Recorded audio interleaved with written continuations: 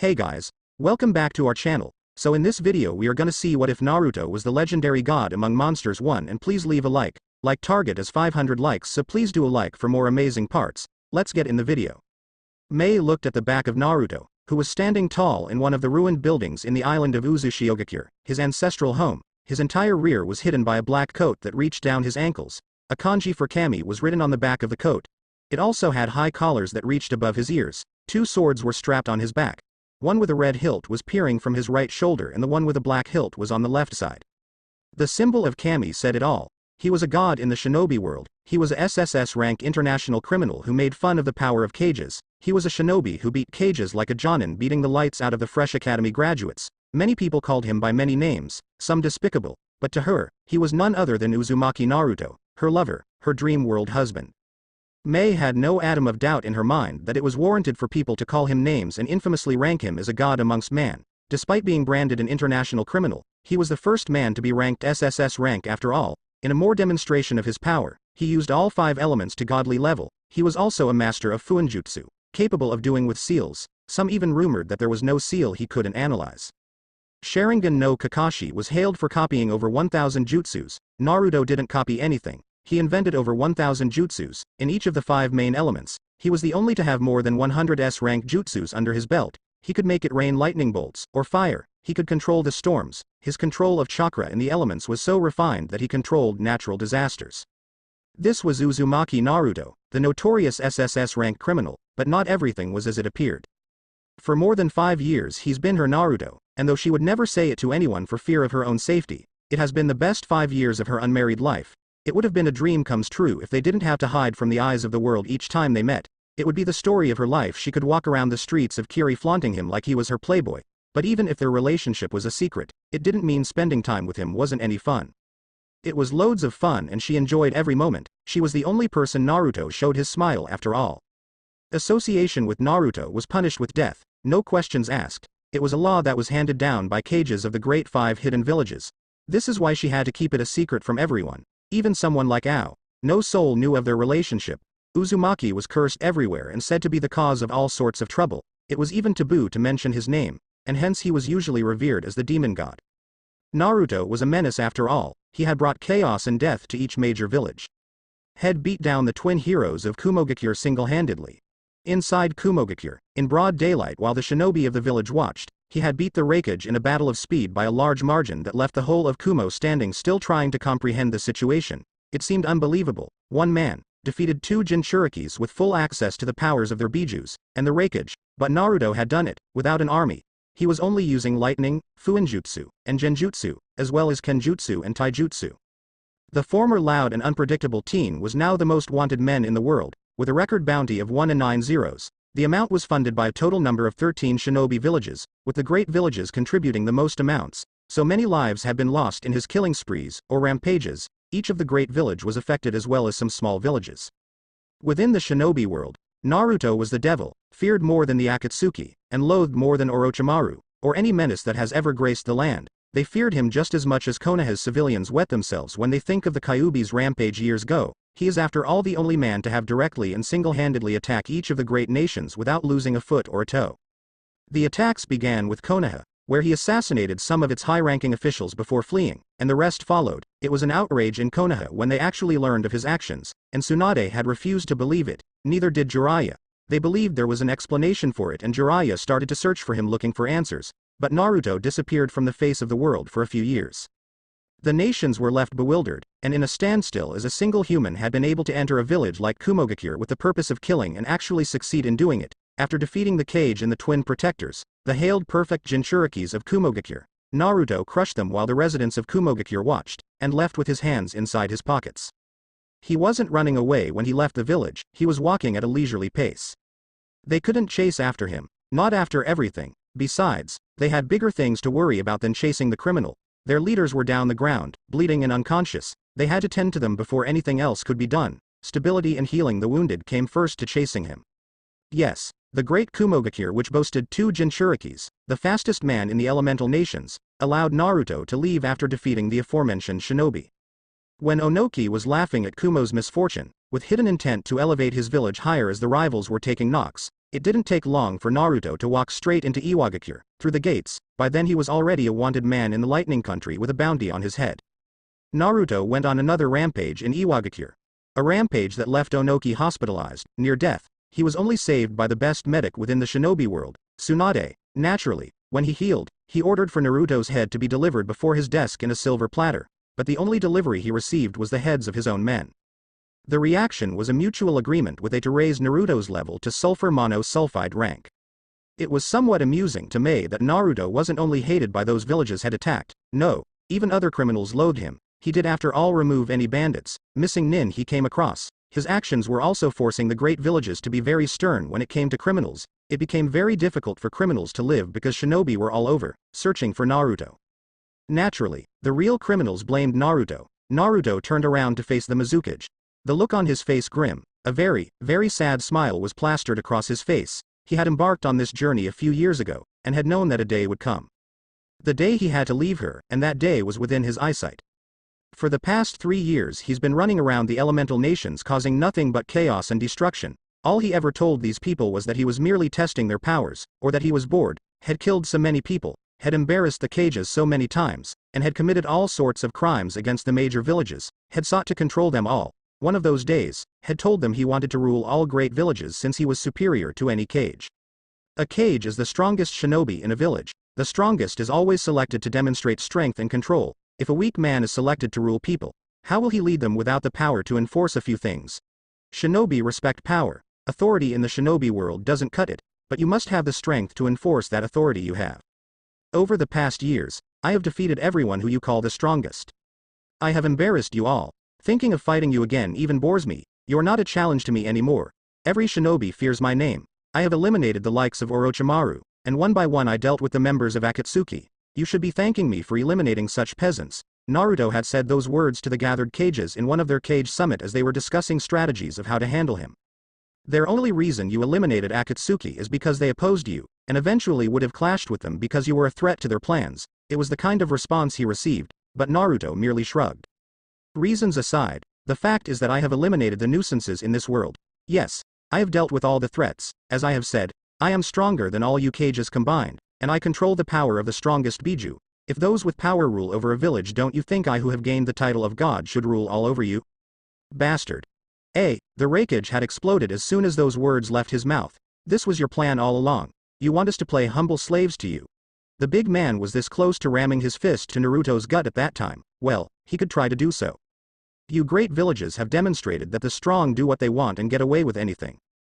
Konoha is a prime example of this. You cannot deny this. Tsunade, Naruto had said in a steel tone. You people call me a demon, a god. That means I am no longer human to you. You have enslaved Bijus because you believe you're superior to them. I, a demon, a god, have proven that I am superior to you in power, and I want to put you under my rule. What reason do you have to complain if you do the same to those things we see lesser of? In simple words, you see us as lesser beings because you're stronger than us, hence you feel it is only right that you rule over us. Gaara had summed it up quite perfectly. You underestimate our power, Naruto. Tsunade had exclaimed, smashing the table in her anger. We're not that weak that we will bend over your will. You'll regret underestimating the power of the great 5 villages. One of these days, you will pay, I swear in the name of my grandfather. His response back then came fast. You'd need him in your corner to defeat me. Tsunade, Naruto said, but I have no problem in testing that now. If you feel so powerful and actually believe that you can defeat me, we can have a match right here and now. The reaction of the cages was almost amusing. No one wanted to fight him at that time. He had already defeated them one-on-one, and then when they were all gathered. I will be waiting for your answers soon enough. If it doesn't come soon, I will be forced to give you a choice, death or become a puppet. A flash of black followed then as he disappeared from the presence of the cages. Since then, the cages have been striving hard to strengthen their forces while he was patient. Villages were on lockdown as battlegrounds, and strategies were drawn. It was clear to him and had known it from the beginning that they wouldn't agree to his proposal. They would rather die trying than kneel before him. The world saw the villain in him, but it wasn't the entire truth. His actions were a mere illusion that hid his true motives. He wasn't after the power of the 5 cages. He had no desire to rule over anyone. He just wanted everyone to hate him. He wanted to carry the hatred of all the people in the elemental nations and die along with it, freeing the world from the cycle of hatred. The thing that led him to the notion was when Jiraiya started talking about peace.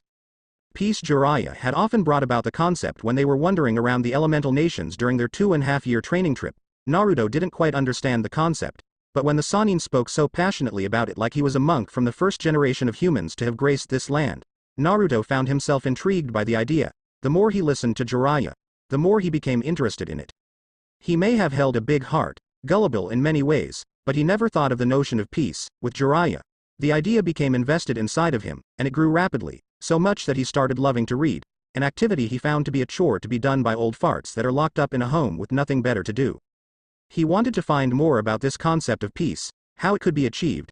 Jiraiya said he wanted it to the world. Even the Yondaime Hokage wanted it, even the Shodai Hokage wanted, but none of them have ever found the answer to it.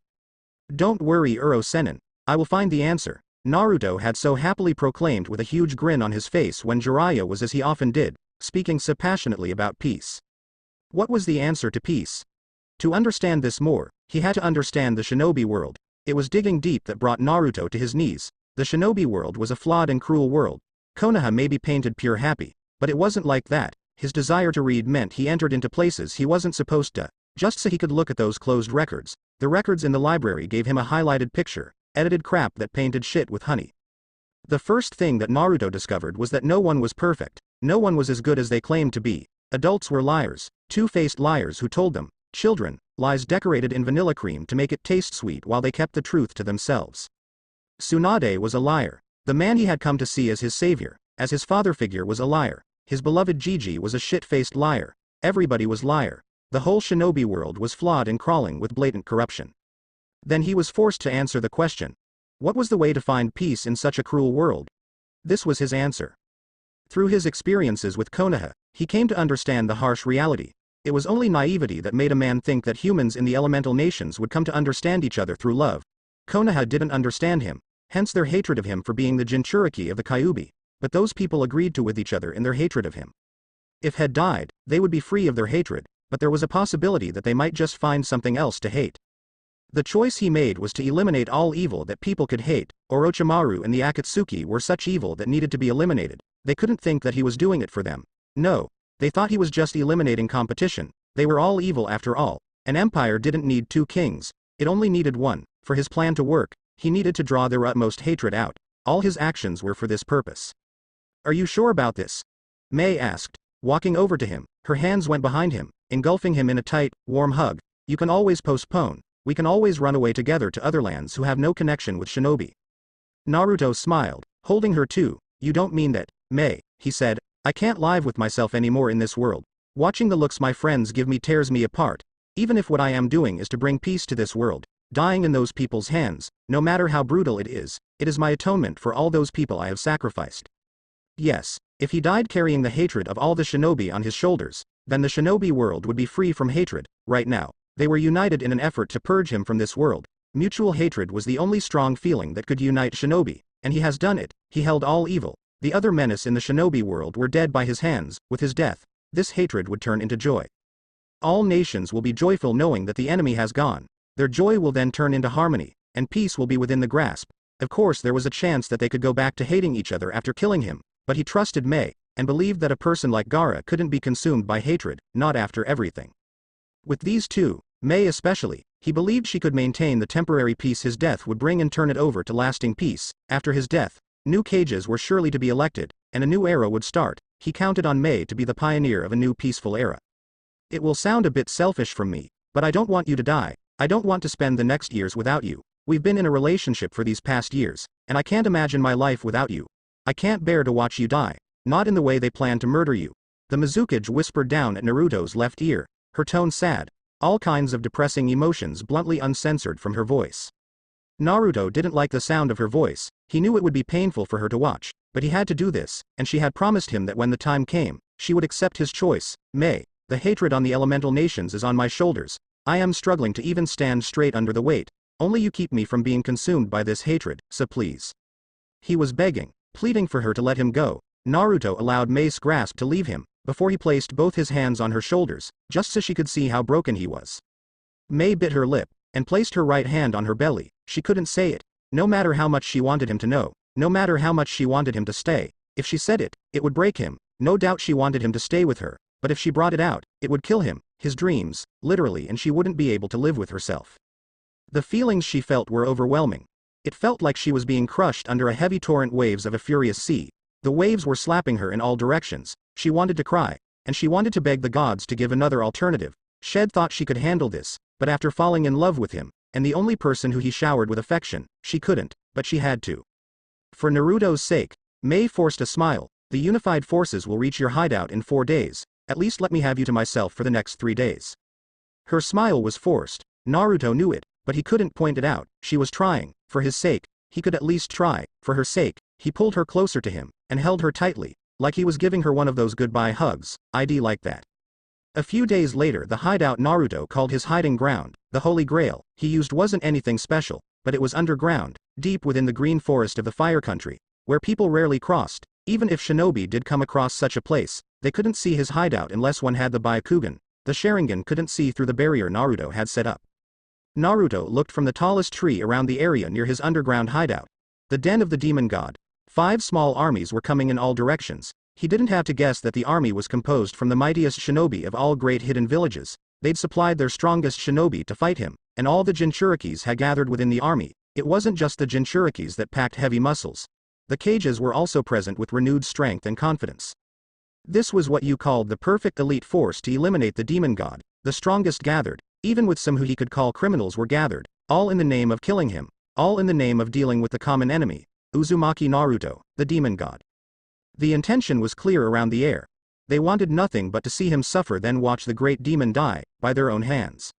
He was ready though. Honestly, he hadn't lived long enough to say that he was tired of living, but he had seen and experienced in this corrupted shinobi world. Everything was corrupt. 1/3 of the shinobi were corrupt. Friends betrayed each other in the name of greed. The stronger bully the weak, all in the name of excising their power as the strongest. For now, even though the atmosphere was pregnant with the stinking scent of underrated hatred that oozed from almost every shinobi, nations were unified. He had done enough to ensure that their hatred of him wasn't eclipsed by any person. The nations had one common goal. They share the same desire, and this desire has brought them together. The Kages have spent much time together in meetings over the past years. By now, they know each other well. A Kage like Tsunade would seek to do everything in her power to ensure that another incident like this doesn't happen again. Yes, all leaders will agree to methods of ensuring that another Naruto wasn't born in this world to avoid what they had to go through.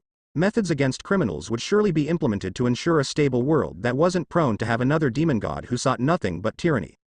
It looks like this is going to be our last battle together, Kurama, Naruto said in thought to the Biju sealed inside of him. He didn't know how it happened, but he had grown to like the Biju. It was even puzzling to think that the Biju would be so willing to work with him without demanding anything in return.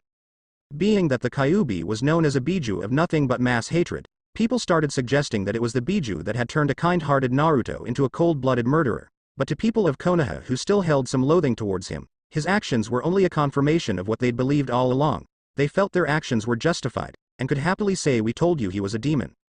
Perhaps it was why they chose to brand him as the demon god. He had a demon sealed inside of him. As they said, Kurama wasn't a demon, but they chose to believe such nonsense just so they could justify their actions towards Bijus. Naruto also had godly powers, so the name was befitting to him.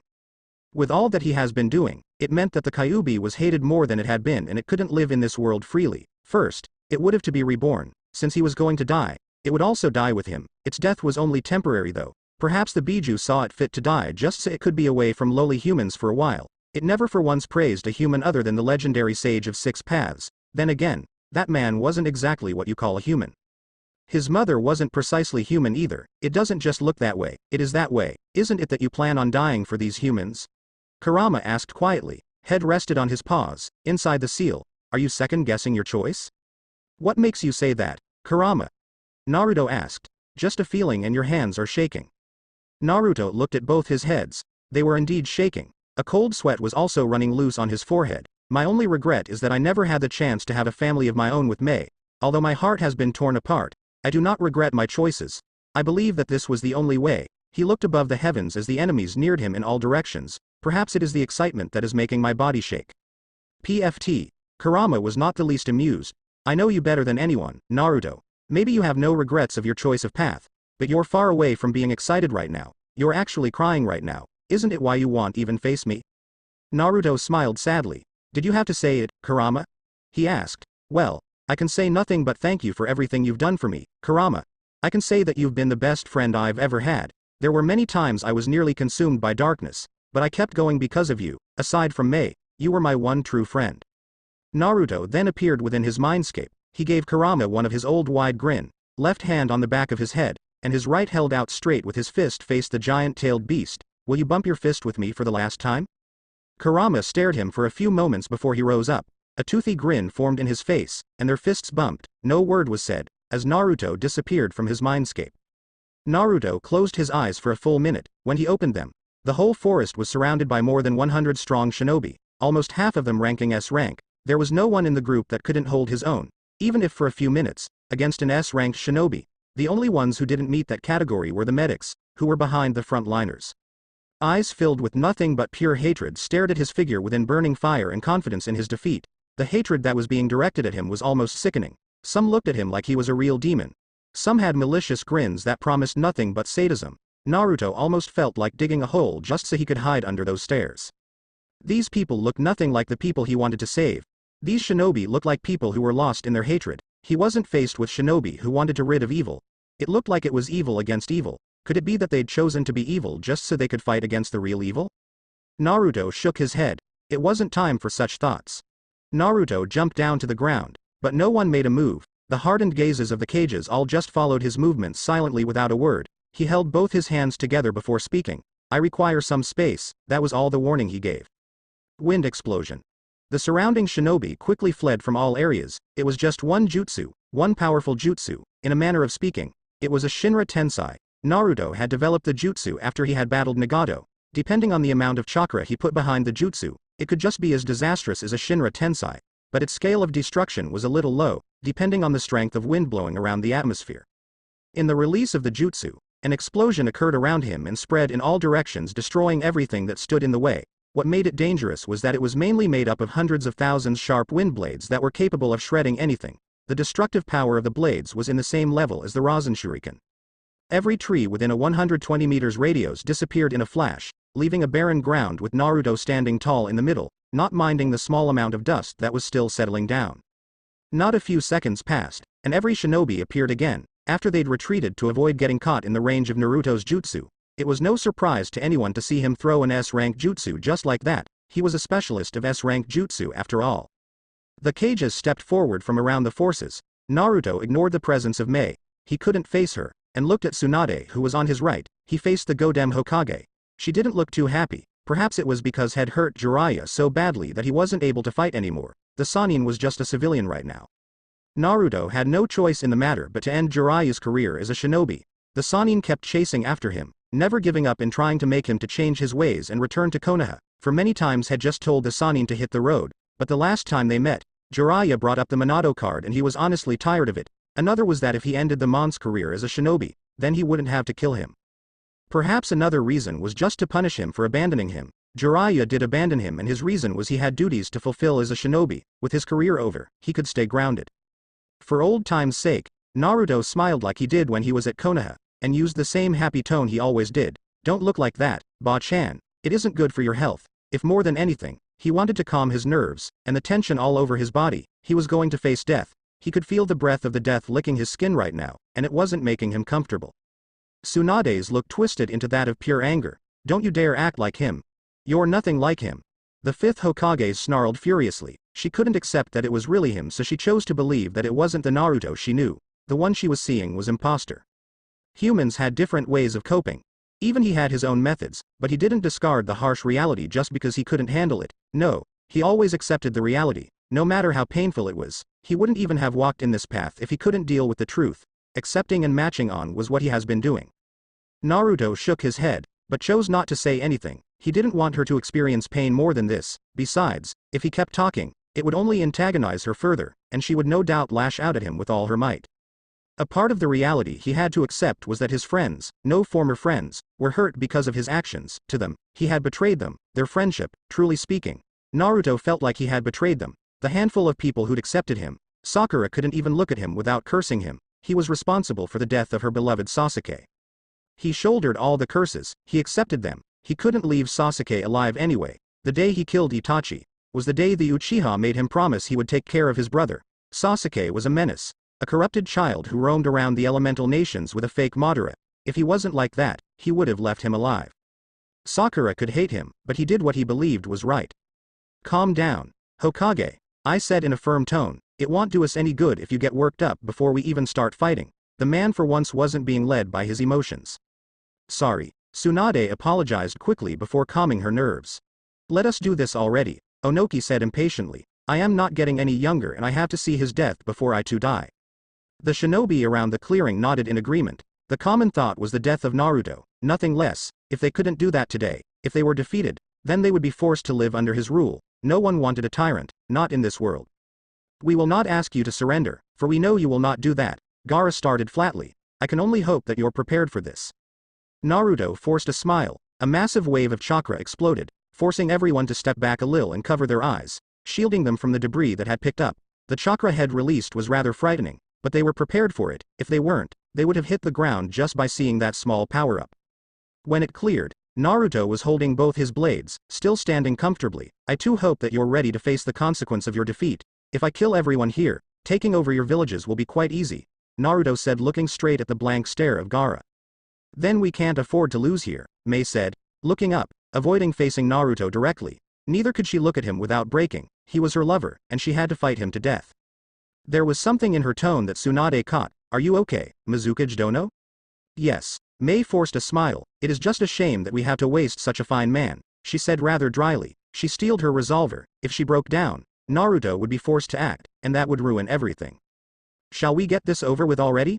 Naruto asked, looking a bit impatient. The battle has already started, Gaara said. A wave of sand burst forth from the ground, forcing Naruto to jump to avoid being caught. His evasion was predictable. Kakashi and another shinobi from Iwa were right above him, waiting. Earth style. Twin mud dragon. Both yelled out simultaneously. They form a large two-headed dragon that sped down towards the blonde in a fast speed, looking to slam him down the ground. Gaara's sand also charged from the ground, moving towards Naruto.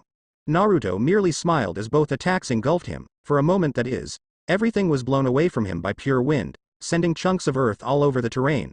Naruto then hit the ground, unharmed. I expect better from you people. We were merely testing you. Then it happened. Attacks from angles came flying towards him in a heap. The cages, excluding Gaara, didn't tangle with their forces. They waited, with the Jinchurikis. This was just a preparation. The main event was soon to arrive. The battle waged on around the place in blurry images as Naruto clashed with the forces of the unified nations. Naruto cleaned the numbers one by one. It didn't take long for the cages to step into the fray to challenge him. Those still remaining still continued to fight him. Their coordinated attacks forced him into the defensive. Once he was made to defend, the Jinchurikis stepped in their Biju forms. Naruto battled 7 Jinchurikis, and the cages. Their combined efforts proved to be overwhelming, even for him, but combining his chakra and karamas gave him more speed and power to battle a full-grown Biju. Naruto didn't exactly need to battle the Bijus. Yes, after some time, seeing that they were relentless, he did what he did best. Contact with them and seal away the Bijus, making the Jinchuriki normal. The real turning point of the battle was when Kakashi took out his right arm with Kamui, and the result became inevitable from then. He was already prepared to die. He just wasn't going to make it so obvious to them. With one of his hand missing, their confidence grew back after he had dismantled it by cleaving through their numbers. In the end, he gave up and multiple blades pierced through his body from the back and the front. His clothes were already tattered, and his blood was leaking all over due to the many wounds he'd received throughout the battle. To cap it up, a large spear was put through his chest, and then embedded down the ground to hold him up. This is the end, Naruto thought mildly as he could vividly make the images and sounds of the rejoicing remaining shinobi out there. Only less than 20 remained though, including the cages and the Bijus.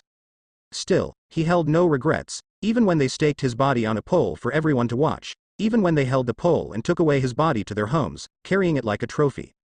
Well, he was dead. Fury, Earthland Naruto found himself surrounded by an unfamiliar forest, and he was in no doubt in a high altitude. He could very well feel the atmosphere within his surrounding that this was a mountain. The forest looked new. It wasn't the elemental nations. He had traveled throughout that world looking for good spots he could make his home. This was new. He expected himself to be rotting in a pit somewhere in hell for all his sins. He was after all willing to see hell just for the sake of the shinobi world. He was dead. He had died. He couldn't deny that after seeing his body through a glass of window while his soul left it, but everything had just gone haywire after that, and he couldn't make of what had happened. This wasn't hell. It led him to question, is this heaven? He asked, particularly to no one since he was all alone. You wish. An amused but strained voice of his old friend rang through his head. Kurama, is that you? Naruto sounded a bit happy since had thought that he would never ever again hear the deep voice of the Biju. He couldn't feel the presence of the Biju inside of him, and even when he tried entering his mindscape, he couldn't. It felt like he was trying to go through a door that didn't exist. It is me, Kurama said. Still his voice was strained. I don't have much time, but I will explain a few things to you and don't interrupt me. The tone was stern. This is not heaven or hell. I don't even think such worlds exists. This is a new world. It is either an alternate world, or the distant future of your world. It could also be a parallel universe. I am not certain. You will have to find the answers on your own. Naruto was a little puzzled. What do you mean by that, Kurama? Your soul may have left your body, signaling your death.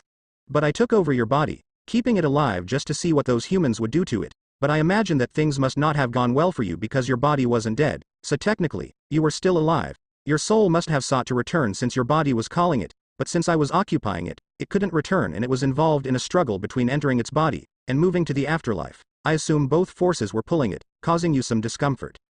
Anyway, those humans considered burning your body after they had paraded it, but some argued that your ashes might stain their world. In the end, Kakashi used that Kamui. Despite it all being overwhelming, Naruto still found a conclusion. If I wasn't dead, then they would have noticed with the beating of my heart that I wasn't dead. The fact that my soul left my body only meant that my heart had stopped beating. I can only speculate that since you didn't die with me like you're supposed to, my connection with you was the problem. But I know that my heart stopped beating. I felt it. Even though we used to hate it, you and I were eternally bound by that seal. What happened after Kakashi used Kamui? This, Kurama said. What do you mean this? I don't actually recall what happened, but your soul and body were warped in the Kamui. But since your soul was already being pulled into the afterlife, while still connected with your body, I assume that you didn't end up in Kakashi's dimension, but the friction between Kamui and the world of the afterlife may have caused a new portal to open that sent you here. Naruto blinked a couple of times. That doesn't make sense. Did you just make that up, Kurama? Would you believe it if I told you that you were given a second chance to live by Kami? Well, this isn't an illusion, otherwise, I would have noticed already. My hand was missing when I died, but now I am perfectly fine. The only problem is that I am completely naked though and look a bit young. Still, I am alive, and well, I don't think I have any choice than to believe something. If he was alive when he knew that he was dead, then he had to believe that some great natural force worked wonders to make this reality because it was sure as hell wasn't an illusion. Maybe I should have chosen that explanation first, Kurama mused mildly. Naruto. I can't hear you, Kurama. Oi, Kyuubi, can you hear me? This world boasted god slayers who are said to be able to kill gods. It also boasted dragon slayers who are also rumored to be able to kill dragons. Dragon slaying magic was a magic taught by dragons after all. There were real dragon slayers and artificial ones who had lacrima inserted into their bodies at a young age. This kind of magic wasn't available to anyone as the true dragon slayers were taught the magic by dragons, who have now disappeared from the face of the world. Naruto wasn't a slayer. He was neither a god slayer nor a dragon slayer. They say that those who possessed such magic were very strong, but it didn't matter who trained you and who taught you the magic. The most important thing that mattered was how you executed your magic. The rule that only a dragon slayer could kill a dragon didn't apply to him. A dragon was somewhat equivalent to a Biju. There was a belief that only a Jinchuriki could defeat another Jinchuriki, but that was a false belief. It was blatant ignorance. Even those who weren't a Jinchuriki could make a mockery out of the power of a human sacrifice.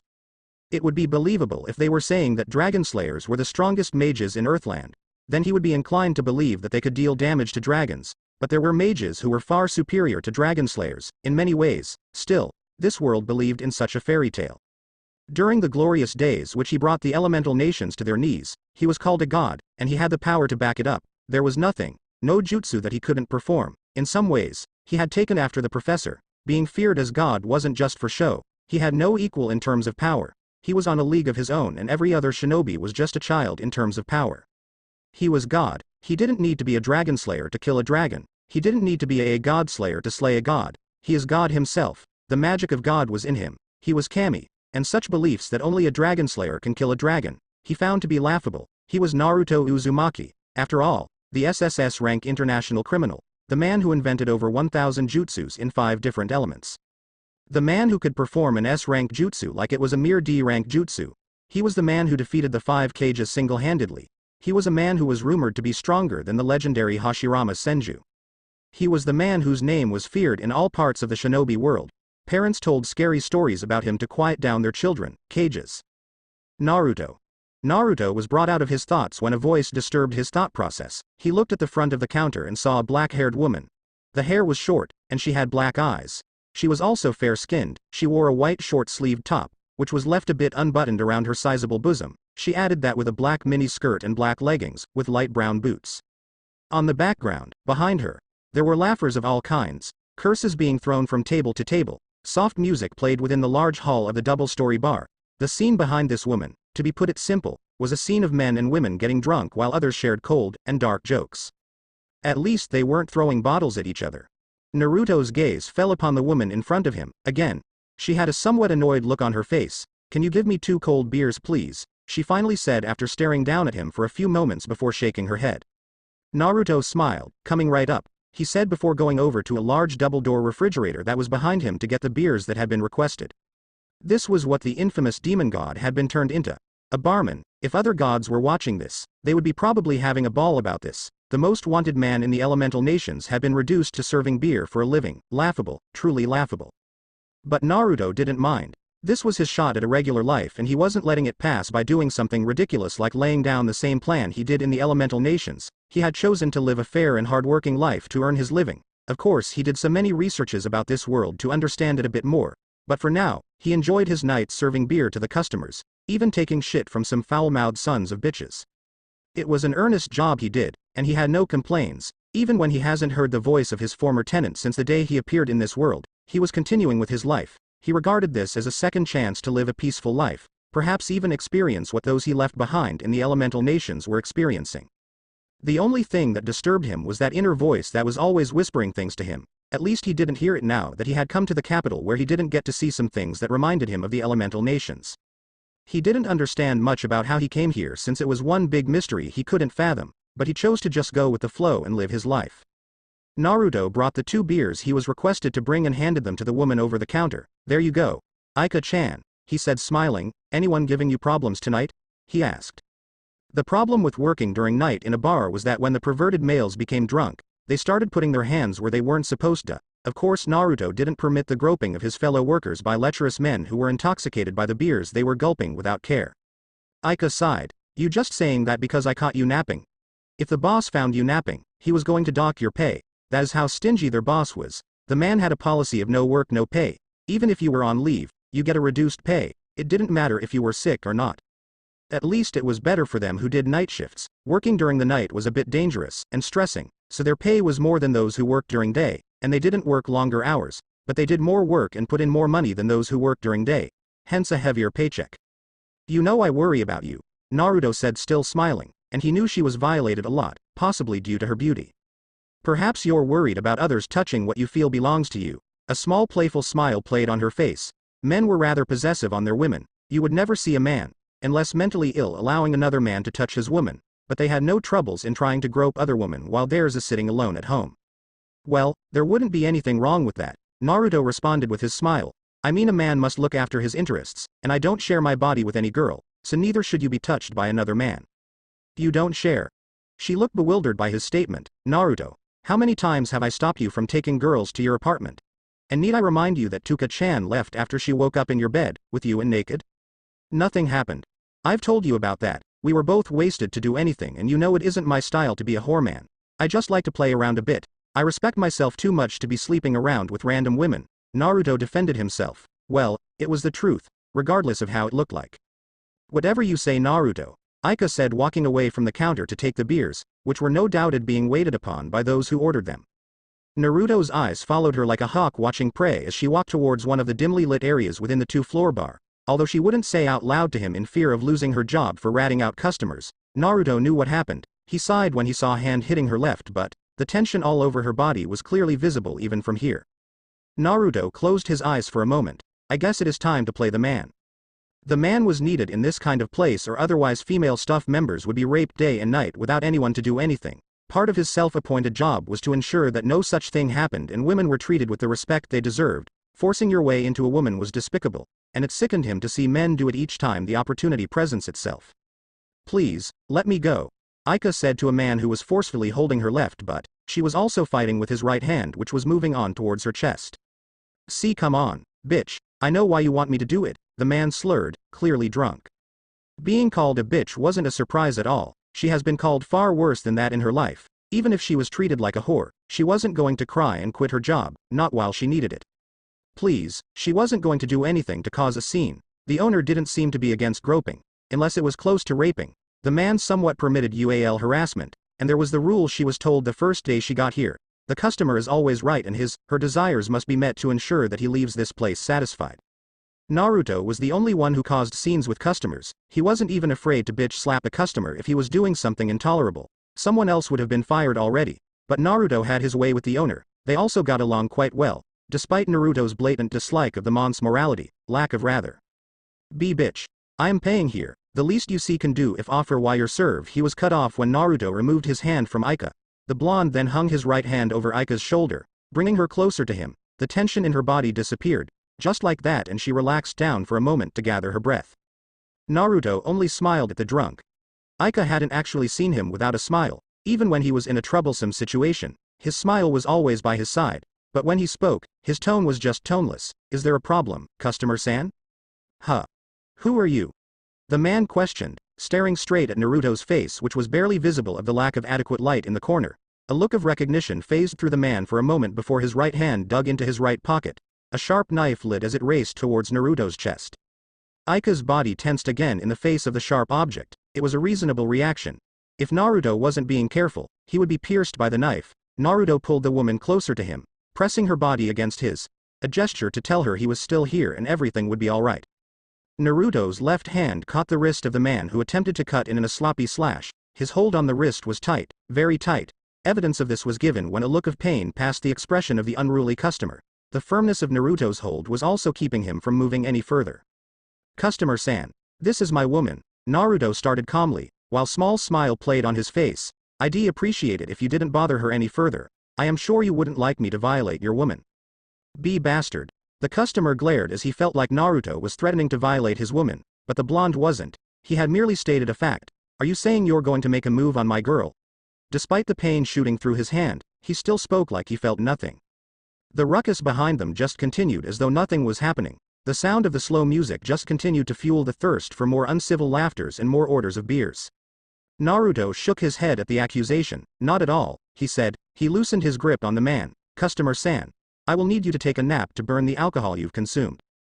A quick chop at the back of his head and the customer's head slammed down the table as the chain's unconsciousness binds him to a forceful sleep.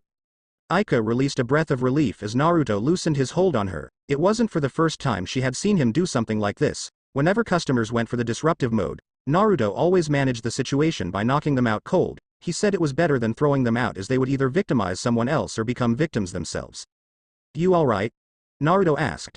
Aika nodded. I need a drink. She was familiar to this kind of behavior, but she didn't accept it, and she would never. Her body wasn't a doll put on display for everyone passing by to ogle and grope as they saw fit. Naruto smiled. Come. I will give you the Uzumaki combo, the blonde said, taking her left hand to drag her towards the counter. Once they walked past the unorganized tables and chairs, Naruto walked behind the counter as Aika settled for a stool in front of the counter. Naruto mixed the drinks before bringing a saucer for Aika. Don't drink too much while on duty. The night is still young, he said with a smile. They weren't allowed to drink while on duty, and the owner would be pissed if he saw any of his staff members drunk during working hours. Library magic is the physical embodiment of the spirit, in which mages use to bring about the abilities into reality. This ability is the physical and tangible form of the magic that lies within mages, although it is possible that everyone is born with magic. Only a select have the capability to use it as it requires great concentration and one to be able to focus on the inner spirit to be able to channel it. Magic can also be taught. This example is seen with how dragons have taught humans the ancient magic of dragon slaying. Some great wizards are also able to transfer their magic into others. It was the same with chakra. Even if he could do it with chakra, though, it required great control over one's magic. Hence only the strong are able to transfer it to someone else. The kind of magic within one determines the kind of mage one will become. There are various types of magic in the land of Fury, and throughout the continent. No one chooses which type of magic they wish to have, as no one chooses which family they want to be born in. But it is possible to learn other types of magic, just as it was possible for him to master all 5 main elements after intense training, and training by shadow clones that could be worth more than 50 years. The greatest wizards are those who have mastered their own magic to a level that far surpasses others. Greater magical power means the greater chance a mage can become stronger. This was a simple outlook of magic Naruto could give. He could say that magic in a matter of speaking was just like chakra. However, the thing with magic was that it wasn't fundamental to the survival of humans. If a shinobi suffered from complete drain of chakra, then death reigned. Chakra held the life force of all shinobi, and it was also the source behind all the jutsus they perform. This world was, in a way, alike to the elemental nations, but things were a bit strict since they were those big guns in the form of the Magic Council which regulated all magical activities. There was no such thing in the shinobi world. There was no one who oversaw the use of chakra by shinobi. They used chakra in any way they pleased. The only limitations that were set was when it came to kinjutsu, but even so, there was no legal punishment that was dealt to anyone who used kinjutsu. In this world, what those people said was forbidden, was forbidden. Their word was law and they did everything in their rights to exercise their power and authority. Perhaps if he had trained to attain his power to work on a different method, he could have created something like the Magic Council. It wasn't that he regretted his choice, no, not even a little did he regret it.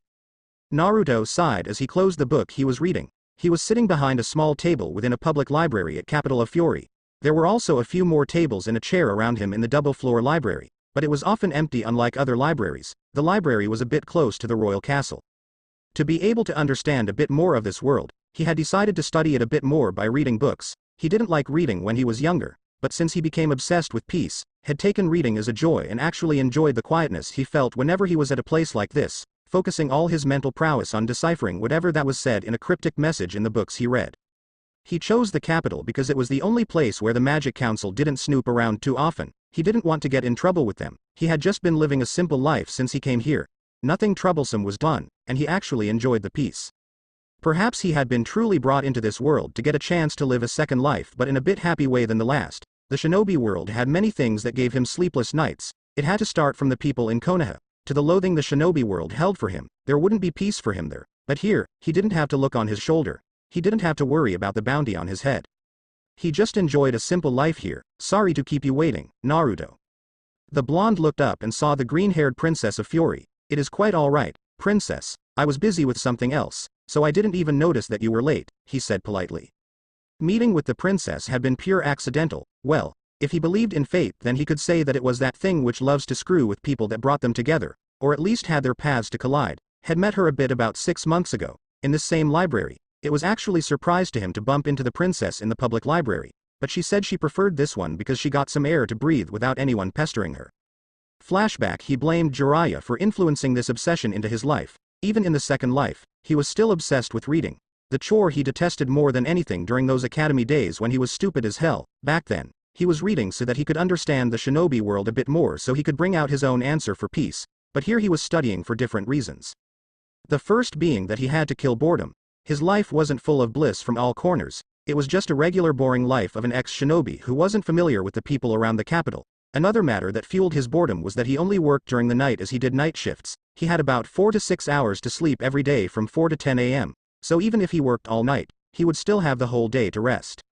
Unless the bar was short of workers, he didn't work during day. He had the whole day for himself. Mostly it was boring since he couldn't exactly say that he had any friends to hang out with. The library provided everything for him as he could understand a bit more of this world through reading old books. Who knows? Maybe he could find something that relates to what has happened to him. Reading also gave him the knowledge he needed about magic and other subjects that interested him. Of course, being that he was a seal master during those glorious days, he found creating seals to be a joy and he savored those moments. He didn't rush whenever he was doing a seal. No, he always did things at a leisurely pace, and that was driving some perfection complex inside of him. Given that he had more time to prepare and plan, it meant that his finished products were flawless. Currently, he was pushing a stack of 10 sizable books which he wasn't even going to read. He would only browse for what he wanted. It wasn't novels he was reading after all. The books just seemed interesting enough, and he could read some and borrow some to read while in the comfort of his small apartment. Naruto's head turned to his left side while he continued walking straight. His eyes spotted a beautiful green-haired girl. He worked in a bar selling alcohol to different kinds of people. He has seen many women, beautiful of all kinds, but this one was quite unique. Perhaps it was because he couldn't see past the alcohol they were always consuming and he hadn't been working for more than a week. He stared at her from head to toe. His surrounding became lost to him as he continued to stare at the green-haired young woman. She was petite and had light green hair that reaches down her shoulders with 2 stands that frame her face and reach down her shoulders. She was wearing a short white dress that exposed her back and parts at the sides of the skirt. A large necklace with a large pendant and a pair of earrings with 2 large gems in both of them. The sight of such beauty made him lose focus and he couldn't help but stare. Hisui stopped walking, causing her guard to look at her to ask what was wrong. But he quickly noted what had stopped her from her movements. He frowned when he saw the look a blonde young man on the side was giving the princess. Despicable, he thought. If it wasn't because the princess was so kind, he would have walked over to the boy and straightened him up for giving the princess such a despicable look. In front of Naruto, there were tables and chairs, used for studying. On his right, there were bookshelves, and Hisui was on his left. He didn't seem to notice the table that was in front of him, and the books he was carrying were obviously obstructing his front view. His eyes were also focused on her. He also seemed like had lost sense of his surrounding, like he was on his little world. When he noticed that she had seen his sly gaze, he smiled at her. It was a rather beautiful smile, if she could say. Her eyes looked at the small table in front of him and she looked at him again. He didn't seem to notice, really. He was so high and in the air and fawning at her with that look on his face. The result in a matter of seconds was inevitable. Naruto hit the table that was just in front of him. The books on his hands bundled all over as he flipped over the table and fell to the other side with his face. The part that hit the floor was his face, while the other parts of his body, his feet, were left hanging over the table. It was pretty hilarious, especially given the look he was giving her, no doubt trying to woo her with that smile of his. Hisui couldn't help but giggle at the sound of his face hitting the floor. She should have laughed, but she couldn't help herself. Even her guard seemed to see the amusing part of this occurrence. That hurt, Naruto grumbled as he gathered himself from the ground. He placed his hand on his forehead, and breathed a sigh of relief when he found out that he wasn't scratched. It would have been horrible if his face was scratched. Are you all right? The voice was somewhat sweet and overflowing with kindness. He could still trace some amusement in her tone at his predicament. Naruto looked at the green-haired with a sheepish grin. Yay, he said, picking up his books before placing them on the cursed table that had tripped him. You should take care of where you are going to, Hisui said with a small smile. I do look carefully, Naruto said, smiling slyly. I just couldn't help myself when my eyes gazed unto such exquisite beauty. I'd be inclined to believe that you're a princess because of such overwhelming beauty. Naruto moved closer to the girl and took her right hand and gave a bow before kissing it. Forgive my staring. Naruto didn't see the irony in all these. Hisui actually smiled at the action. He sounded honest and seemed to be actually sorry, but then again, it could all just be a ploy. His hold on her hand was rather gentle though. The guard was in action at the act. Get your hands of the princess. Naruto took a step back under the stern tone of the man beside the green-haired. He had been ignoring the presence of the man for now, his brow furrowed as he questioned, did you just say princess? Like a real princess? You're not from around here, are you? And it is my first time seeing you here, Hisui stated, with a hand raised to silence her bodyguard. A regular at this library, huh? Naruto thought before shaking his head. No, he said, I only moved here a week ago. Hisui nodded. I am a real princess, she said with a small smile, Princess Hisui, Fury. The Hisui? Naruto thought before going down on his knees. Forgive this fool's ignorance, my princess. As I said, I recently moved into the capital. I was not aware that it was Her Highness. I only thought it was just a young lady with dazzling beauty that was hypnotic to my sight. Hisui smiled. No one spoke to her like this, and her bodyguard was visibly twitching because of it. It is all right, she said, and Naruto stood up. She had noticed that he had been carrying one of the books that were in the subject as her research. Are you going to read all of them? Naruto smiled, scratching the back of his head. I will probably go through all of them, but not read the entire books. I just want to look at some chapters within the books. Any particular reason? You're looking through dark magic? Hisui asked. It was rare to see people studying dark magic. Dark magic was considered to be a lost art since there weren't any practitioners, and it was somewhat forbidden.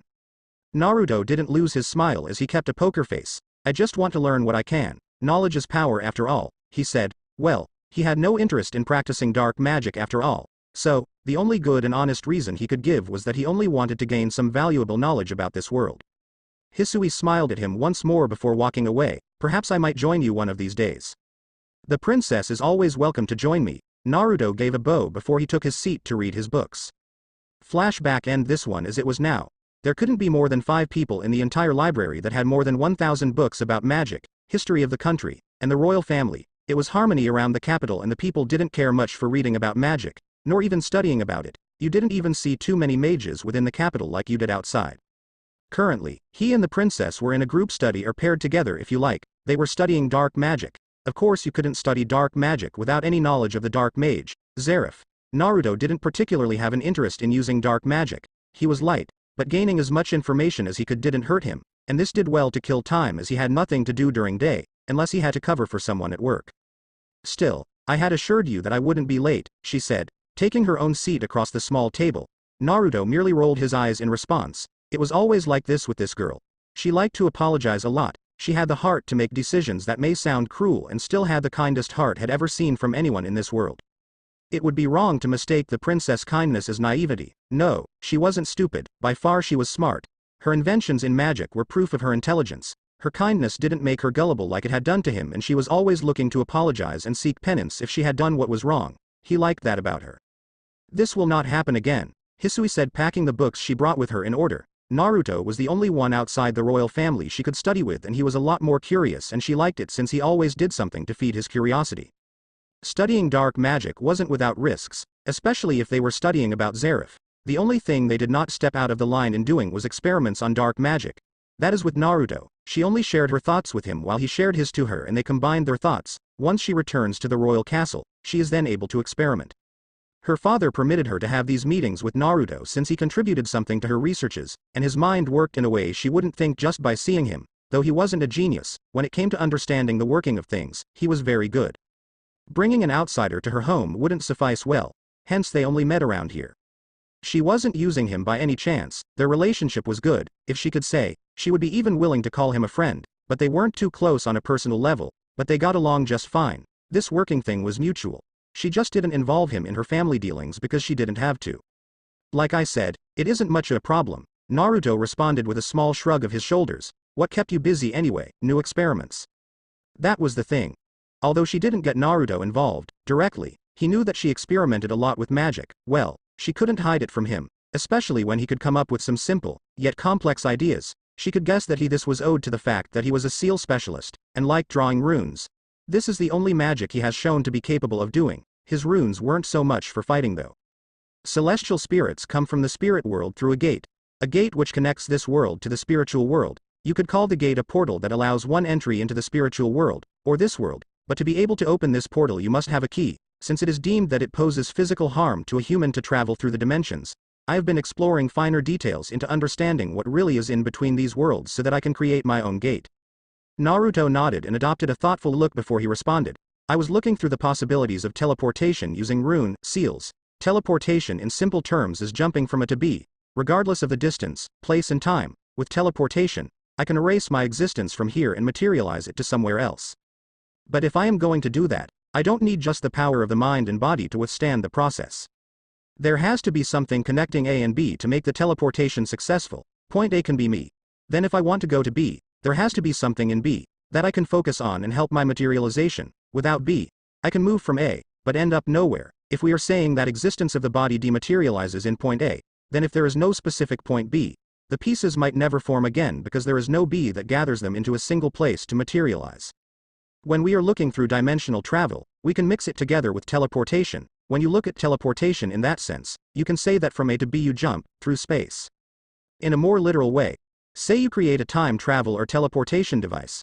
Coordinates of where you want to go must be imprinted in the device. The device will work as a mirror. If the device is here, and I want to send you to the castle, then I put you into the device, insert the coordinates. Once the coordinates are set, the device opens a mirror in that place before transporting you.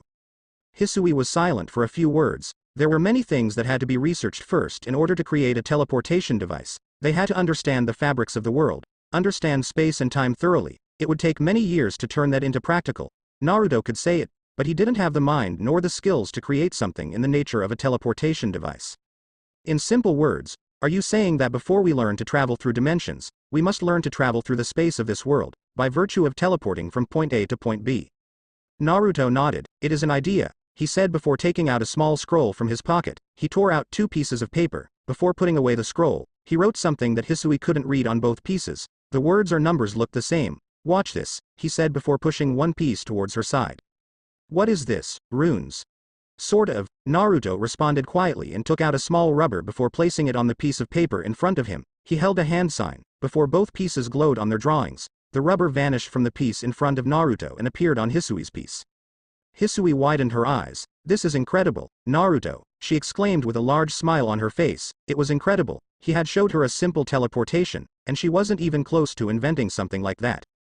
This is a simple demonstration of teleporting through point A to B when both points are connected and when teleporting something. Unfortunately, this is as far as I can go. I can't seem to move past this point. Every time I try moving something biological, all I get in B is blood. Hisui nodded. She expected there to be difficulties with the kind of magic. What if there is no B? Is it like how you said it? Both points are interchangeable. Point A can be B. The problem is when B is missing, Naruto said. He then tied the piece in front of him and held a single hand sign. The rubber disappeared from Hisui's piece, but it didn't appear anywhere, it just disappeared. We can assume that the rubber is lost through space, Hisui said after seeing the rubber disappear before her. It would have proven to be quite the risk if it had been a person who was in point A. The person would have just disappeared from this world without a trace.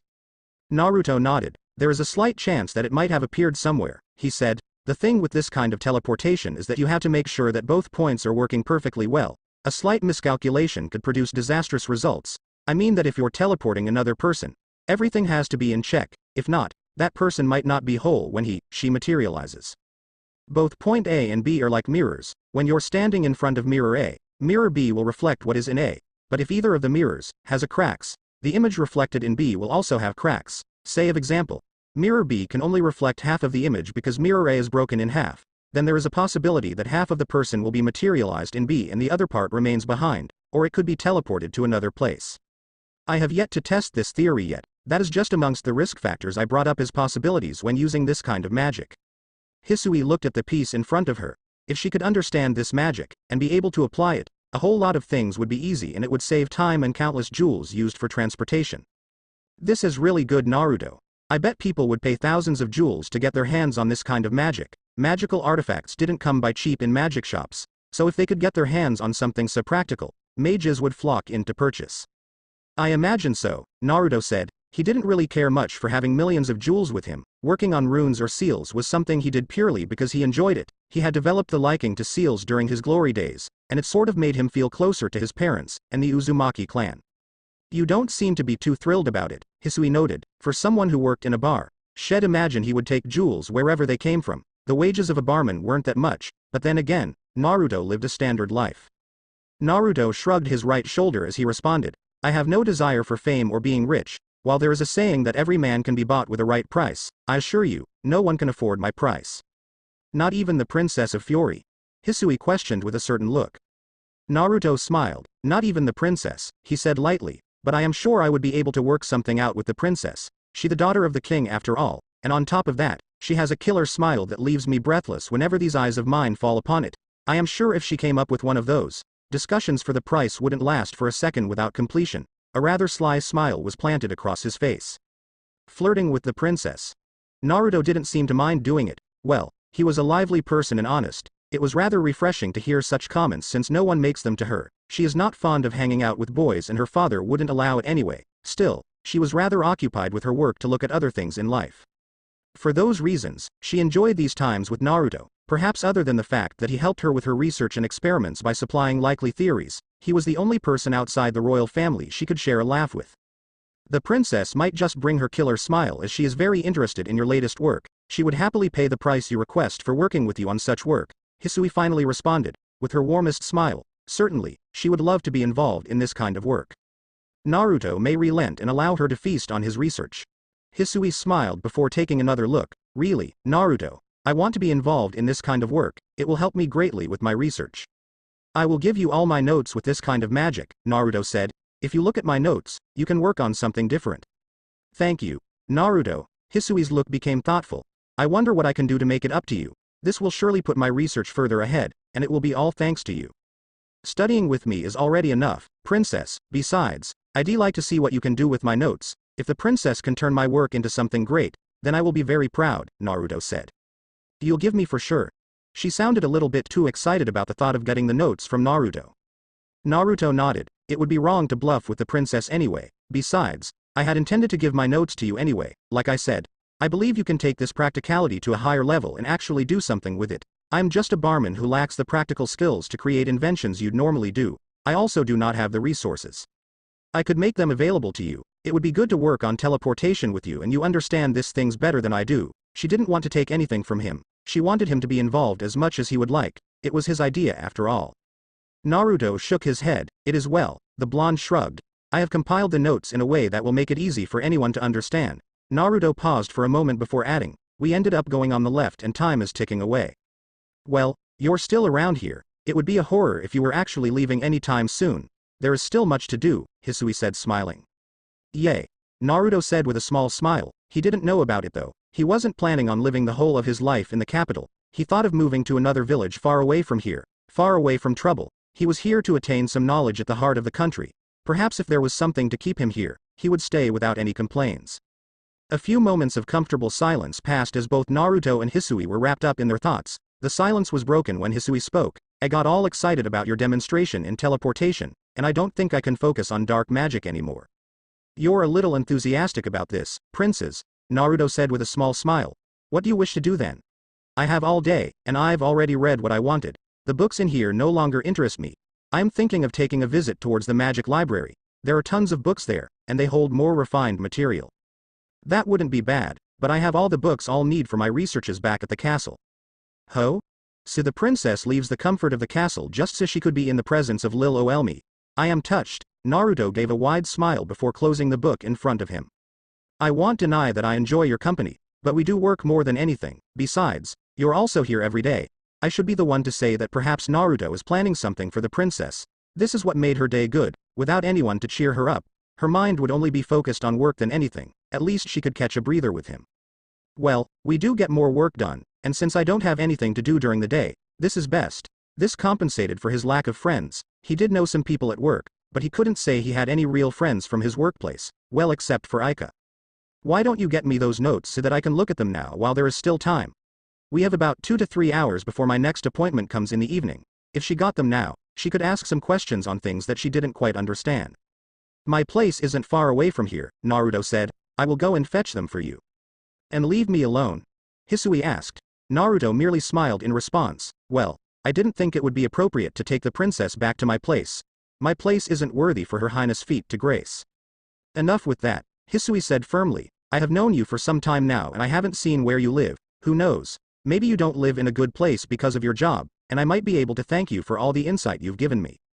I may be a barman, but I don't really live in the cave as you'd think. My place is actually nice since I use my paycheck wisely and I don't have any other responsibilities. He did have some jewels when he came here after he did a simple job for someone. Since he didn't do anything luxurious and fancy, his pay was on food, rent and making his place better. He surely didn't want to be stuffed in a cave that would remind him of the hole he used to call home back in Konoha. Hisui stood up. Well, we will just have to see about that, now won't we? She wasn't going to back down, Naruto realized. He sighed before he too stood up. I will return the books to the shelves while you get your bodyguard. I haven't seen him since you came here. Anyway, is he busy with something? He returned to the castle, since it was safe with you. Are you sure about that? Naruto walked over to Hisui, before halting dangerously close to her. His face was just inches away from hers. I might just take advantage of the princess and do something perverted to her while her bodyguard is not here. He gave the green-haired a somewhat perverted grin. You wouldn't. Just to be safe. The princess took a step back to create more distance. Behind her, there was another table, keeping her in place. Naruto had been a little too close for comfort and it was a clear violation of her personal space, something he never does. Naruto smiled and closed the distance between them again. He allowed the princess to have some thoughts before move his head towards her left ear. His right hand was placed on her chin, massaging it. I don't know about that. Hisui's scent is quite intoxicating. The toxic is dangerous enough to make me lose my mind. If I lose my mind, I might just do something to her, he whispered down to her ear. Now, this was just daring. Hisui had noted that Naruto plays around with women, but their relationship wasn't like that. The tone he had used sent a few chills down her spine and his touch on her chin was rather soft. Emotions she had never experienced began to well inside of her, and she didn't feel like hitting him for violating her personal space. Before Hisui could respond, the sound of a throat being cleared invaded their hearings. I leave you for a second with the princess and you're already making a move? Naruto made the distance away from a slightly flustered princess. He smiled nervously. It isn't what it looks like. The kind of response he gave was just predictable. Demon? God? Demon God? Naruto had been called by many titles, so many names. The glorious days in the elemental nation saw him lose much of his humanity to become a god, a demon, a messenger of death. The only thing that remained human about him was his relationship with Mei. Had it not been for the relationship with the Mizukage, he would have lost everything, including all his emotions. He killed for a living after all. There were so many things he did for power, had tortured his body many times during his hazardous training time. Kurama was always standing on the side with a needle of life once he did something ridiculous that ended with almost blowing his body apart. The Biju was always working overtime to heal his self-inflicted wounds that would kill a normal person. Kurama's chakra had so worked within his system on a daily basis that it had become part of him. Inside his chakra system, the vile demonic chakra of the Biju could be traced, mixing with his own. His body grew so much used to it that it no longer did him any damage as it was already in his system. Power was something he didn't lack, he had it in abundance. All that would not have mattered anyway, he would have eventually died sooner. 3 is a saying that everything has a price.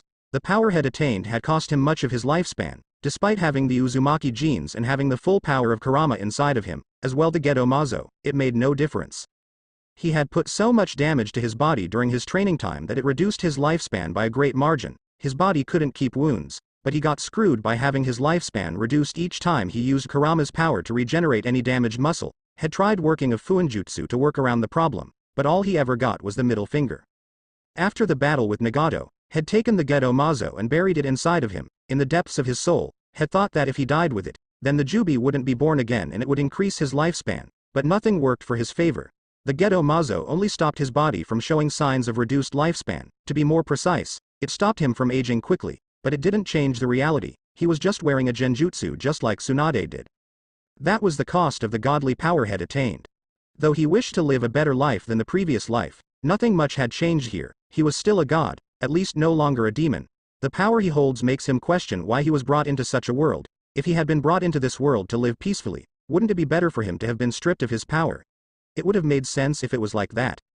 Naruto sighed as he looked above the clear sky, standing on top of a tree, within a large mountain. It has been more than 6 months since he used the god magic or even his chakra. It has been that long since he raised his hand in preparing for a fight with someone. The environment he lived didn't need him to use any of that magic, and he enjoyed all the time that was available to him to read and develop better seals. He wanted to do some conditioning before moving on to solve problems. He was certain that he would be required to lift his hands, and as much as he was proud of his power, he had his pride to maintain. It would be an insult to his pride if he was embarrassed by mere evil mages. He was God after all. Naruto jumped down from the tree and landed down the ground. A clone puffed into existence beside him before it jumped away from him. I require something a bit serious, Naruto said to the clone. There are some tensions within my muscles. I want to relax them with a physical exercise. The clone looked up for a moment before it responded. This is a good place. It is away from civilization. We won't have anyone spying on us or interrupting our exercise. Naruto nodded. I specifically chose this place because of it, and the target is only a few hours away. When traveling through shinobi speeds, he didn't need to take a train to travel when he could move faster than the damn thing. He was used to running anyway, and it didn't hurt to see how his speed had dropped. The clone snapped its neck before disappearing in a blur, but it suddenly disappeared in a puff of smoke. Naruto sighed. This world certainly had a way of ruining things for him. Just when he thought he could get some free time, something appears in his radar. He wasn't looking for trouble or any sort problem to solve other than Ika's, and so he decided to stand still. A few minutes passed and Naruto waited, and waited, until birds started filling the sky in numbers as heavy footsteps crushed down earth, knocking down trees in the side. Whatever it was that was coming towards him, it was coming fast and no doubt was big. The footsteps grew louder by the second and the sound of trees being knocked aside increased as Naruto continued his silent standstill. A large beast blew out from behind him and went straight at him. Judging by its look on the eyes, it wasn't expecting to see him nor had it sensed his presence. It had to be expected as he had been keeping a steady flow of his magic while focusing his senses on the danger that was coming from behind him. Despite its surprise at seeing him, the large beast didn't stop on its path. It continued to run straight him. Naruto still didn't make a move. He simply watched the beast move towards him in great speed. For something so big, it was way taller than him. He could probably reach just above its knees. It moved a lot faster than one would expect.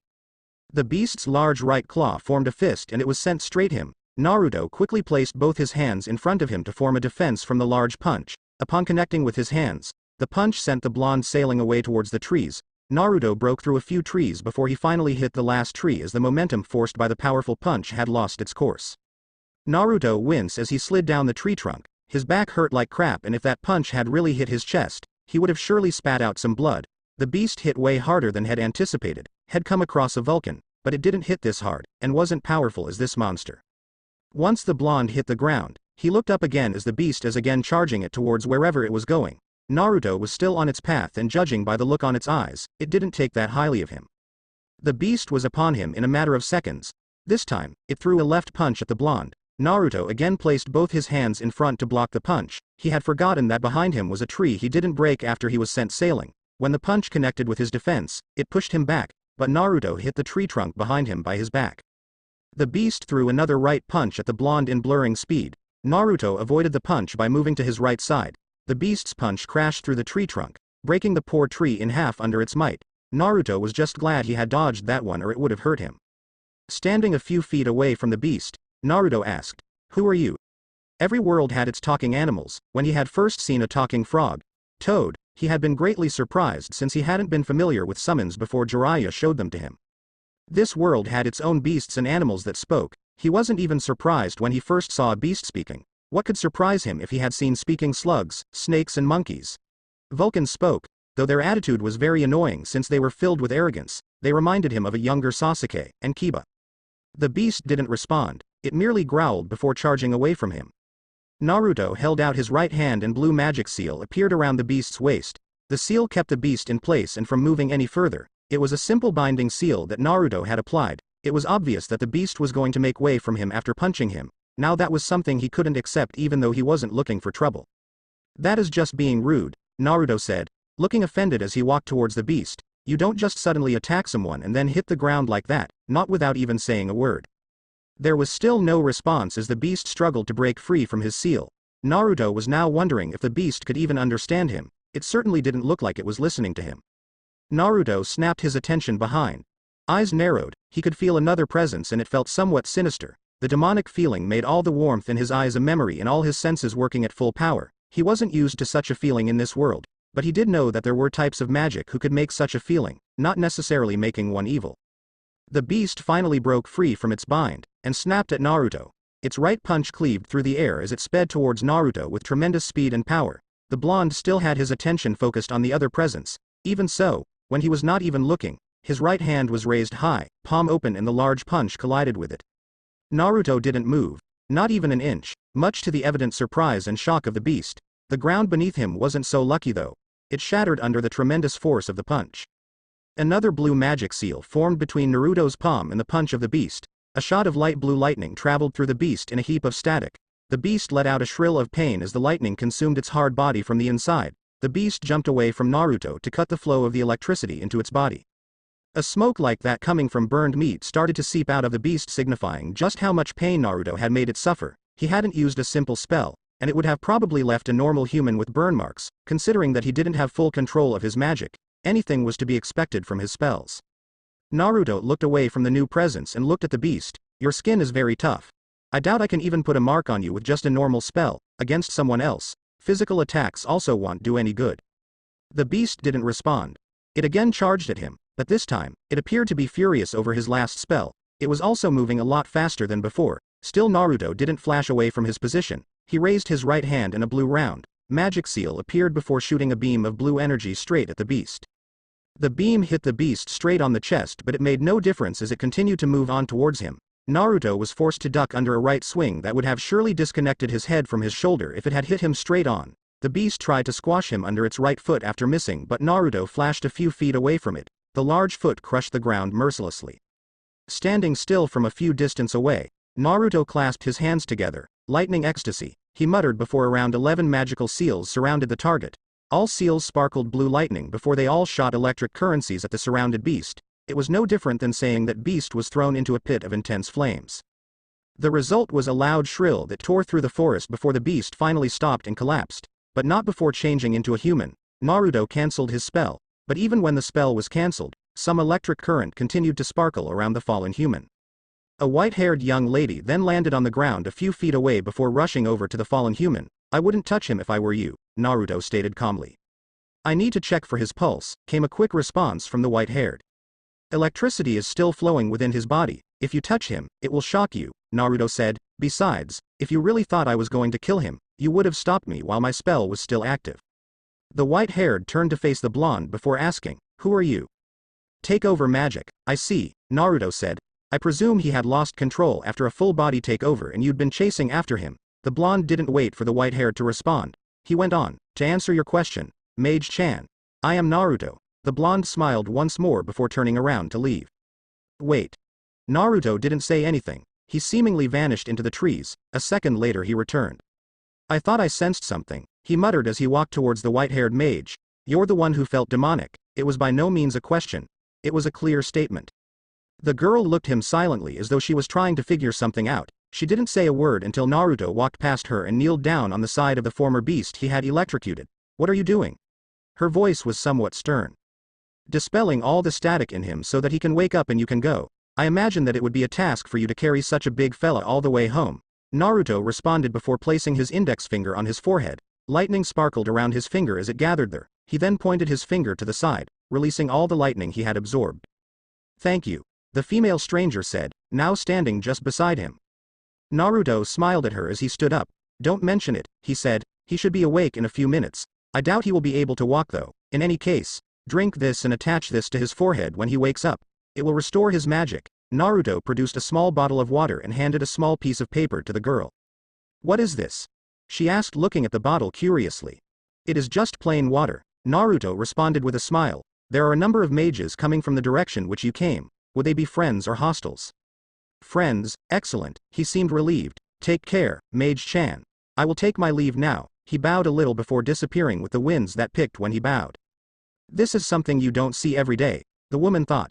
A complete stranger helping her out then disappear without demanding anything else. Well, she could say that he was forced to attack because the beast had attacked him out of nowhere. She did wonder who he really was and what he was doing in a large forest like this all by himself. He didn't seem bad, but he was surely strong. Naruto appeared a considerable distance away from the forest. He had sped through the forest in great speeds for about 2 hours. That meant that he covered a lot of distance between him and the white-haired stranger. They couldn't track him down now since they couldn't catch him, and he left no trace of his presence at the forest. He was currently walking slowly in the outskirts of the river village, walking towards the Greenleaf Forest where his target was located. It took him 4 days to finally locate these people. Aika wasn't so much forthcoming about their locations, so he only had clues to work, but with the help of his clones, the time and distance didn't matter much. All he had to do was disguise and have them search for the group he needed. 4 days gone, and all sources pointed at this forest. Not many people had the joy of coming into such a forest, but Naruto wasn't just many people. He was a man on a mission. He had walked through scary and frightening territories in the quest for knowledge, and nothing much really scared him. Well, he was the demon god after all. What could scare the man who had no equal in the elemental nations? Nothing, absolutely nothing. With 4 days gone, he had more days to spend at the library while looking through many things that would interest him. A week was a long time for one like him who had clones to divide tasks. He could turn a week-long reading into a year-long reading with a few clones. Ah, he so loved his clones. Naruto entered the forest and continued walking silently. His steps finally came to a halt when he saw a large building, about 4 stories high, standing tall in front of him. This must be the place, he thought. There was no sign of Dark Sith anywhere, but that didn't deter him. If his intel led him to this place, then this was the right place for him to visit. The blonde sighed. This was surely going to be troublesome. Being diplomatic surely didn't work that well. When these kinds of people see that you're willing to bleed, they will keep cutting you until your body can't produce any blood. He had seen such people, and he knew that giving the devil a hug was another way of telling it to stab you on the back while you were lost in its cold comfort. Still, for his conscience and to avoid doing what he would deem to be wrong, he still had to try. It wasn't his policy to dismiss people on the first sight of seeing their evil. He had to give a chance. Everyone deserved at least that much at least. He held a single hand sign and a large bag appeared in a puff of smoke on his right side. Naruto picked up the bag before walking towards the entrance of the large building. He didn't even know when he went through the double doors. Just when he was about to open them, they suddenly opened like there was some kind of motion sensor that sensed his movements, and the mechanism supporting the sensors pushed the doors to open. Naruto showed no fear though. He just went through the doors with the black bag firmly on his right hand. Once he entered the building, he was greeted by a large hall. It was noisy. There were some noise inside the hall and the stench of alcohol reeked throughout the walls of the hall. Tables and chairs were filled with men sharing bitter laughs, and tales that had no proof of existence.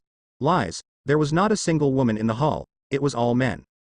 Naruto's presence was quickly noted with an eerie silence that settled in the hall as soon as he dropped the heavy bag of gold the wooden floor. This is what they call Dark Sith. It wasn't a question, but someone interpreted it like it was. Who wants to know? The man who questioned was standing behind the counter. He watched Naruto carefully. The intruder had wild blonde hair that framed down the sides of his face. A few bangs covered most of his forehead, reaching just above his clear blue eyes. His attire consisted of a tight long-sleeved crimson shirt, a black short-sleeved coat. It was long reaching just above his ankles. The coat was tattered at the edges like an old cloth, and it was also decorated with a red flame pattern. He wore slightly skinny black pants, black shinobi boots. Me. Naruto responded calmly. Can I speak to the boss if he is? Naruto trailed off when his eyes caught the presence of a man he had seen before. His expression became stern. You. The man in question growled, "Bastard. That was what he was, to him anyway, and he would give anything that see Naruto killed. Anything he can afford, that is. Had never been so disgraced and humiliated in his life before he came around, and even today, he would never admit to anyone what he did in order to secure his survival." "You know this idiot?" All eyes looked at the man as he nodded. "He is the one that busted up my branch," the man simply said before staring down at Naruto. This revelation did nothing but make the other men turn their attention on the blonde. Their eyes stared at him with cruel intentions. No doubt if they were connected with the guild he had destroyed, they would seek revenge. Even some evil people did care about their comrades and properties. However, what was more important to such people was the disrespect Naruto showed when he destroyed one of their branches. If he had destroyed one of their houses, then they would seek to destroy his own house and screw his life over just to get even. "I see you returned to this kind of life even after I spared your life," Naruto stated. He was only staring at the man he had sparred. This man had practically begged for his life. He had literally cried while singing some "sorry, I won't do it again" songs and swore he would change his ways if he allowed him to live. Being a good person as he was, he permitted it. It was because the man had cried, looking pathetic. He was not cold-hearted enough to put that way and destroy everything on his path. This man had only been involved in demanding payment to the village, had stayed in for a couple of days. For protection, they had stationed their guild outside the village and protected it against outsiders, and in return, they made the villagers suffer. The others had punished were doing despicable things that couldn't be forgiven. But here was now, looking at the same man. It wasn't even a coincidence that this man was somehow involved with the people that were making Aika bleed. If he hadn't met Aika, no, if he hadn't moved to the capital, then he wouldn't have seen this man. He wouldn't even have been forced to do something like this because he wouldn't have met Aika. But he was led to this place, and facing a man had sparred for doing evil. Was this some plot by some screwed up god to prove him wrong? Was this to prove to him that evil was evil? Not at all, a voice responded within Naruto's head. Naruto was more accustomed to hearing voices inside his head that he didn't fail to realize it. It was definitely coming from his head, and it was unfamiliar. "Who are you in my head? You're not Kurama, are you Kami?" "Not at all." The voice sounded amused by the question of Kami. "I myself question if beings as gods truly to exist." "Who are you then? You won't listen to anything I say before I tell you what you want to know." Naruto could swear he saw a head shaking in resignation. "I am not God. In your world you have legends such as the Jubi and the Sage of Six Paths. In this world, I am like the Sage of Six Paths, though unlike him or Zareth, I am an unknown factor. I never existence to the people of this world. I am just an ancient spirit lost in time." Naruto's eyes narrowed and his whole posture became slightly tense. This voice wasn't of God, but it knew about him. This wasn't something that he had told anyone, neither Aika nor Hisui. He didn't even dream about it. When it came to such a topic, it never left his mouth. "What do you want? It's been almost a year and a half since you died and came to this world. I have been trying to get in contact with you, but the circumstances were never right, especially when you didn't think about bad people. I am what brought you to this world, though I merely took advantage of the situation caused by an overflow of power between your soul, Kurama, and the Geto Mazo, which you had buried deep inside of your soul and thought nothing of it after that. What do you want?" Naruto repeated. "Got to Tenro Island. You will find Zareth there. I will leave the coordinates of the island with you. After you have done so, come and have a chat with me at the ancient ruins. I would advise that you don't take much time. I don't have too long before my existence disappears. To bring you into this world, I sacrificed my own existence." "Zareth is dead," Naruto said. "The Dark Mage is said to have lived about 400 years ago, and he should NT be alive. Well, unless he was immortal. Immortality wasn't something he would consider to be a shock when he dealt with an immortal beast every day during the glorious days, but if Zareth has been alive all along, why doesn't anyone know of it?" There was no response to his statement.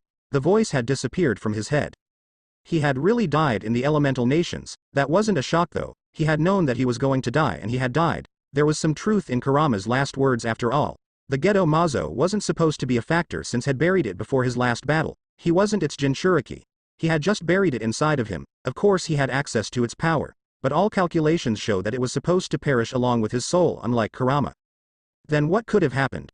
To keep the balance of things, in order to revive someone, you had to sacrifice your own life. There was such a technique in the shinobi world, but it was forbidden, though. You didn't have to make a sacrifice with the Rinnegan. It took chakra and weaving hand signs to bring the dead to life. Someone else had sacrificed for him to be here. For what purpose, he wondered. He had a hard time believing that Zareth was alive, but he knew himself too well to know that he didn't hallucinate and that voice had actually spoken to him. A punch straight on the gut smashed Naruto out of his thoughts. The blonde had become so lost in his thoughts that he actually forgot about his surroundings. The punch was a nice touch to bring him out of his thoughts. "Idiot. We talkin' to you," the man who'd punched him snarled, glaring at him. Naruto smiled, making the man scowl. Sorry, I was lost in thought. The blonde said a little apologetically, can I speak to the boss of this place? I am the boss. The man who responded was standing in front of him. He was wearing a dark hooded coat, black leather boots. The black shirt he wore revealed his toned chest. No doubt the man trained hard, physically, and he was of a good build. He stood just slightly taller than Naruto. Naruto took out a picture of Aika. I brought gold to settle her debt, the blonde said. He unzipped the bag to show the stones of gold, before facing the boss again. I am sure there isn't a problem with that. At the sight of the stones, the mon's look became darker. A twisted smile spread across his face as he took the picture of Aika. Ah, I know this girl. She is one of our clients. His eyes went at the gold. Are those stones real? Naruto nodded, and took one out before handing over to the man. The boss held it for a few moments while the silent hall watched. The man smiled before snapping his fingers. All +3 members were on their feet, ready to pounce on Naruto. While this looks good, I am afraid it can't over all her debts, the boss said. You'll have to bring 2 more of those bags, and then we can talk about settling the issue of overdue interest charges. Predictable. This was expected. Naruto sighed before smiling sadly. I don't know why I bother with you people. He had known it would most likely end like this, and yet he tried speaking to them anyway. He wasn't going to try any negotiations. They wouldn't yield any result. The fact that a man who had begged to be sparred was still living this kind of life was reason enough for him. Naruto shook his head. In a blur, the boss was sent sailing towards his men after a fast right punch from Naruto. The punch had hit him straight on his face and hard enough to make him lose his hold on the gold stone he held. Naruto caught the stone and placed it back on the bed before he made it disappear. Noise broke out when Naruto punched the boss and sent him flying. Once the boss recovered, he held his bleeding mouth before ordering his men to get the blonde. Naruto didn't listen to the curses that were sent flying towards him. Keep these fools from moving. Gravity, he said while making fast movements with his index finger, which was glowing light blue energy. A large magical circle appeared above the group of evildoers, and another on the wooden floor. All the men fell down the floor on their knees as gravity pulled them down. Naruto turned around to leave. Get back here, bastard. The blonde ignored it and walked out of the building before stopping on a good distance. He looked at the clear skies, sadly, and closed his eyes. He formed his resolve and clasped his hands together, while in deep concentration. Lightning God Justice, he said, keeping his hands clasped together. 3 large magical circles appeared above the large building, covering it entirely in width. The seals hovered like a pregnant cloud for a few moments before the third seal, which was above the other 2, began to emit lightning.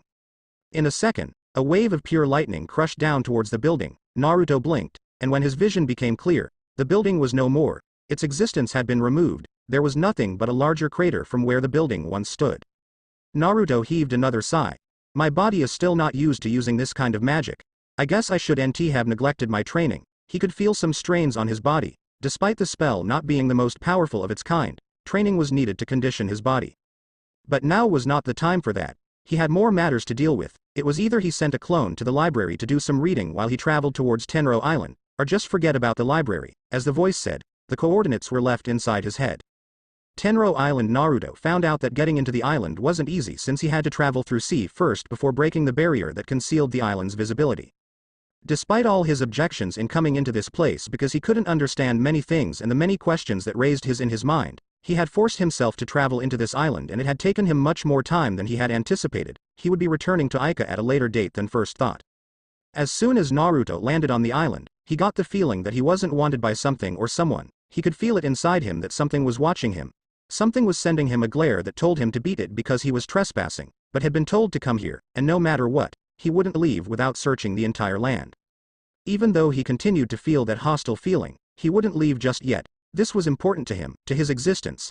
Zeref was a main subject in most of the books he has read. Despite being a black mage, the man was a genius at work when it came to magic. If he had been a good person, he would have surely be the sage of 6 paths of this world. Many evil people revered his name and some worshipped him. Well, he was the most powerful black mage to have ever lived. According to what Hisui told him, the mage is the one to have turned Acnologia, the dragon of apocalypse, into a dragon. Acnologia was another feared name. Naruto didn't think anyone in this time has seen the black dragon, but he didn't doubt that the dragon does indeed exist. Zeref led the word into chaos, nearly destroying it all. Then this man must have all the answers about the humans of this world. Still, he was an evil man. Could he stand that? This man was hailed as the most evil mage. What could stop him from trying to kill him once he does find him? If he is even on this island, what was he even doing here? If his reputation is true as it is written, then he should be causing havoc in this world rather than staying secluded. There were many questions. Perhaps this is why he even came here. To get the answers should the black mage be really alive, and if he's willing to share his story, well, they could boast about past glories. Zareth didn't lack anything to boast about during his days, and he plenty of stories to tell about his days as the demon god. Naruto finally found a human. After hours of searching, the human was just a young man. He didn't see any picture of the black maid, Zareth, to identify him. Even when looking at the expression on the youth, he couldn't say this was Zareth, but something in him yelled that this was the notorious black mage. Just to be sure, Naruto asked, "Might you be, Zareth?" He asked, all while smiling at the youth. A smile defined his identity. He couldn't forget one since it was part of him. The youth looked at him calmly. He was leaning against a tree trunk, sitting down. He then stood up before responding. "What are you?" The expression of the youth had changed drastically from that of a somewhat depressed youth to a somewhat serious person. Naruto's brow furrowed at the question. It shouldn't have been phrased like that. Wouldn't it be better if you'd phrased, "Who are you?" The smile on his face never escaped. He wasn't insulted by those words. He knew who and what he was to be concerned with what people said about him. Zareth shook his head. "I didn't make a mistake," he said. "What are you?" "The moment you touched this island I felt that something was coming towards me, and when you reached me, I sensed something that made me regain control over my magic." "You're Zareth then," Naruto said. He wasn't expecting the dark mage to be like this. Physically, he looked like a mere youth, but that could be because of his immortality, meaning that he stopped aging. He had expected to something else, well, something not this. The questions in him flooded like floods, caused an outbreak of sea waves. It was no doubt him. The man he had so learned much about, the man he had been tasked to seeing. Nothing much was said, but he was told that he should come to this island and he would see Zareth. Now he has. What to do? Does he question the mage or just hit the road? The man looked serious enough by his presence and he said some interesting statements. From what he saw before this and what he was seeing now, Naruto could say that not everything about this man was covered in books. There was a lot to this black mage than what people painted about him. It made Naruto curious, enough to drive the desire to sit down with the man to have a chat with him. "To answer your question, I am what I am, and I am who I am. By name I am Naruto Uzumaki," Naruto added. Zareth stared at him silently before walking towards him. He stopped just inches away from him and two of his fingers were placed on Naruto's forehead. However, upon contact, a black mist surrounded Zareth while a white one surrounded Naruto before both exploded, separating the two. No harm was done. Both Zareth and Naruto were still on their feet, just a bit away from each other. "Your real magic nullifies some elements of my magic. While the same can be said for my magic, I didn't think that someone that strong would exist in this age. You don't really feel human. What are you really?" Naruto sighed before sitting down on the blades of grass around them. It appeared like he was going to have a civil conversation with the dark mage and no one would be firing spells at him. The black mage before him didn't seem to be all evil as he read, but he couldn't mistake that feeling of raw dark power he felt when their magic collided. This man was as strong as the books said he was. Naruto looked at the mage calmly, losing his smile. "I am human, but I have been hailed as a demon, due to power and actions." Zareth returned to sitting beside the tree trunk while leaning against it. A warm breeze passed by, picking up a few fallen leaves. A few moments passed and everything settled down. The black mage was really surprised that such a thing could stand right in front of him. He couldn't say that this thing was a human. It may be dressed in human flesh, speak like a human, walk like a human, and smile like a human, but his senses told him this thing wasn't a human. He couldn't say it was a demon either. He hadn't met anyone or anything like it in all his long and miserable life. He had been sitting here, waiting for Natsu to grow and become strong enough to kill him. With everything that has happened, only Natsu could achieve such a feat. That is what he believed anyway, but looking at this pseudo-human, he couldn't say this thing couldn't match him. However, as it was now, it couldn't defeat him, but it could, if given full control of all that overwhelming demonic power he was sensing. Looking at its eyes, Zareth could say that they were somewhat alike. They had seen too much, they had seen many humans die. The interesting thing was that the mere presence of this thing was enough to force him out. It was like they were opposites, with a somewhat similar, yet different past. It did say it was called a demon due to power and actions, but one thing he was certain of was that it didn't happen in this world. Otherwise, he would have known about it. This led him to one conclusion. "You're not from this world, are you?" The feeling that something was watching him didn't leave him. Zareth didn't seem to acknowledge or either he couldn't see it. "We're not alone in this island, are we?" The fact that Naruto could feel her presence only confirmed some things Zareth thought of this person in front of him. Even he couldn't see her, but he could feel her presence, just as Naruto could. "No, there is also someone else." Naruto nodded, and then appeared thoughtful for a few seconds before he shrugged. "You're right. I am not of this world. I am from another universe. I don't really know much about how I came here, but it's been about 17 or 16 months since I've been here." An unknown factor into this age, could this be set to change the fate of the human world? Naruto was a new player that he did not count on to exist in this age, no one did.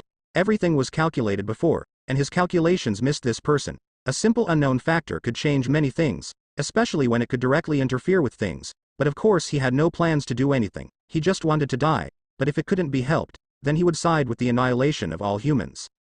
This person couldn't help him with understanding how he was able to come into this age since he has stated that he doesn't know much about how he came here. Zeref wasn't going to waste time asking since he knew he wasn't going to get sufficient answers. He had one more question in this matter. A question that could explain a lot of things if the answer is good enough. Why did they call you a demon in your world? Your core power feels demonic, yet at the same time emits light. This was the Dark Mage, and it wouldn't kill him to speak to such a man. He had spoken to Hagoromo in his age, and that wasn't a shock. Speaking to a notorious legend of this world couldn't feel like a dream to him. My world was a shinobi world. A flawed world full of evil. Greedy humans who sought peace during day but wore demonic masks during night to search for conflicts and indulge in them. This world had a violent history. Nations fought against each other over little things. Wars that served no purpose were fought, baptizing the world with blood and hatred. The results of a war are pain, suffering and hatred. There is no real winner in a war. Everyone loses something and in turn, men continue to breed hatred and nurse it like a loved infant. Hatred circulates with each battle, never ending. Humans became despicable creatures who contradicted themselves. In my world, children were sent to war to fight for their village. From a young, we were taught to kill in the pretense that we were being taught to protect our villages. My own ancestral home was annihilated simply because they were growing powerful to challenge the big dogs. The attack left only a few survivors from my clan in the village in ruins. What infuriated me the most was that this village was perhaps the most peaceful village in the shinobi world. My people didn't involve themselves in wars. They chose to remain in peace, but I held no grudge over the culprits. I was born in a village called Konoha, which was the strongest village in my world. During the night I was born, an immortal beast attacked the village. In this world, you could say a dragon attacked the village, killing many people. This wasn't just a normal beast. It was the strongest beast of all beasts that existed. My father, a leader of the Konoha, sacrificed himself to protect the village by sealing it inside of me. Unfortunately, my mother also died that night. As a result, I was left to fend for myself, with no one to call family. The ignorant fools my father died protecting hated my existence simply because the thing that killed their loved ones was inside of me. No, they didn't see it like that. I was the thing that made them suffer. A demon. The Kyuubi brat. Naruto went on to tell the rest of the story. Zeref kept silence for a few moments while he absorbed everything. I still maintain my point. I can't call you a human, however, I will admit that you're much more human than I am, he said. Naruto shook his head. I wouldn't say I am better than you, he said. I understand some parts of your story. Why don't you share with me why you're in this island? I am an unknown factor after all, and I did tell you my story. Naruto finished with a smile. It can't be helped, Zeref said. I watched so many humans die, and I have come to see the value of human life, and I want to die to pay for all I have done. But if the situation comes, I will be forced to awaken and take an active role in this age. I don't need to explain to you why I find humans despicable. Nevertheless, I do wish to die before I do anything.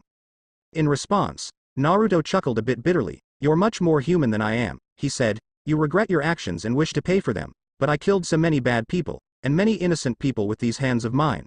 Many innocent learned to hate, fight to kill because of me. Yet I don't regret it. I killed innocent people, and atonement was to die. Though I died, I am still alive. I have fooled myself into living under the illusion of a second chance because I saved the shinobi world. I smile every day, while some have scars in their hearts because of me. Zeref wasn't going to offer any words of comfort, but he did respond. The difference between you and me is that you didn't do what you did because you were evil. You did what you did because you cared for your world and was willing to sacrifice some people to save it. Your actions were to unite people. He still did think that Naruto understood this better than he did. If not, he wouldn't smile. Naruto shook his head, not to reject Zeref's words, but to clear his mind. Every world has its own past and darkness, and as long as there are people trying to connect the past and the present, the combination will be a future of doom. I do wish I do not live to see that tomorrow. This was Zeref's words, but I sense that it is going to come anyway, and I will be forced to take action. An action that won't be good for humanity, Naruto said as he stood up. It was truly an honor, but I do hope I never see you again, not in a time when doom is at the door.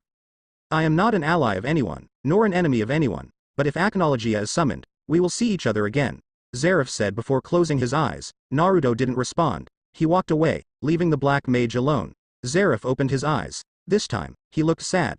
Will this world ever allow me to atone for my sins? He asked in a somewhat depressed tone.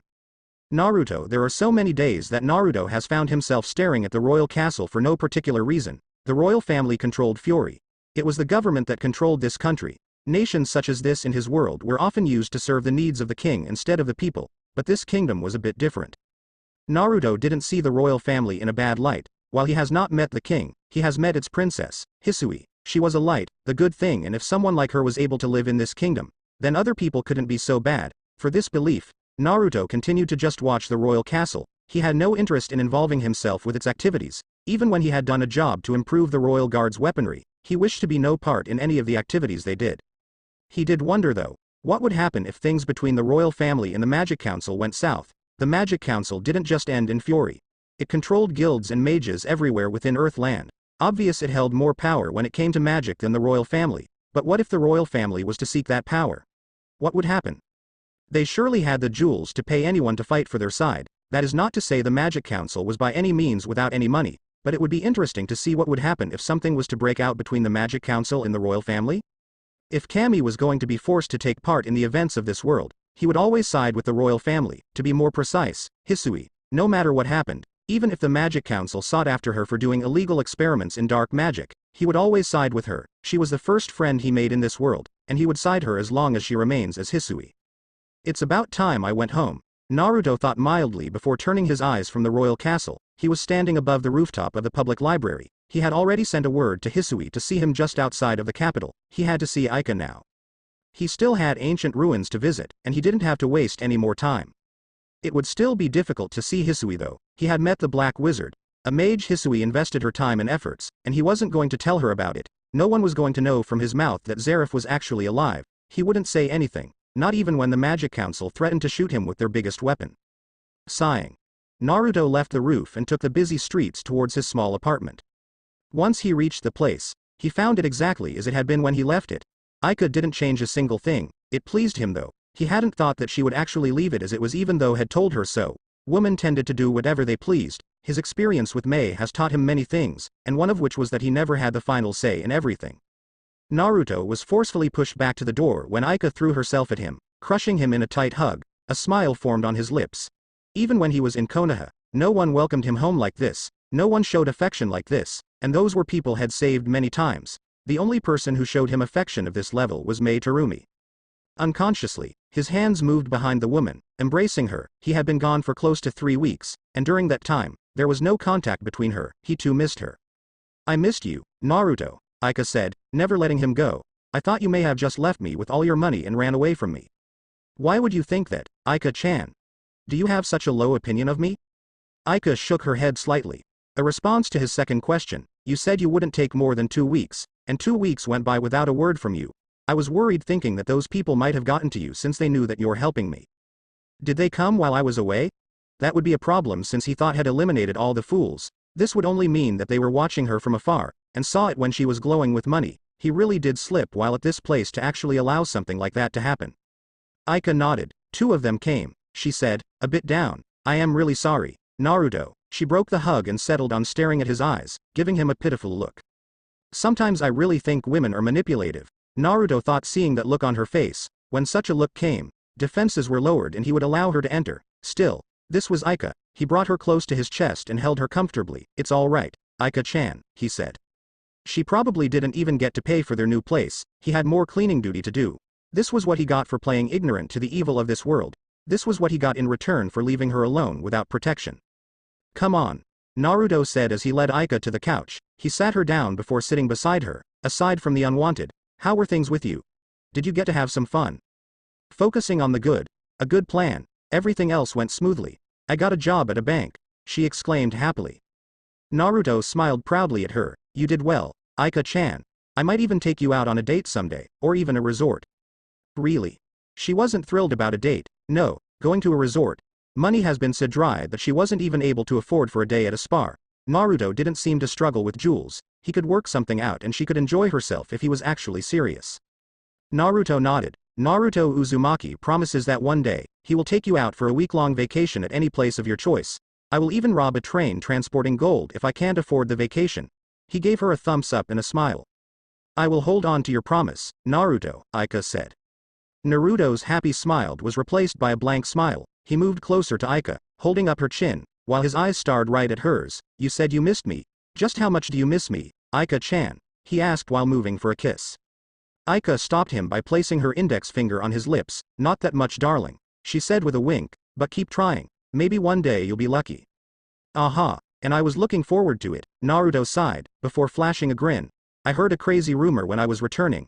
I am telling you, it is the craziest thing I've ever heard. Wanna know? 3 hours later, a distance away from the royal castle, there were several hills mounted up together in numbers.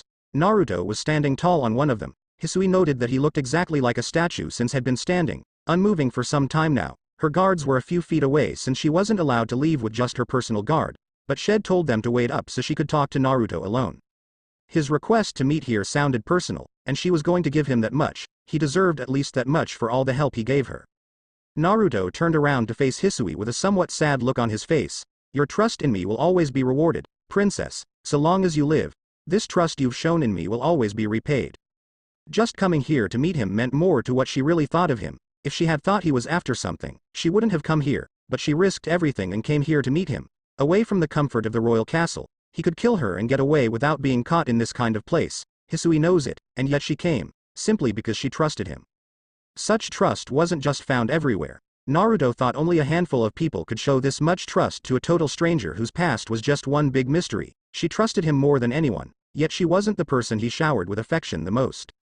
You haven't done anything to make you mistrust you, Naruto, Hisui said with a smile. She did wonder why the sad smile, but since he called her here, she figured he would eventually explain. I sold my services to the royal family for gold, then disappear for about 3 weeks. When I return, I request a meeting with you in a secluded place. Wouldn't you find that suspicious?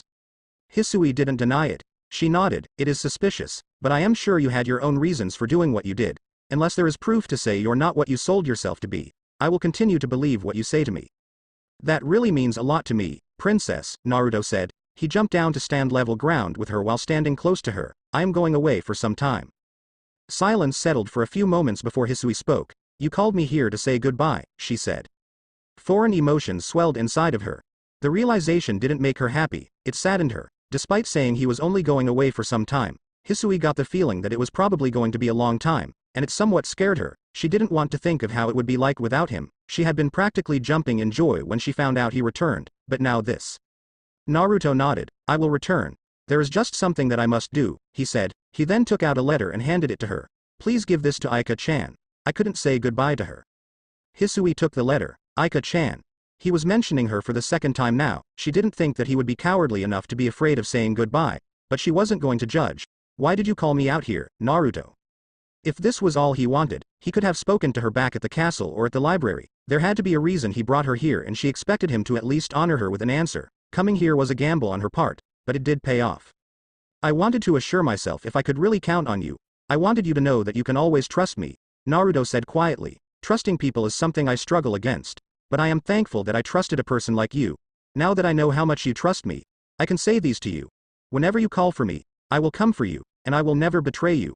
Naruto swears in the name of Kushina Uzumaki. Hisui was quiet for a few moments. This is actually hard, she chuckled. I am also thankful that my trust in you didn't end up in pain, and I truly hope that you never forget me. You will always be in my mind, princess, Naruto said. I have begun work on a book I have titled Time. It will help you with time travel once I have completed it. There are still many elements that I must add on and research, but once I have completed it, I will return to give it to you.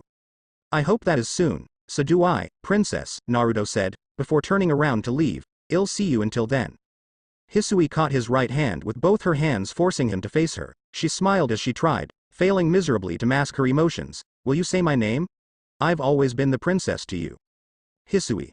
I guess now we have broken through the barriers that hindered some things, Naruto said as he wrapped his hands around the princess. Stand tall, dear. Do not be afraid to explore new worlds. There is no mountain that can't be climbed. Do not be afraid, do not waver, and if you feel like you're falling, call for me, and I will give you my hand.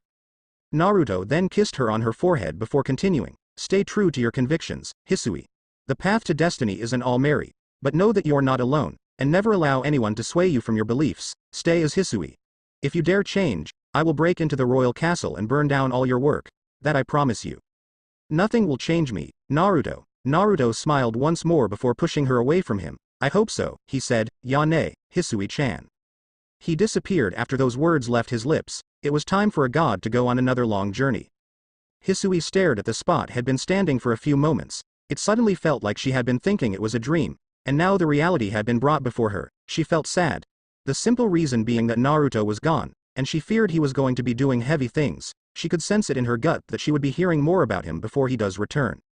Naruto looked at the large pyramid that stood in the middle of the ancient ruins. It wasn't exactly visible to the naked eyes, but nothing was really hidden before the eyes of Naruto Uzumaki. He figured that no one really had ventured into the pyramid since it wasn't visible to the naked eye, and it wasn't exactly tangible for one to touch it if you couldn't see it. Sighing once more as he gathered the energy reserves stored within his muscles, Naruto closed his eyes. He was preparing himself for what was coming, what he was going to hear from this being that brought him from the elemental nations.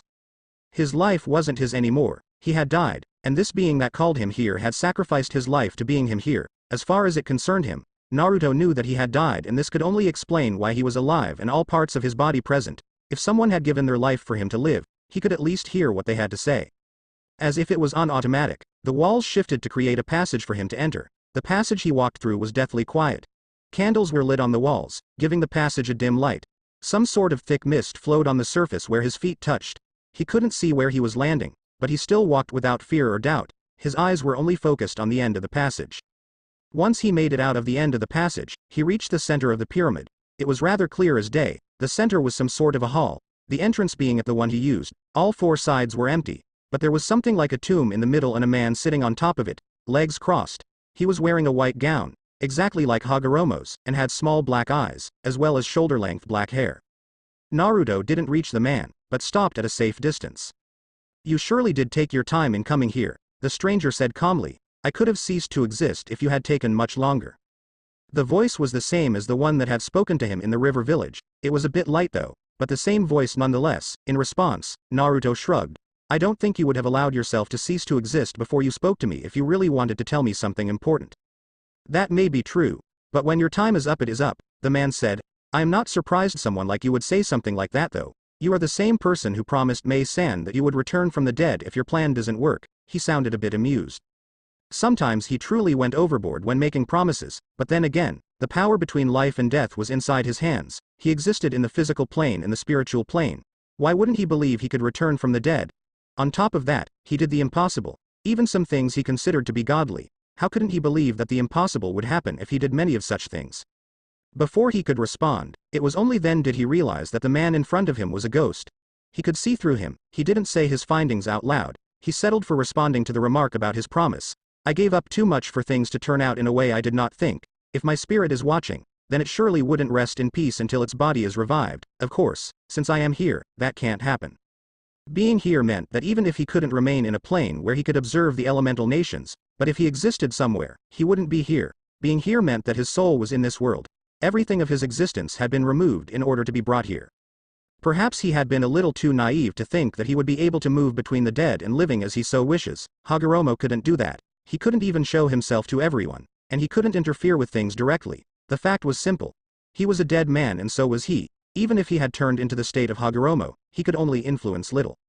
"You dreamed too much. Simply because you existed between life and dead didn't mean that you could return from the dead any time you chose. Once you died, you lost that power. But you studied enough to know it. Could it be that you only choose to believe otherwise just so you can assure yourself that things are well in the elemental nations because you aren't tossing and turning?"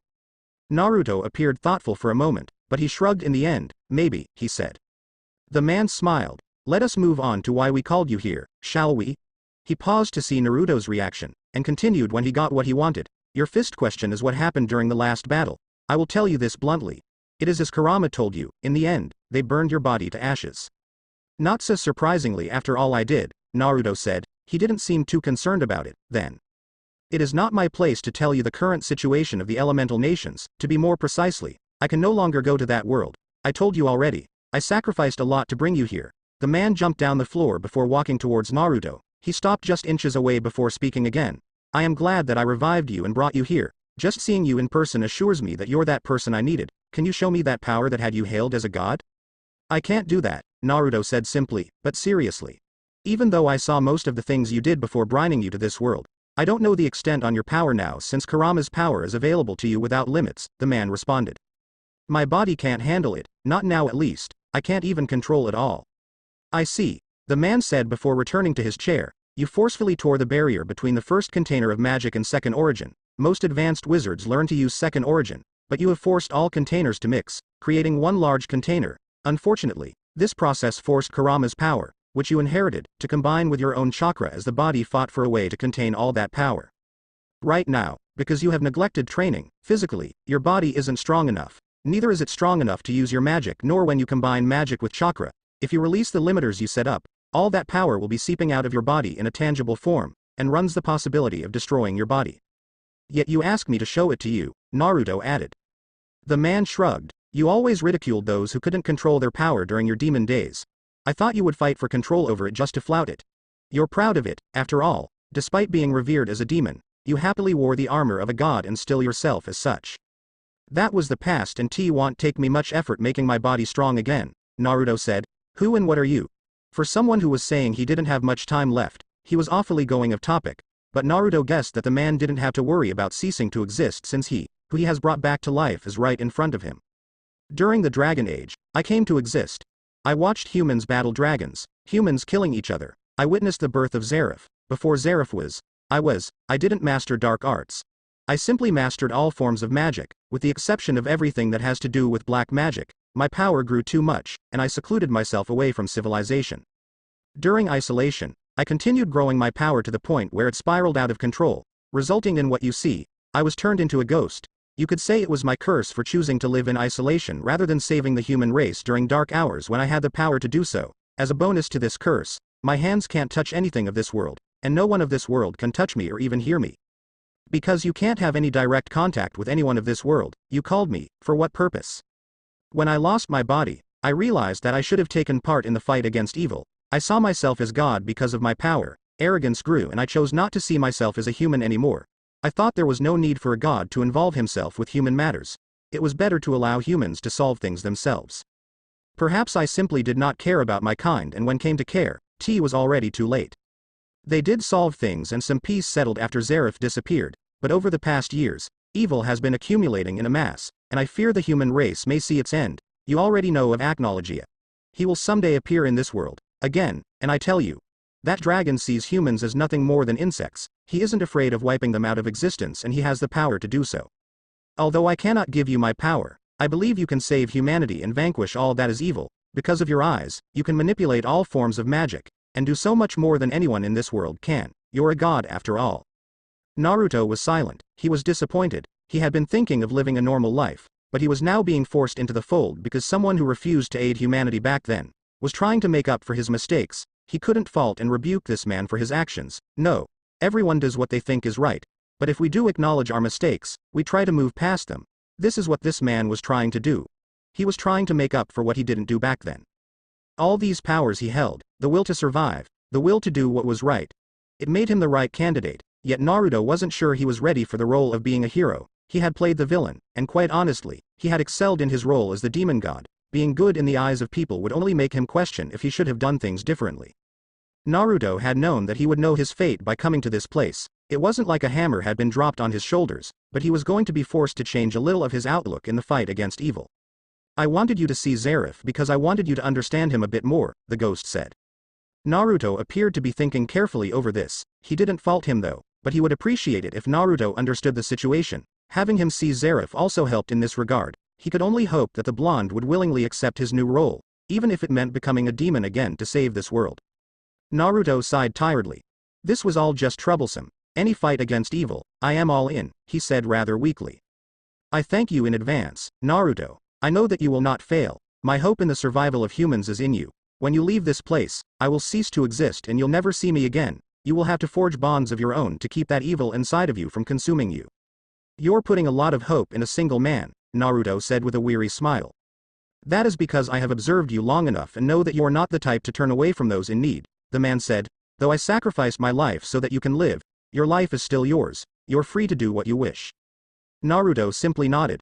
I will tell you something you want to know, the ghost said. Yes, it is possible for you to return to your world. You will eventually find the answer. I can only give you this clue. The answer lies in your eyes. If you can gather enough magic, and use your eyes more than you did at the elemental nations, you will find the way.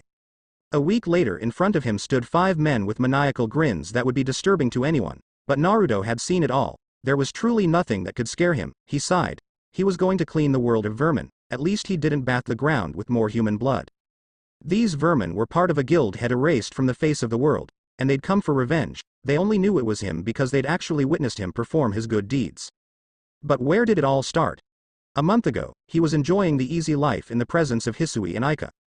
Flashback. Naruto's nose packed up as a smell of morning eggs entered the confines of his small bedroom. He was quickly brought out of his sleep by the sound of steel rubbing against steel, scrambling eggs. His sleep was being cut short by whoever was inside his premises. Sighing, Naruto looked at the time.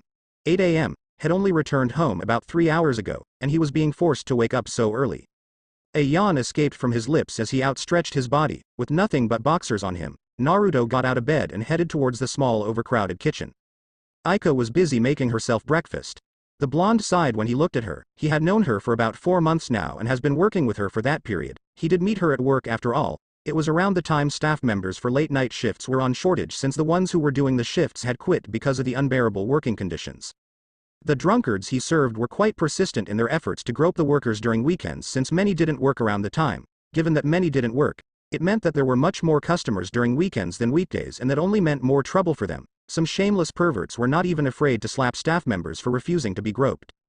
Aika was a little bit kind, and she didn't possess the kind of stone-hardened heart to fight back with her fists when things were going south. The problem was her financial troubles. He could be wrong when saying she was kind. When people were in dire situations, they tended to do anything, even wearing the mask of kindness to fool people to get what they wanted. Such things were no strange in the shinobi world. But he had also seen it in this world. People did everything they could to secure their riches. To get what they wanted, there was not a corner without darkness. It was just a little better than the elemental nations. The rule of the Magic Council brought some stabilization in criminal mages causing havoc around Earthland. In the elemental nations, villages only cared for their own interests, so even if there was a dangerous criminal on the loose, they wouldn't feel obliged to order the elimination corps. While inside this capital of fury, things were calm and quite refreshing. But people still suffered within this rich place. Aika was suffering. He didn't know her full story, but she had financial troubles. The only reason she kept up with the shit of those drunkards for customers at work was only because she had to. She needed the pay the job gave her. The woman even worked 2 jobs, one during day and another during the night. I didn't know you loved me this much, Aika-chan, Naruto said, walking over to the black-haired woman. To come here in the morning and prepare me breakfast is so sweet. I would marry you right now. Aika turned to face Naruto. Her lips pursed into a sad smile before she responded. Not for you, she said, but I wouldn't have a problem in marrying you. Really? Naruto's eyes were a little wide, with a huge grin threatening to break free from its shackles. No, Aika said, crushing all of Naruto's dreams with one slap. You're a pervert who is always ogling every beautiful thing he sees. Honestly, even when you're walking with me, you always look elsewhere when another tramp walks by. Well, at least he didn't go sleeping around, even though he was always hitting on everything nice he sees. He was never quite serious about anything. If Aika were to be honest with herself, ever since she met him, she had never seen him with a girl inside his apartment. She had never heard any girl from work or any of the loyal customers saying they banged him. That was something since every time he retires from work, he was always taking a girl back to her home. A drunk lady who probably stuffed her tongue down his throat a couple of times before they even left the bar. No one could deny that he was good looking, and his kind smiles, flirty behavior only ranked up some good points for him. Not every woman liked the kind though. He had consoled a number of customers who were going through a rough patch, and often they tended to throw themselves at him to thank him. Naruto didn't seem to mind hitting anything that has sizable breasts, although he acted like he didn't. He wasn't actually that much an obsessed fellow. The thing that brought her closer to him was his kindness. One thing he always shows to everyone. Even those who hold a grudge for things that happened at work, he was always the supportive man, always looking out for others. Well, he would probably make a good husband. That wasn't nice, Aika-chan, Naruto said, now standing just away from her, leaning against his refrigerator. What is the occasion? I don't remember giving you spare key for this. Aika didn't respond. She continued to prepare her breakfast. Once finished, she sat down at the dining table, within the crowded kitchen, while Naruto stood still, leaning against the fridge. I am hungry, she simply said. I can see that. Naruto didn't move. He just continued to stare at her as she stuffed down food down her throat. You didn't seem hungry a few hours ago when we was at work. There was something bothering her, otherwise she wouldn't have come here to eat. He had given her his spare key to crash anytime she left she needed him, or just to relax at his place. Her neighborhood was quite hazardous as demons wearing the mask of flesh were always parading around. It was also quite noisy, and wasn't that close to this place. Her situation was what made him always remind her that he worried about her. Although she almost accepted whatever shit that was thrown at her, she never gave up on her desire to live, regardless of whatever she had to go through in her life. She was always moving forward, striving to improve things, and she had no one. He liked her for that. The fact that she was still fighting meant that she had yet to lose hope. I got evicted. Aika responded without looking at Naruto. Her eyes went towards his couch where there were 3 bags, presumably loaded with clothes only, and I have nowhere to go. This wasn't what he was expecting for this day. He had expected his day to be just fine, problem-free, but he had promised that as long as he could, he would always look after her, he would always offer her his support and help. Promises were sacred oaths he held very highly, and it wouldn't do well to his conscience to break them. "Where are the rest of your stuff?" Naruto asked as he sat across her. "I sold them." Aika paused for a moment to swallow her food. Her eyes still didn't meet Naruto's. "I needed the jewels, but it wasn't enough to get a new place." "When did this happen?" She looked fine when they were working, and she couldn't have been evicted this morning since she wouldn't have the time to sell her furniture. This only led him to a conclusion that she had been without a place to stay for a few days now and she has been wandering around. Her presence here only meant that he was her only hope. A few days ago, she refused to be precise with her response, but this time, she looked at Naruto straight in the eyes, and all he saw was a sad and tired young lady who had seen too much already. "I hope your offer still stands." A sad smile formed as she waited for his response. "I'd never turn you down. Aika-chan, after all, I did give you a key to this place," Naruto said in a warm tone. "Like I said before, if you want to make this your home, you're welcome to stay here as long as you want." Aika managed a small happy smile. "Thank you, Naruto," she said. "You know, I might just end up marrying you." Her eyes were closed, to hide whatever was in them, and the smile on her face didn't really reveal anything. "That wouldn't be so bad," Naruto responded before letting loose another yawn. He really needed to get some sleep, but he just continued to watch Aika eat until she finally finished her meal. The black-haired looked at him. "You won't even ask me why I couldn't afford my rent when I have 2 jobs, she stated. He didn't really bug her to get the inner details of her story, and he didn't go around snooping to get details on his own. It wasn't that he hadn't asked her before. He had, but she didn't say much, and he said he would respect her privacy and allow her to tell him when she was ready. "I told you already. I want you to tell me the rest of your story on your own, not because I pressured you to do so. I want you to be free," Naruto said quietly with a smile. Comfortable silence settled in as Aika gathered her thoughts. "I already told you that I have no family left, but I didn't tell you how it came to be like that." Naruto nodded. "I didn't pester as I was satisfied with just knowing that there was someone like me. Someone who had no one. He was alone in this world. Even in the elemental nations, he only had Mei when he was making history. Even though the woman tried all best to be there for him, her love didn't patch all the gaping holes inside his heart. Friends and family were needed. His line of work left him without friends. The only people he could call family were those liars, Jiraiya and Tsunade. The old man had been his family, but he sort of lost that when the man was revealed to be a deceitful old fart who only thought of the good of Konoha. Being in this world, he had no connections with anyone. He was all alone, just like her. "I was happy too. You have no one, but you're always smiling and looking out for others," Aika said. "If there is an important lesson I have learned about life, it is that happiness you create for yourself. Everybody have their own mountains to climb. Everyone has a problem to solve. When you start comparing yourself with others, you only serve to give yourself more problems and stress. When you're faced with a burden, no matter how heavy it is, always try to look forward. No matter how many times you fall, always try to get up. There is no shame in grabbing someone for support. Taking that step only means you recognize your limits and that you need someone to help you out.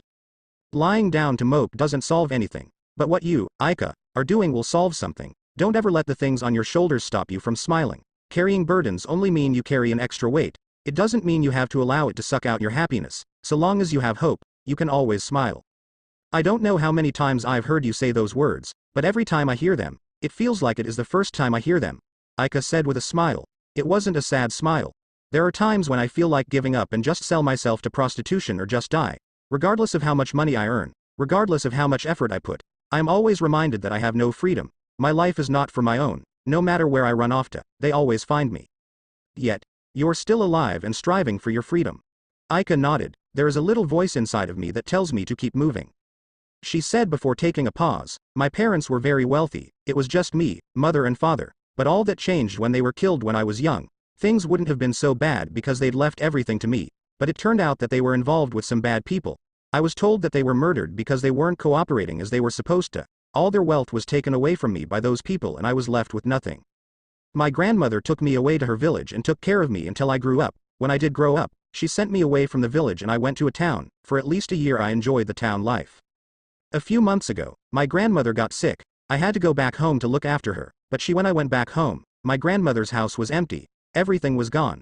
I only found a letter from some people whom my parents supposedly owed. The people who took everything from me weren't the only people my parents were involved with. The reason they didn't as bothered when I was still younger is because they were still searching for me, as they wanted to use me as collateral, and they were still fighting with the first group. When they lost, they upped their efforts in finding me. When they finally found us, my grandmother promised to pay the debt in monthly installments. She sent me away because she knew she couldn't keep up with the installments, and eventually, those people would use me. She didn't want for me, she wanted me to be happy. When I finally met those people, I was given two choices. They either sold me or I worked the debt little by little for the rest of my life. They took my grandmother away for safekeeping while I worked the debt. I would see her each time I made the monthly payment. Before I moved in here, they stopped allowing me to see her because my payments were too low. But since she was sick before they took her, I knew she had probably died, since they probably didn't good care of her, and so, I ran away and came here.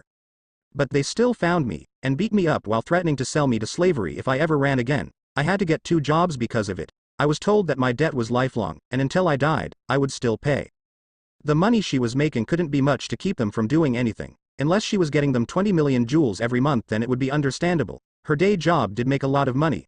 Naruto concluded that those people had many people like her who they extort money from. If they had like 100 people under their thumb paying around 500,000 jewels a month, then they wouldn't sell her to slavery. Selling her would only bring them once-off money, but this way, money entered their pockets every month, keeping a good flow of cash. Did you get the names of these people? Aika looked at Naruto curiously before responding. They called themselves the Dark Sith.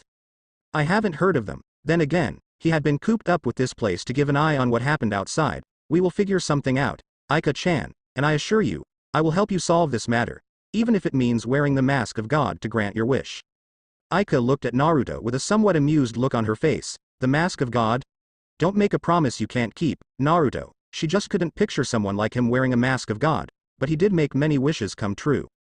Naruto Uzumaki always stays true to his promise, Naruto exclaimed as he stood up. He walked over to Aika and took her plate before placing it on the sink. He then returned to her side. She wasn't going to her day job, which only meant she had been fired for sleeping at work, but he wasn't going to bring it up. He gave her his hand. We worked all night, and you must not have slept since you had to get your things and then come here. Let us go to bed. We'll talk about our living arrangements after we have rested. Your hand? Well, you're depressed and your situation has me worked up, and I am really tired. On top of that, I only have one bed, and I am not going to sleep on the couch. We can comfort each as we drift to sleep. Aika sighed and took his hand. Well, it wouldn't anything we haven't done before, she said. She was not worried of Naruto taking advantage of the situation to get between her legs. She had shared a bed with him on a few occasions and he didn't do anything, though, sometimes she wished he did. Naruto Hisui was too busy today to see him. Well, he had others matters to deal with and he wouldn't have been able to fully focus on her while he was troubled by Aika's situation. As long as those people continued to live, she would be suffering, and they would eventually do more than beat her up. He didn't want any of that for her. He wanted her to be free from her tormentors. She was working, but didn't enjoy the fruits of her sweat because some people enjoyed ripping where they didn't sow. Naruto had been too ignorant of things since coming here. While the elemental nations had shinobi villages, this world had guilds which were homes to mages. Just as when they wore forehead protectors to show that they were shinobi and of a certain village, mages had guild insignia to show that they were from which guild. These guilds were spread all over Earthland, and if Naruto wanted, he could have made a home in any of these guilds. He was positive that life wouldn't have been so bad. He had lived as a shinobi in Konoha while keeping a happy face because he was happy. Being a mage wasn't all that bad, but it didn't offer him a chance to live a normal life, hence his choice to stay over here and ignore the guilds. There weren't just good guilds around Fury, there were also dark guilds.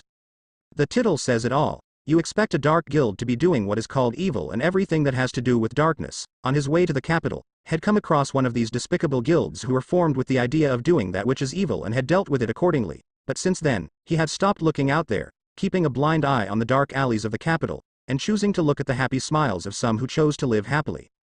But he couldn't ignore it anymore. He wasn't going to do anything drastic though. He would try to negotiate with these people before doing anything. Sometimes it was better to communicate than to use fists outright. Diplomatic didn't usually work in the shinobi world, though. Shinobi only listened when a kunai was pressed against their necks. He hoped it would be a little different, but the hope was little. He needed to get millions of jewels to settle Aika's debt. He already had a couple of millions from his savings since he didn't really do much with his monthly pay. Before he had even come to the capital, he had a couple of million jewels which he only used to furnish his small apartment. his rent wasn't even that high and he had no responsibilities whatsoever.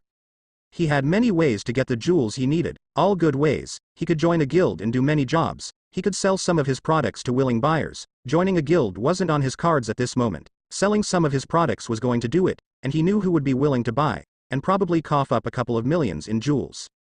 Since Hisui was busy, he could use this chance to get it done. Sighing, Naruto walked away from the library and headed towards the royal castle. He wasn't going to see Hisui. She didn't even know that had set foot in the place before.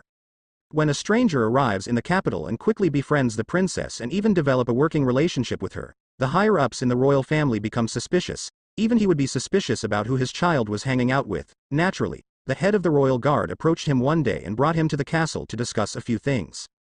Basically, he had been called for an interrogation.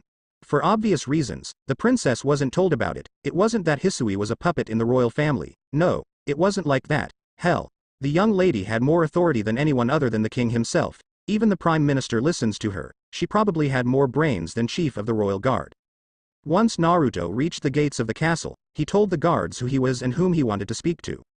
The guards had him wait while contact was made with the man he wanted to see. It wasn't long before the man himself came to fetch him. He was just as tall as him, fair-skinned, and of a good build. He also looked like a middle-aged man. His hair was short, a few threads hanging over his forehead, and he had small black eyes. He was wearing the usual royal guard uniform, but carried no weapon.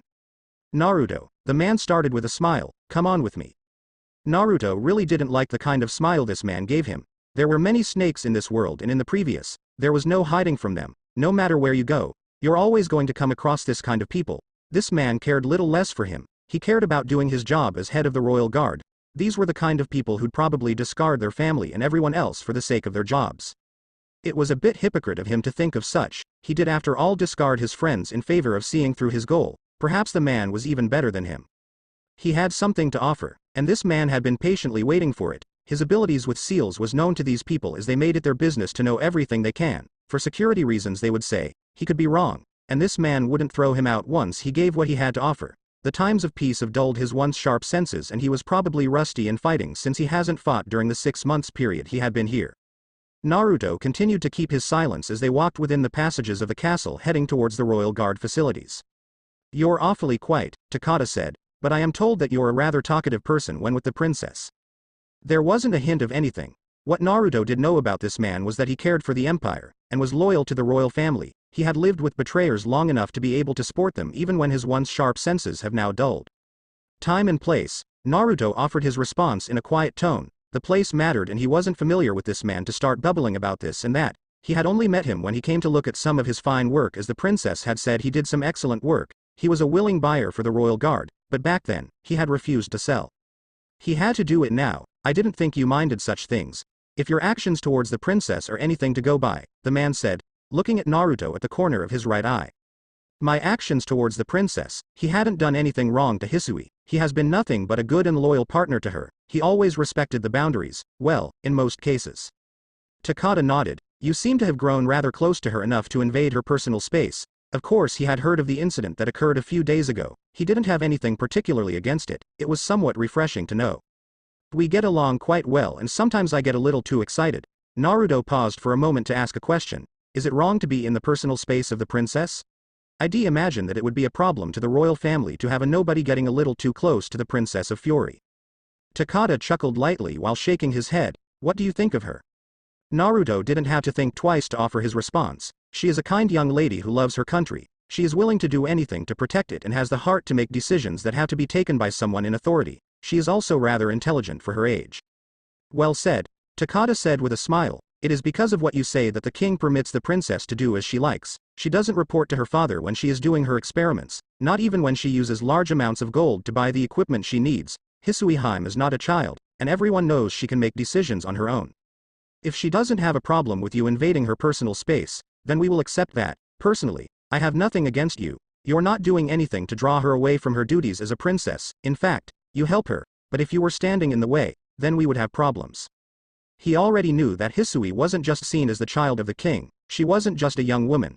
She was a capable leader who is responsible and loyal to her country. She didn't seem to realize it herself that she was trusted with almost everything. Her father would probably give her the reins and very few would complain about it. She commanded noteworthy respect from everyone in the royal castle.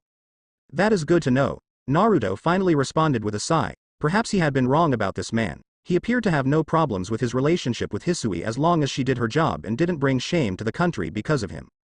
Why do you think that Princess Hisui's personal guard is able to leave you alone with her without worrying about her safety? The job of a guard is to be an attendee of him, her that he guards at all times. In fact, as long as the princess is outside this castle, her guard must always be watching her movement. Failure to do so is incompetence. If something were to happen to the princess while he guard wasn't by her side, then he would have to account to it. The man risks much by allowing the princess to be with Naruto alone. If evil people were to be on the loose, running after the princess' life, then someone would be needed to fight them. If the personal guard wasn't there, who would fight for the safety of the princess? The princess said something about it being safe with me. I imagine it is because she knows I have no cruel intentions towards her. If there was little suspicion, I believe I would have been removed away from her some time ago. Naruto responded with a thoughtful look. That is part of it, Takada said. We have indeed checked everything about you, but aside from a few incidents some months ago, there has been nothing about you. It is like you just popped out of the blue. We're not concerned about it though. After studying your activities in the past months, we have concluded that you're an honest person. This is why you're allowed to spend time with the princess. Naruto nodded. He would be surprised if they suddenly said they knew where he came from. His background would remain a mystery until the time is right to spill the beans. It was still understandable that they'd go through all lengths to protect the princess. She was the future of Fury after all. The main reason I have no fears of the princess' safety is because I know you're a mage, a capable one for that matter. The bomb was dropped. Naruto didn't show any physical reaction to it, nor did the expression on his face change. He had experienced too much to lose his composure. So far, he only showed skills in runes, seals. He never told anyone he was a fighter. There was a limiter on him that he set to avoid the power he had inherited from leaking. Only someone with fine eyes would be able to sense some of his own monstrous magic, not to mention he still had chakra. How do you figure? Takada smiled. When you have lived as long as I have, nothing much can miss you. Your posture is always relaxed, never showing that you're on guard. You do nothing out of the ordinary to reveal that you're a capable mage, but your eyes say it all, and regardless of much you try to hide your magical power, you can never suppress it completely. I did tell you that I know of your activities before you came here. I see, Naruto said, as I suspected. You're a former wizard, a strong one for that matter. He would still not deny nor confirm anything the man had said. It was safe to keep it that way. I don't know about that, Takada said as they went through large double doors. The room they entered was more of a training facility than anything. There were 4 men doing some light exercises. Follow me, Takada ordered the 4 men. They went through an exit in the training facility. It led them straining to what appeared to be a battlefield. Naruto guessed this was where they tested weapons. It was behind the castle. The terrain was nothing but clear ground with a few craters. There was not a single blade of grass. The 4 men went on to stand beside Takada holding their spears. You came here about that offer, I presume, Naruto nodded. I already told you that I wish to bolster the offensive and defensive power of the Royal Guard. Now, I have come to realize that though we have many men, they lack quality to go against mages. Some of them can't even wield magical weapons probably. Takada shook his head. I have been looking for different methods to improve the quality, but nothing has satisfied me so far. The strength of an army isn't always determined by individual effort, but by the collectiveness of the group. A weak army weakens the country, and a strong army does the opposite. Without drawing out the quality and sharpening the skills of individuals in a group, they can carry fancy weapons but still lack the expertise to use them. I have come to understand that the weapon doesn't matter much, but the one who wields the weapon is what matters. I can give you something that will strengthen your weapons, but if your men do not have the mental edge to wield them probably, it won't make any difference. Takada waved his right hand in a dismissive manner. Don't concern yourself about that. I will deal with it. Naruto nodded and motioned for one of the guards to give him his spear. The blonde pointed it at the barren ground before it shot a laser beam that traveled for a small distance before dying down. This is the normal shot of the spear, he said as he touched the tip of the spear before pointing it at the clear field. This is after I have touched it. A blue round magic seal formed at the tip of the spear. A blast that tripled the first one in magnitude shot out of the spear and traveled a longer distance before hitting something and exploded. Naruto turned to face one of the guards. Shoot me, he said.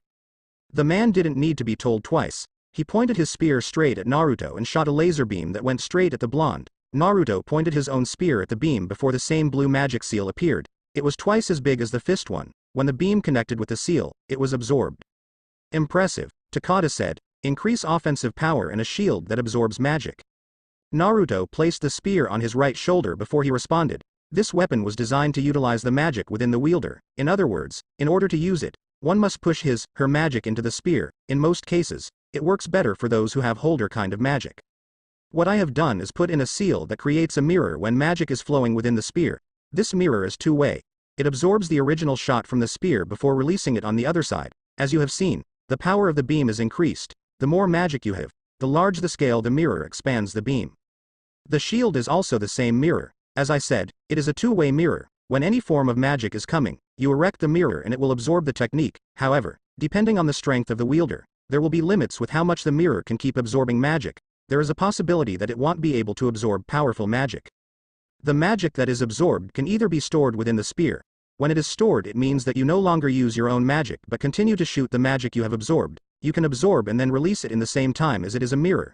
It is more like reflecting. As I said, there are limits. If you absorb too much magic, this thing will explode and it might be nasty. Takada was silent for a few moments as he sorted everything that Naruto had said. This seal, how do you apply it, and can it be erased? What I have done now, write it down on the tip of the spear with my magic. In this form, it can't be erased. As long as the spear remains, the seal will always be present. Another way to apply it is to engrave the seal markings when the spear is being crafted. In this way, it doesn't matter where you put it. Don't I have to understand the seal in order to activate it once it is engraved on the spear? Naruto shook his head. As long as there is not fault in the formula I give you, it will activate on its own once magic flows through the spear. The blonde paused for a moment as he thought for a lighter way to explain it, in a practical way. What I will be giving you is like a stamp. Everything is already set. All you need to do is stamp that which needs to be approved without even understanding the mechanism behind the stamp. Is there anything else? Naruto nodded. I have also created a seal that can be used on the armors your men wear. Now, this shield can protect one from physical attacks and purely magical attacks. Its durability depends on the damage the wearer receives. It doesn't matter how strong you are. If the shield takes considerable damage, it will break. There is also a token I formed that will increase speed of the one that applies. This will only be temporarily though, but the speed gained will be great and not so easy to deal with. Let us see this, shall we? You have thrown in theories. I want to see all these practically, Takada stated. Naruto nodded and motioned for the 4 guards to follow him to a good distance. Hours later, Naruto was tired. Hell, if it wasn't for the fact that Aiko was probably waiting for him, he would have passed out already within the castle. It was already dark outside. They could just throw him in one of the spare rooms since there were many of those rooms in this place. That man had made him do so many things today. At least he didn't end up showing any of his magic to the man. He had seen that the man was a little disappointed that throughout his exhibitions, he didn't use any of this real magic or even use any physical attacks. He was always using the guards to do it in the weapons that were available to him. He wasn't that easy to read, and even when he was playing under that mon's thumb, he wouldn't act so stupid and reveal things he liked to keep hidden. Overall, he was proud for being able to keep his guard up and never make a single mistake to give that man anything to read. It could only lead him to be exploited if he let his guard down and allow the man to know more about him. He hadn't denied nor confirmed that he was wizard after all. He was a little surprised when Takada told him where the princess was and had told him see her before he left. If it was to see the princess, well, Naruto didn't relent. He allowed of the guards to lead him to the princess quarters. It would be for the first time he would be seeing her at home. He always saw her at the library and never within the castle. Once they reached the doors leading to Hisui's quarters, more guards were stationed outside the large doors. Well, it was for security. Even the most fortified places have been infiltrated by evil geniuses. There was no place that was secure to some humans. Still, Naruto didn't think there would be anyone who would want to harm the kind princess. She had no problems with anyone. Naruto was allowed entry into the quarters. From first glance, there was no doubt that this was the home of a princess. Lights glittered from the ceiling in the living room. Naruto didn't look elsewhere. He just went down to make himself comfortable on the couch. A few minutes passed and the princess finally came around. Her surprise at his presence was evident on her face and tone. Naruto. She walked over to him carefully, looking at him questionably. Did you break in here? She sat down on a sofa just away from Naruto, on his left side. Naruto shook his head with a smile.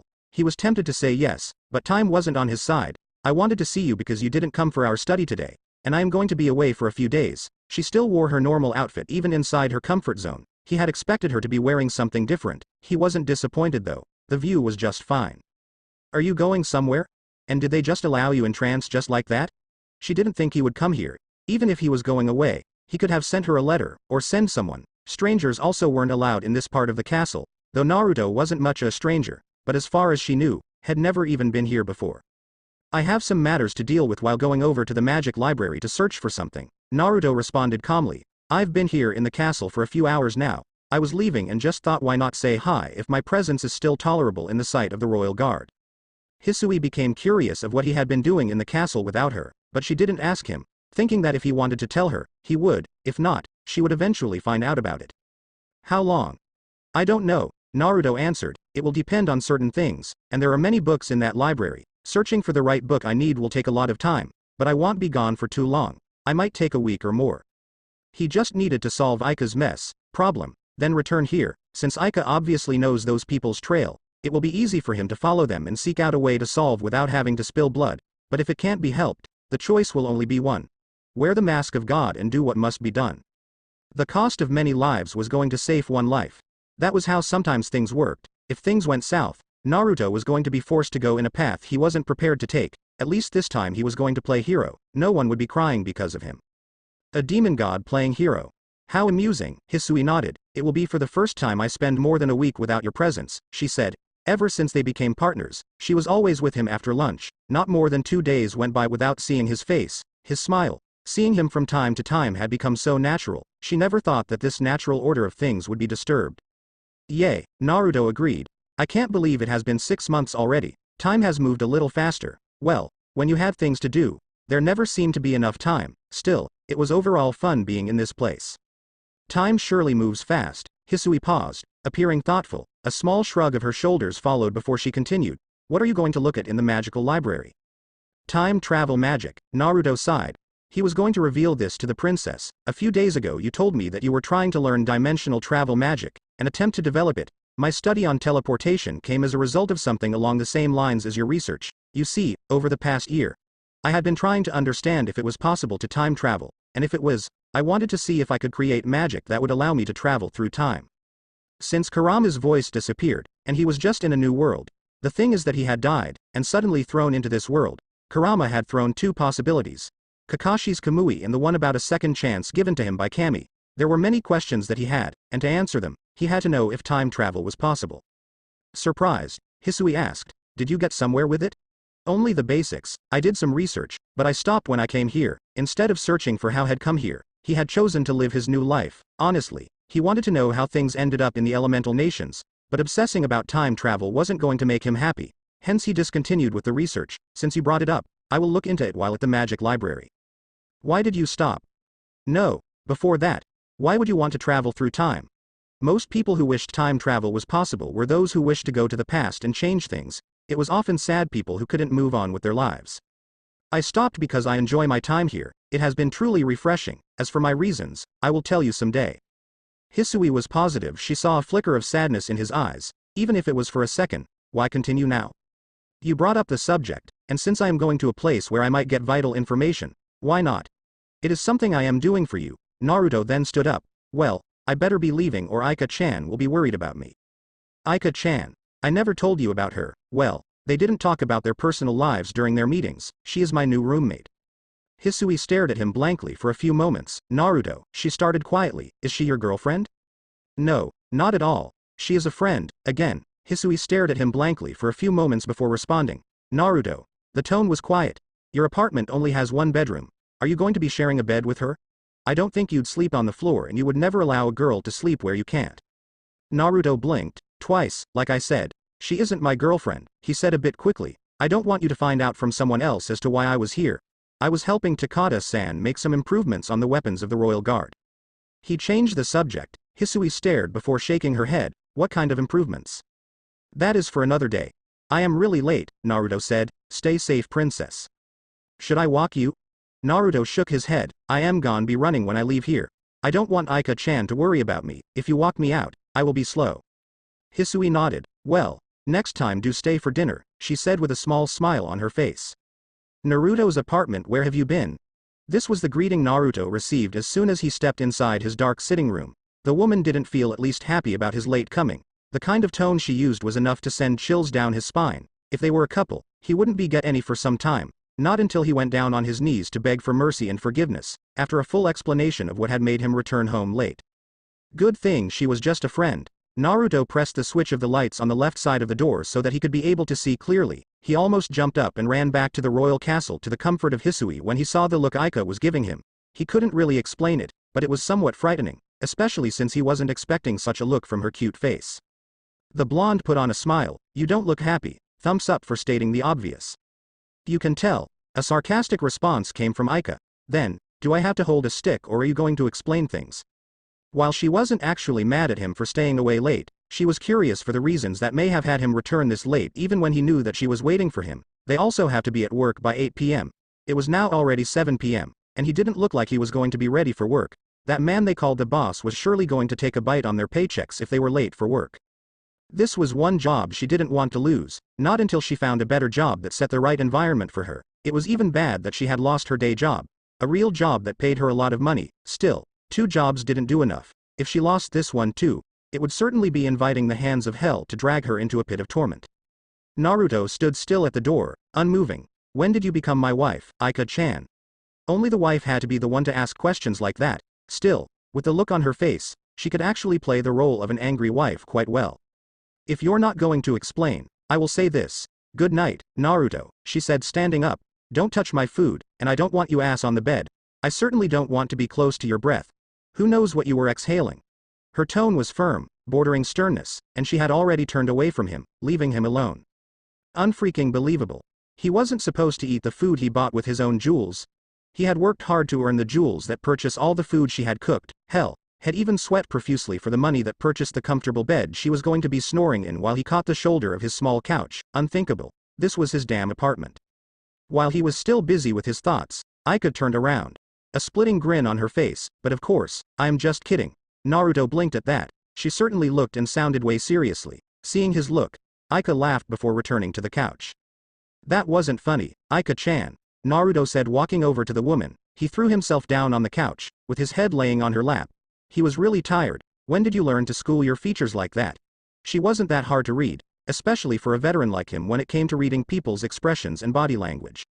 Aika smiled down at him while she messed up his already messy blonde hair. I learned it from you. Me? Surprised, he was. I didn't think I was giving any lessons. Well, I've spent more time with you than anyone, even the princess. When we count working hours, you interact with a lot of people at work, and regardless of what happens, you're always calm. You're able to control yourself perfectly without showing anything you don't want to show. That is not to say you're always wearing a mask. You're a lot more perceptive than I thought, Aika-chan, Naruto admitted. Did I worry you? Aika shook her head. Not at all, she said. I thought you'd be worried thinking I'd run off to deal with your problem, Naruto stated. Though he was making light of it, he was going to do exactly that. You. Aika's brows furrowed before she shook her head. That could come to mind if you disappeared. Certainly, Naruto was a lot more caring that he let on, and if someone he knew was in trouble, he'd have no problems in trying to help. You look tired. What were you doing? I was working on a really tiring job, Naruto responded without going into details. The man who was working me didn't seem to mind that hours were dipping by one, hence I am late. What of our work then? I resigned both of us today. Before he went on to the library, had gone to find that man to tell him that he and Aika were quitting their jobs. Of course, he didn't take it kindly, but Naruto had just enough of that man who lacked any form of morals. He cared for nothing other than profit and the sales of his bitter drinks. What?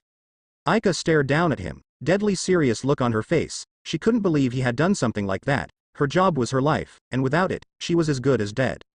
I quit my job and mentioned you were also quitting. That job is not good for you and you don't enjoy it anyway. If you want to be happy, you have to work in an environment that is conducive for your happiness. You're sad, Aika, and I want you to be happy, regardless. Aika stayed quiet for a few moments. Naruto. I needed that job, that was all she said, and all that needed to be said. I know, Naruto said. I told you.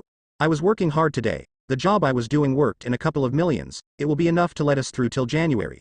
You will be able to make your rounds. We will find good employment for both of us. If we can't find anything, the princess owes me a favor. She will find work for you. A job that pays well. Why? I told you, Aika. I worry about you, Naruto said smiling. Don't think too much about it. Just go with the flow, and I assure you, I will not put you into further trouble. Right now, I just want to eat and rest. Will you feed me? Well, you gave me a place to stay and I eat your food for free. Feeding you is the least I can do for you, and you really look worn out. I do wonder what kind of job you were doing today. Even when he sometimes worked more than anyone at the bar, he never seemed this tired from doing physical work. Today, he must have worked harder than he did normally. It made her smile just to know that he was doing it for her. She used to have everything in her past life, but she didn't have people who truly cared for her other than her parents. The so-called friends were only there because she was the daughter of a rich man. When she lost everything, they all turned their backs on her and walked away, leaving her alone to face the world. She had never been forced to live on her own. but she learned to live on her own after her only family also disappeared from her life. Coming here was the right choice after all. If she didn't come here, she wouldn't have met him, she wouldn't be so comfortable as she is now. Even though a man was resting his head on her lap, he was so close, yet she didn't mind. She would never allow anyone to get this close. Naruto was Naruto, he was somewhat harmless. More physical work than I've ever done since I came here. Well, almost tiring as the night. Tuka-chan kept me up all night, he finished in a whisper, but Aika heard him clearly. Tuka-chan? I thought you said nothing happened during that night? Aika questioned, looking down at him with a small glare. This isn't the same night I am talking about, Naruto said with a small tired, nervous smile. Tuka-chan and I go way back. When I started working at the bar, she was the one who showed me around the capital and everything at work. I was her friend, and she didn't tell me. More importantly, you slept with her.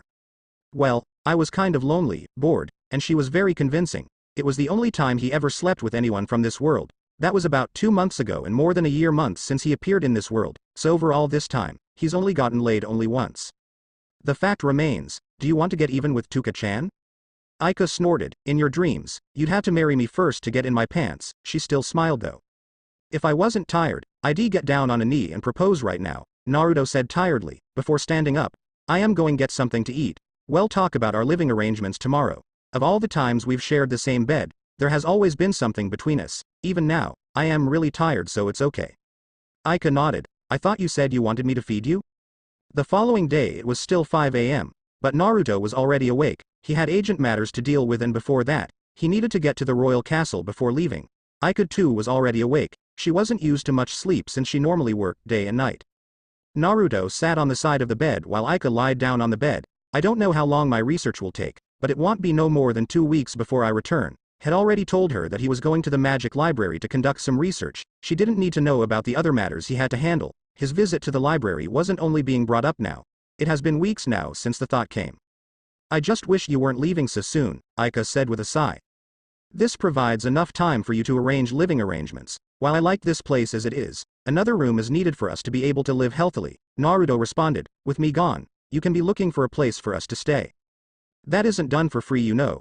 I told you that I was doing a job yesterday, and what do you think I do with my earnings when you don't see me buying everything? Despite working in a bar, his earnings weren't that modest. The business wasn't a small thing after all. There were a lot of customers and more money that flowed into the business. Aika shrugged. I don't know. Maybe you have some family somewhere that you send money. There are about 500,000 jewels inside the safe in the wardrobe. Someone else will bring a couple of jewels at around 10 a.m. So don't leave before that person comes. Use the money to get a new place. It is okay if you wish to lease a new house, but don't move anything from here. I still wish to keep this place.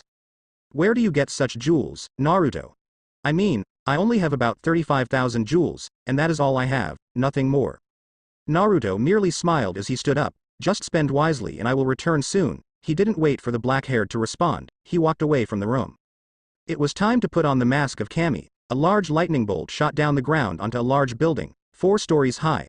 The impact of the lightning didn't make an explosion, nor did it force the ground to shake despite its overwhelming size and speed. When it connected with the building, it completely erased it, leaving no trace of the building ever existing. The only thing that remained was a large crater and a blonde standing not far away from the crater. The building had disappeared in mere seconds. That is his 20th Dark Guild. There might be more than this number, but according to our intelligence, this is the number they've so far managed to associate with him. This is the only live recording we have, but according to eyewitnesses, that is the same spell he uses each time he destroys a guild. One member from the Magic Council said to the other members who were all standing in a circle while watching the recording of Naruto doing another job. The elderly man continued, the spell varies from size of the guild he has to destroy. He can make it big or small, but the results are always the same. Everything the spell touches is erased from existence. There hasn't been any report of anything surviving the spell. They were deliberating about the issue that had been brought to their attention. Recently, the number of dark guilds has been thinning down and a rumor went into the air. A man was roaming around the world destroying guilds with one spell. He has only destroyed on 3 outside of Fury, but they were closer to the borders. His actions were obviously focused on dark guilds within this country. Today, they were brought evidence of this actions. What do we know of him? Another member questioned. Nothing as of yet, Seagrain responded. There has been nothing at all about him. Our intelligence is still working on it, but they can't seem to find anything. Everything about him spans from 14 months ago. Before then, there is nothing. We don't know about his fullest capabilities. Our intelligence has only reported to seeing him use that spell only. They haven't reported him fighting anyone else. and we can confirm that he doesn't belong to any of our legal guilds. We don't know if he belongs to another dark guild and is merely weeding out the competition," the elderly man who had first spoken added. Nothing about their new subject had been found. There is no record of him being anywhere in early days or being a wizard, but the intelligence division did report that he was seen at the capital of Fury for some time. It isn't known what he was doing there, but it reports from their intelligence only say that he was living a normal life, but that was debatable. The report I recently read from one of our operatives makes mention of the fact that he is quite aware that we're investigating him. The operative says that he has made contact with the subject, but nothing concrete was said, Seagrain added, completing the report on this new wizard who was terrorizing dark guilds. "Are we going to take action against him?" Ujima asked. "The kind of magic he uses doesn't leave any trace of the humans he's killed. With each guild he has destroyed, he's disintegrated many dark mages. I believe such magic is dangerous, especially when we know nothing of him." A few nods went by. "Why don't we just leave him be?" Ultir suggested. "If he knows that we're onto him, but still continues to do what he does, then there has to be something he is holding onto. If we move to apprehend him now, we won't know anything about him or his abilities." Of course she had her own agenda about the matter. Lightning that could turn anything it touches into ash was interesting to her. As far as she was concerned, there was no one who used lightning magic like he did. Stalling here would mean that she was going to have more time to play while digging for more intel. Who knows, maybe even pay that man a visit. "I agree with her," Seagrain said. "All he is doing now is removing dark guilds.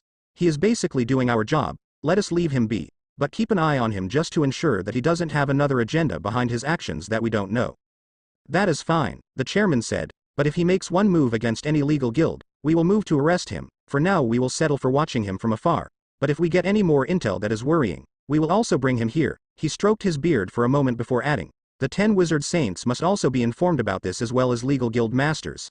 This way, if any of them has ever had any confrontation with him they can give us the information." That was final. After all, the chairman had spoken. Capital that bastard. Aika cursed, hitting the bed she once shared with Naruto. He had freaking left her alone with his home and all his money. Who the hell did crap like that? Worst of all, he didn't even say he was leaving. She figured he had more guts than to leave her alone without even saying goodbye. If he could say goodbye to his beloved princess, why couldn't he say goodbye to her? She had other friends within the capital, but there was no one like Naruto, and he had been the only male friend in her life. The only man who didn't befriend her because he wanted to get into her pants, had actually befriended her because he was a good person and was willing to help her in the times of need. There were many times Shed felt so weak, and lacking the drive to move on, but had always been there to pick her up. But now that bastard had left her alone. For the months Shed known him, she would have preferred it if he left with her. She wouldn't have minded traveling around with him. Hisui had simply said had gone to travel and would one day return. But there was no date of his return, and the fact that even his letter didn't even specify on what it was that he was doing made her feel itchy. She really missed her Naruto and could only hope that he was doing well wherever he was. One thing Hisui was willing to reveal was that he was actually a mage. That actually pressed all the red buttons in her head as she began to see things clearly because of that revelation. And now that her tormentors didn't show up for their money, she was beginning to think that the bastard had something to do with it. The princess did say he could handle himself, but she hoped that wherever he was, he wasn't biting on anything he couldn't chew. Aika sighed, throwing herself on the bed. She took the pillow he usually used and held it closer to her chest. She really missed his scent and comfort. That was something he didn't lack. He was always oozing warmth around her, and his smiles always cheered her up. She really wanted to see him again. The bastard had even left all his clothes behind, probably so she wouldn't realize he was gone just moments after his departure. Still, she felt bitter for his choice to leave her alone. He had even promised her that he would always be there for her. He had promised he would always watch over her when she needed him. She needed him now, but he wasn't here, cursed liar. A loud bang on her door cut off her flow of thoughts. Aika sighed before getting up. Today was her day off from the bank and she wasn't really wearing anything other than Naruto's long-sleeved crimson shirt. It was a little big for her, but it suited well since she was staying indoors. She got out of the bed and walked towards the entrance into the apartment, not minding her modesty. She could only hope it wasn't any of her new colleagues. She was surprised when she saw the princess standing in front of the door. Ever since the younger female came here to bring her the letter Naruto had given her, she hadn't returned again, and it has been more than a month already. She didn't really give much thought to it since she figured the princess was busy being princess and they weren't exactly friends. They both were just close to a certain blonde who kept them from each other. Aika forced a smile on her lips before greeting the green-haired princess. "Hello, princess," she said. Hisui's brow furrowed seeing the shirt the woman in front of her was wearing. It was Naruto's shirt. There was no way she could mistake the shirt, even if it was during a dark night. She guessed the woman was really attached to Naruto way more than Shed first thought. She should have expected it though. Naruto did leave all the money he had in his treasured apartment in her care. Pushing some unwanted thoughts at the back of her mind, Hisui showed her flawless smile before responding. Aika-san. How are you? I do hope I am not intruding on your time, she said quietly. Judging from her look, it was no doubt the woman had been all alone in the apartment doing nothing serious but curse the man she was wearing. However, it wasn't that she was going to be permitted some time, though. She didn't think Aika would tell her to leave. She was the princess after all. The reason that weighed more, though, was that Naruto was also hers and so she deserved to partake in his belongings. She'd even known the blonde more than Aika anyway. Not at all, Aika said. She couldn't call cursing Naruto work that didn't need to be disturbed. She welcomed the visit as it would probably give her some time free from her bittersweet thoughts of Naruto, and I am well. How about you? Good, Hisui said. Can I come in? Sure. Aika cleared some space for Hisui to enter. She looked outside for the princess guard, but she didn't see anyone. She closed the door behind her and turned back to face her guest. She didn't need to tell Hisui to sit as she had already made herself comfortable on the sofa. Can I offer you something to drink? Hisui shook her head. No, I am not here to stay for a long time. I just came to take something, she said. She did appreciate the hospitality though. At least there wasn't any trouble between her and the woman who seemed much more attached to Naruto. Aika nodded before settling down. I don't mean to sound rude, but what do I owe this pleasant visit, Princess Hisui? As I said, I came to take something, Hisui said. To be more precise, I came to fetch some books that are in Naruto's shelves. The one in the bedroom, left side of the wardrobe. She could have walked in and taken them herself, but it wouldn't be a good thing to do, especially since Naruto left ownership of the apartment to this woman. Basically, it was now Aika's apartment. I'll get them, Aika said as she stood up and walked towards the bedroom, though, she was surprised that even the princess knew the parameters of this place. Naruto hadn't mentioned bringing the princess into his bedroom. Could Naruto have? No, it was unlikely. Still, that left a question unanswered. What was she doing in Naruto's bedroom? Hisui looked around the room after Aika had left. Nothing had changed. The woman didn't change things from the way Naruto had put them. She'd thought that she would put in a woman's touch in the place since Naruto was gone. It wasn't that the place was manly, really. There wasn't much even in the sitting room. It was just sofas, a table in the middle and a large screen, facing the door, on the left side. The right leading to the kitchen. There was a large shelf containing books and scrolls. This was her third time coming here. She'd first come here with Naruto himself as she wanted to see his home and take a book from him. The second time was when she was bringing the letter addressed to Aika by Naruto. The blonde's scent was no longer within the atmosphere, and it was rather a disappointment. Aika returned with 3 books in her hands. She placed the books on the table before settling down and spoke her mind. I didn't think that Naruto brought back even Princess to his den, she said with a smile while her eyes carefully looked at Hisui's reaction. It took a few moments for Hisui to understand what Aika was saying. When she did, she chuckled while shaking her head. No, she started. I was here because I wanted to see his living conditions, and examined every room while I was here. Oh, Aika said. She sounded honest, she thought. It made her feel relieved though. ID thought that he was perhaps playing in the high league. It would have been surprised though since he seems to like women not young ladies. Hisui was silent for a few moments before she spoke. I wouldn't know, she said. Certainly. Naruto displayed 2 personalities between the two of them. The only common thing was his kindness. She knew Naruto as a kind, smart, and a sealing genius. He also understood the workings of magic quite well. To Aika, he was the kind and comforting friend. How are you? Aika didn't need to guess what the princess meant. I am good. Just a little sad that he is gone, she said. Perhaps little was an understatement, but she was doing well, aside from the Naruto department which bothered her, and would continue to do so until the bastard showed his face before her.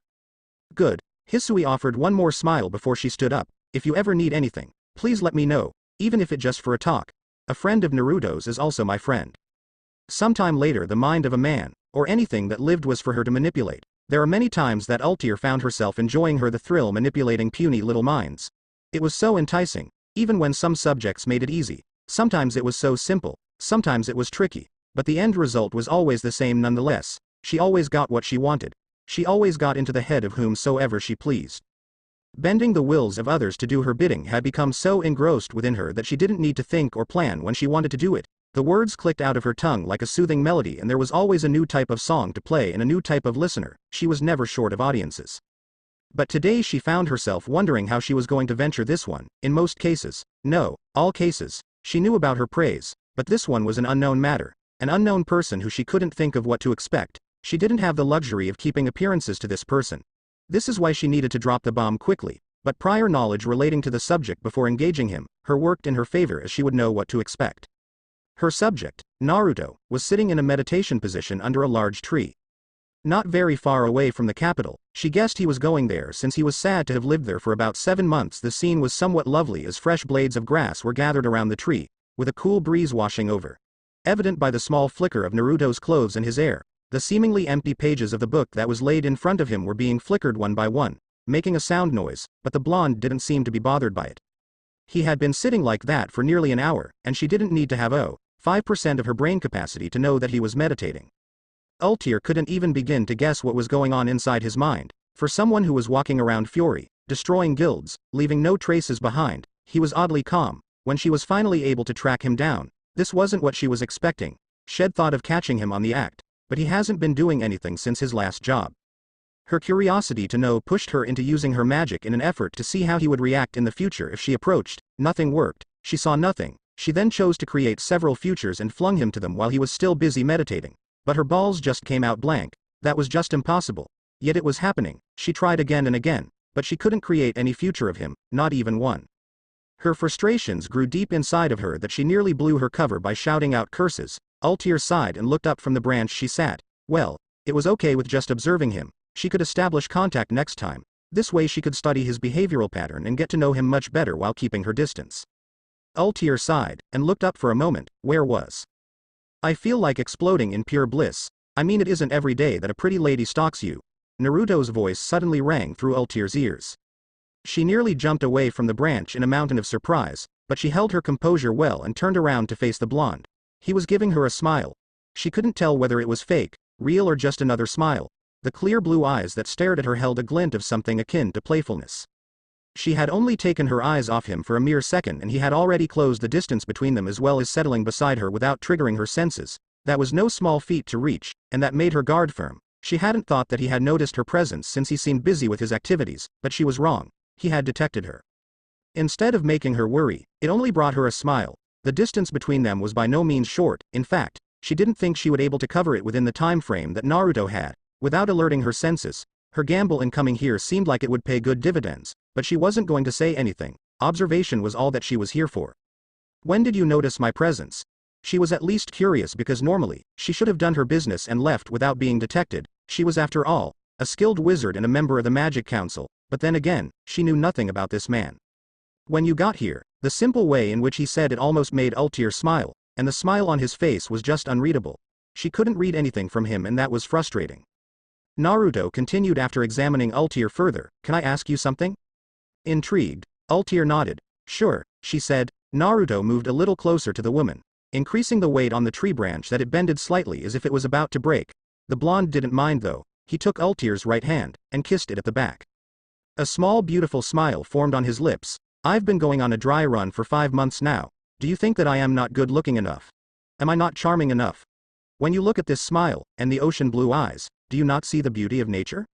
That was what Ultir wasn't expecting. Absolutely. She thought he was going to ask her something serious, but she missed the mark. Still, she smiled, after shrugging off her obvious surprise. Well, you don't look too bad, and your smile is rather beautiful.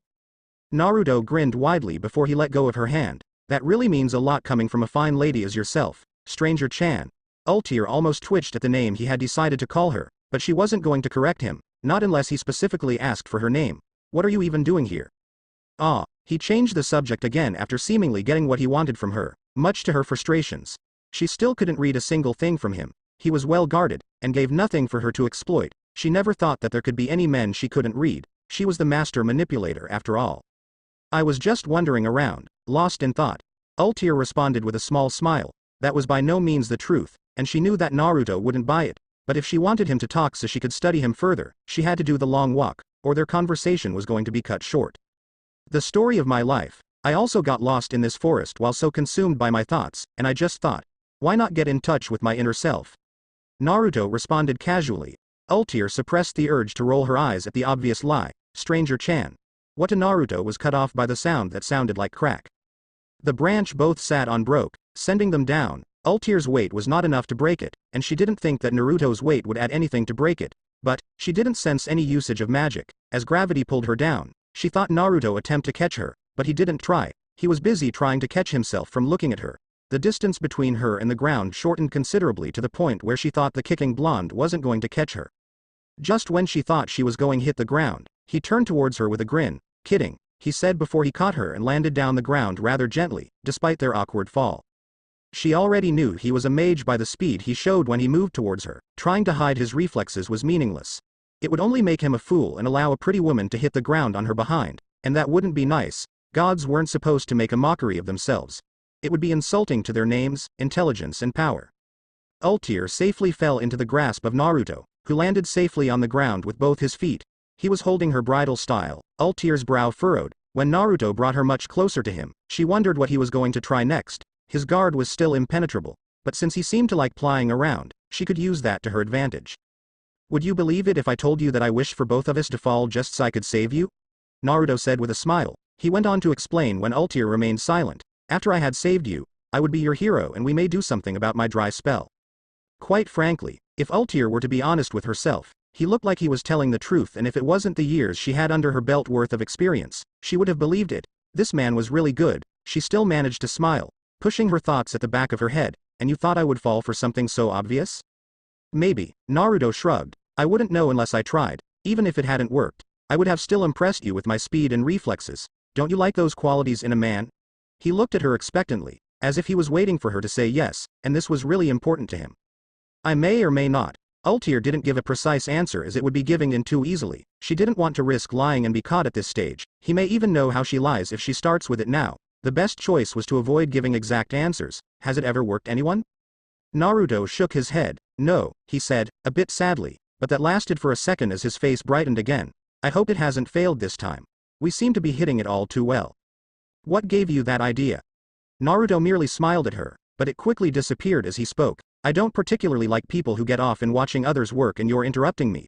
Wouldn't it be better if you hit the road and went to play somewhere else? No emotion was coded in the tone, but it was perfectly calm. Who are you talking to? Ultir asked, still held carefully in the hands of Naruto. Naruto didn't say anything. He tilted his head a little before another voice spoke. She did note that his eyes looked at her strangely, as if studying her features because of the newcomer. You didn't look like you were getting anywhere. There's nothing that I can say I interrupted. A somewhat crazed voice said as a blonde man landed on the ground, a little bit behind Naruto and Ultir. My, you seem to be enjoying yourself. He was obviously ignoring the stranger. I mean, we've been standing like this for a few moments and you haven't requested that I put you down. Naruto then gracefully placed her down the ground before turning to face the second stranger. See, I was getting somewhere. The blonde-haired newcomer merely laughed, psychotically as he did. That isn't going anywhere. Naruto shrugged before looking at the heavens from the parted leaves above him. He then looked at the blonde again. Judging from your intolerable laughter and appearance, it is safe for me to assume that you're one of the seven kin of purgatory, Zankro. Both Ultir and Zankro were surprised not just by his knowledge, but the tone of his voice. It wasn't cheerful, nor was it light. It was bordering stern. Just by that, Ultir could deduce that Naruto wasn't fond of Zankro, but that only worked in her favor as some fireworks were surely going to be ignited, and she could get the chance gauge his strength further since he didn't reveal much when the Magic Council was able to locate him. Ya know of me. But it should NT be surprising since I am from the strongest guild in a godslayer. Another psychotic laughter roared through the forest, coated in the wells of arrogance. He was chasing after dark guilds so that he could destroy them. He didn't want to see Acnologia summoned to this age to cause havoc by the evil deeds of men. While he was destroying these guilds, he had to collect intel so that he may be aware of what he was dealing with. Some of the things he's heard about the guild where this psycho belongs were enough to temporarily shut down at the joy in him and turn him into a demon. It is my business to know everyone in the dark circle. It would only be stupidity for me to hunt down dark guilds while not knowing who the true enemies are. Your presence here tells me you have some business with me. Naruto eyed Ultir for a moment before turning to Zankro. I am not interested in whatever you are selling. It felt like the message was directed both Zankro and Ultir. Naruto then slowly walked towards Zankro. He didn't stop when he had neared the God Slayer. He simply walked past him on the left before speaking to Ultir. I hope I will see you again, Stranger Chan. He smiled once more before proceeding to walk away.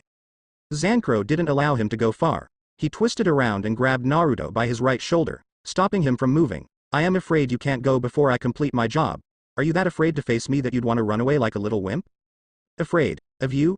Naruto said in mirth. Not at all. But I am afraid for you. The more I am exposed to that laughter and stupid grin of yours, the more your presence will become intolerable. Though had been a disgusting evil himself and was committing evil by killing, he truly detested those who reeked with malice and were possessed with a streak of sadism. Zankro tightened his grip on Naruto's shoulder in an effort to enforce superiority. Knowing that fireworks were surely going to begin, Ultier made her distance so she could watch proceedings from a safe distance. She wanted to see just how strong Naruto was. She needed more tools in her locker. Zankro was the best to test him, as Hades believed. None of his elites could be defeated. If Naruto couldn't put a good fight against Zankro, then he was as good as dead and useless to her. Still, he appeared to be perfectly relaxed even in this situation. He did mention that he knows Zankro. If so, then he must know about the God Slayer's power. She also found it somewhat amusing that he says Zankro's presence is only tolerable. It was only a few minutes after the other blonde appeared and he already found the blonde's presence intolerable. Naruto shrugged off Zankro's grip and turned around to face him. The look on his eyes was just devoid of any emotion, and a deep frown covered his expression. I enjoy the rush of blood during a good battle, but I don't like being forced into a battle. If I end up killing you, I will have Grimoire heart chasing after me. I don't want to have that now. I wish to weed out the small players before anything else. Having the big guild such as Grimoire heart chasing after him wouldn't work in his favor. He was still balancing his power and regaining full usage of both chakra and magic. His techniques during the glory days were like a distant memory, and the atmosphere in this world was a little different from the one in the elemental nations, hence he had to familiarize himself with how the wind flowed before showing these people the power of a god.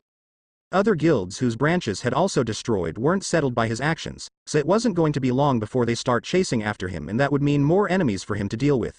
There was also the Magic Council which was also following his movements, and that was rather troublesome since it was only a matter of time before they acted. He would have to join before anything though. What are you gon' do if I force you into battle, huh? Zankro demanded, not the least concerned with Naruto's attitude. He was after all a god slayer who's yet to face defeat in the hands of the enemy. What could scare him with those stats? Naruto's eyes gained a glint before a small blue magic circle appeared above Zankro. Before the god slayer could say anything, or even take action, he was crushed down the ground by a force of gravity. It wasn't so much strong to make him splash down with his face, but it was enough to make him struggle down on his knees to get up. Kneel before Kami. Perhaps he took his title as Kami into literal terms more than he should, but the thing was that he had lived too long being revered as God that even today, he saw himself as nothing less than that. Moreover, it really displeased him when someone tried to lord him. Such steps needed to be taken and it could potentially end things without the need to raise his hand. Gravity. But it's not strong as blue notes, Zankro thought as he struggled to regain control. It pissed him off when Naruto dared tell him to kneel before him. Kami, he was no god. Blasphemy. Your no. Zankro wasn't given time to continue because Naruto chose to interrupt him before he could finish. The blonde placed his right foot on top of Zankro's head, before forcing it down the ground. The mont's head hit the ground face on in a forceful manner that left a mark on the ground. Naruto then jumped away from the Godslayer while dispelling his spell. You hail as a god slayer. Let us see if you can truly perform as a wizard capable of slaying a god. The frown never left his face. Though he didn't like being forced into battle when he wasn't in the mood, he tended to get excited when the opponent was giving him a good match. This one was also proclaiming to be able to kill gods. It was a little interesting. Still not interesting enough though. He needed real S-rank wizards to be forced to fight seriously. Zankro growled inwardly at being made a dog by Naruto. It was frankly embarrassing and damning to his pride as a godslayer. Had come here to smack the blonde around and then give his report back to Master Hades, not to be forced to kneel down and have his head smashed into the ground like he was a weak idiot. He was Zankro from Christ's sake. Calming himself, Zankro laughed manically, forcing Naruto's frown to deepen as his laughter echoed throughout the forest. It was no doubt that Naruto didn't enjoy the sound of this creeping laughter, but the God Slayer didn't care. I am gonna make you pay for that. The flames of a god will make sure of that, he said after resting the crazed laughter. Naruto shook his head, his frown deepening by the second, though he was willing to see what this God Slayer could do, even though he was being forced to do it. There were laughs that he didn't want himself to be exposed to. These kinds of menacing laughers really reminded him of the evil that had infected the shinobi world, and it was the sort of evil that had vowed to carry on his shoulders and perish along with. Was he going to do the same in this world? He didn't want to. I give you two options. Do you want a total beat down, or should I fool around with you for a few moments? Basically, I want hit you with everything I have until the winner is decided. Naruto laid out his two options while holding out two fingers. Being powerful was so wonderful. He could control the flow of a battle while fighting weaker opponents, and even those he couldn't gauge their strength. It was so insulting that a nobody could arrogantly give him those two options, when they hadn't even fought. Did he think just because he was able to catch him off guard that once he could do it again? He did really think that he could slay a god slayer? Laughable, truly laughable. Zankro clearly showed his thoughts by rolling out another play of his crazed chirping before settling down into a large grin. Can you even give me a beatin'? Y'all full of yourself, but if y'all feelin' puffed up, come and give me a total beat down. Zankro held out both his hands, as if waiting for Naruto to take a free shot at him. Naruto held out his right hand, He folded the other fingers, leaving only the index finger pointing upwards. There is one rule that must be considered after the first rule has been selected. You are given a chance to attack first. Depending on how I adapt, you'll either be toyed with or given a total beating, but the end is the same. You'll be left at the inch of your life. Ultier almost laughed at the confidence of Naruto. It wasn't arrogance that was evident in the tone he was using.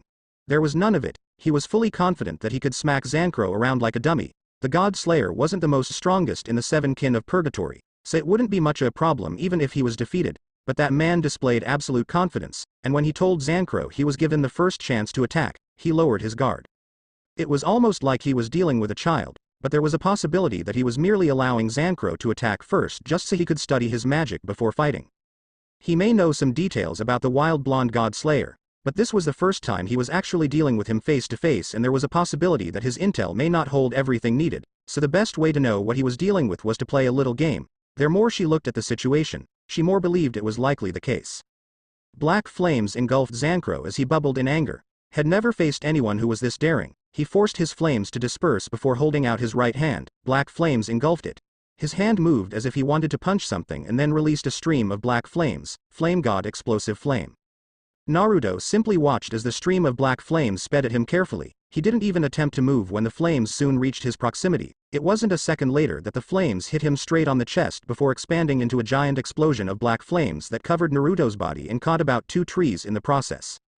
Zankro let loose of another psychotic laughter after he watched in glee when his attack hit the blonde dead on. Those are the flames of a God Slayer. They are superior to any flames, he boasted arrogantly.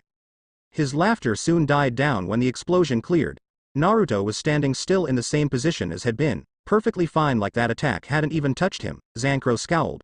That was totally unexpected. What he didn't know was the blonde didn't consume them or anything. They had actually impacted with him. The hard truth to swallow was that they just didn't do any harm to him. Perfect. He may have used something he didn't see or sense. No one could take the flames of a God Slayer and remaining standing like that. Well, that really burned, Naruto said. I certainly don't want to do that again. They really did burn. Guess he wasn't just saying they were actually powerful for nothing, but the power of flames depended on the control of the user.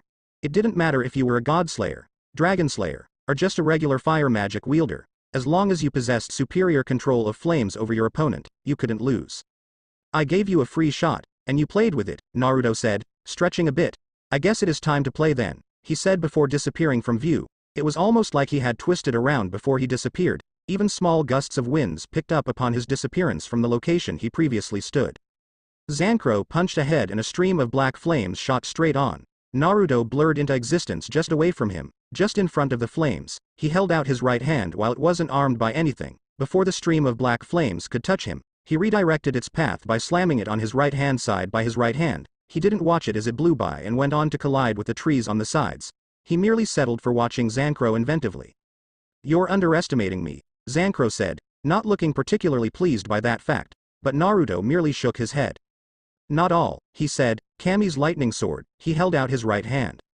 A blue magical seal quickly formed before it shot through a blue stream of lightning. The spell moved in such speed that Zankro was certain if it had caught him, at any part of his body, it would have pierced through. The speed didn't even give him enough time to cast his own spell. He just did enough to dodge the spell by moving to the right aside, only his upper body bending since he didn't have enough time to fully react. Despite missing him, a bit of electrical static touched his skin calmly, making him see just how much of a danger that spell was despite it being casted so casually like it was just a normal spell. No more time was given to him to dwell on his thoughts as Naruto suddenly appeared just in front of him, legs bended down, upper body leaning forward, and his right hand had a blue spiral ball of energy. He couldn't put his body into the right balance before the blonde pushed his spell onto his gut. It merely exploded upon contact, sending him flying backwards.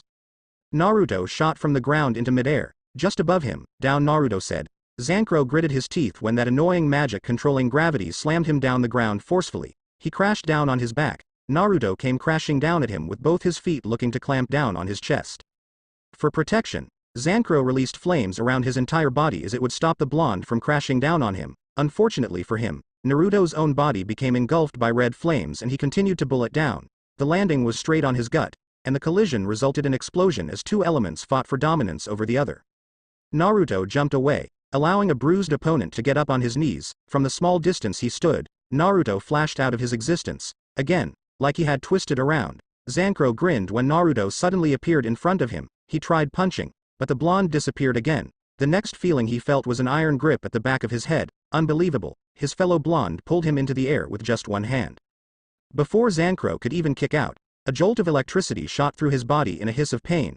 Once the electricity settled on his body, Naruto allowed him to drop on his knees. He looked at his hands and saw electric static running through, and he soon realized that the electricity was just used to paralyze him. I told you that I'd give you a total beat down, but I had yet to click into the right gears. That is no longer a problem now, Naruto said, turning the Flame God Slayer to face him. The paralyses would only last for a minute or less. That meant he had no time to waste.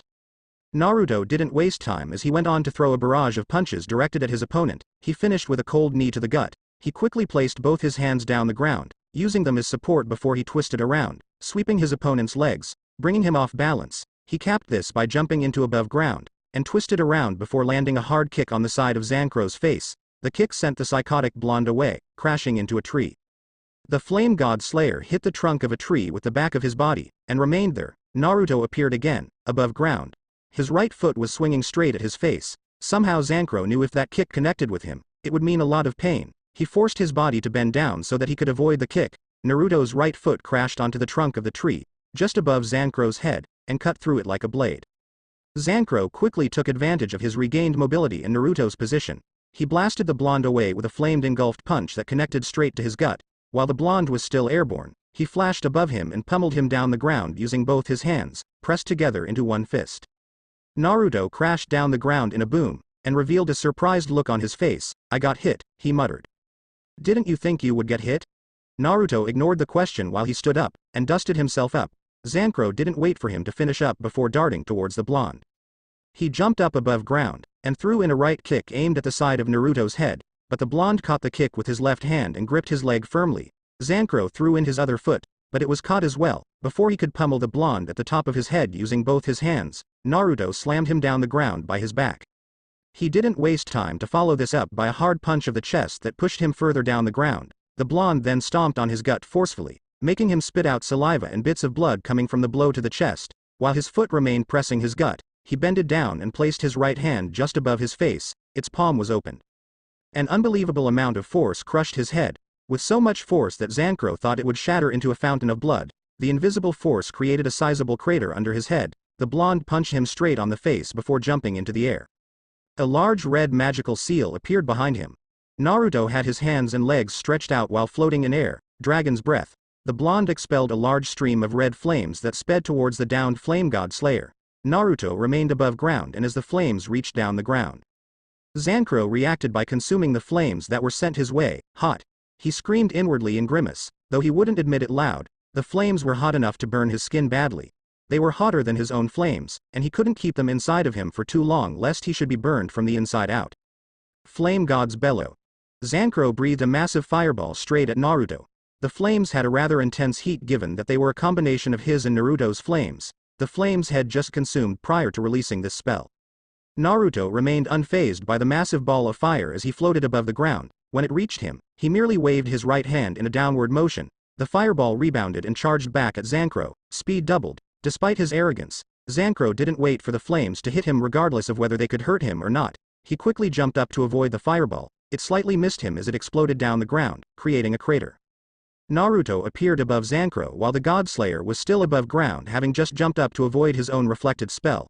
Attacking me with my own flames is an insult that should only be carried out by those who can stand me, he said before pummeling the psychotic God Slayer down the ground with a brutal back heel that caught the man on his right shoulder. He didn't give the God Slayer a chance to recover as he followed suit in great speed. The moment Zancro hit the ground, Naruto's fist crashed onto his chest with such brutality that his eyes widened in pure pain while his mouth spat out blood, citing internal bleeding. Naruto didn't care for the blonde. As soon as his feet touched the ground, his right foot was moving again, only to stomp on Zancro's face. The Flame God Slayer hissed. This was totally unexpected and utterly humiliating. It was unacceptable. Yet, he couldn't do anything than wish for the bastard stepping over him like Matt would make his distance so that he could catch a breather. Glaring at those eyes, he could tell that this unknown bastard was only beginning to dish out his total beatdown. The thought made him laugh inwardly. Naruto's right palm faced Zancro's face. A red magical seal appeared, and within seconds, a stream of red flames poured it with such intense heat that he could feel that water inside his upper body boiling. The flames washed over his head, The heat was enough to make him yell out inwardly as he couldn't open his mouth because then the flames would sneak inside.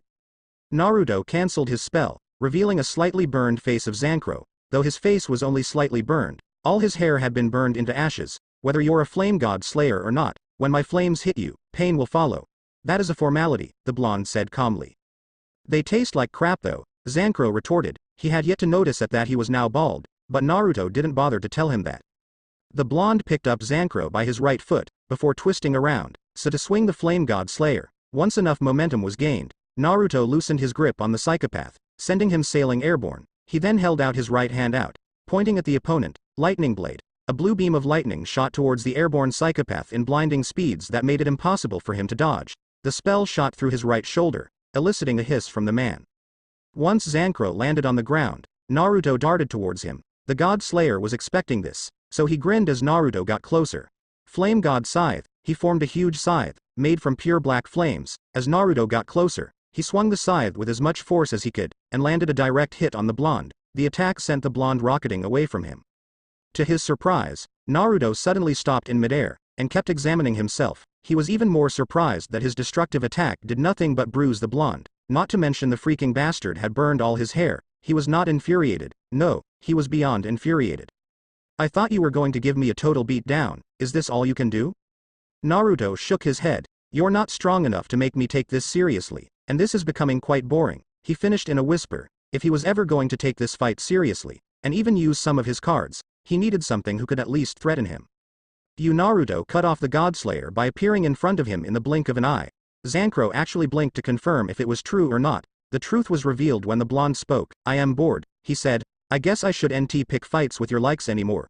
Doing so does nothing to make my blood rush. He shook his head slightly and cleared from Zankro's front. Wind bullet, he thought, flicking his middle finger towards the opponent's chest.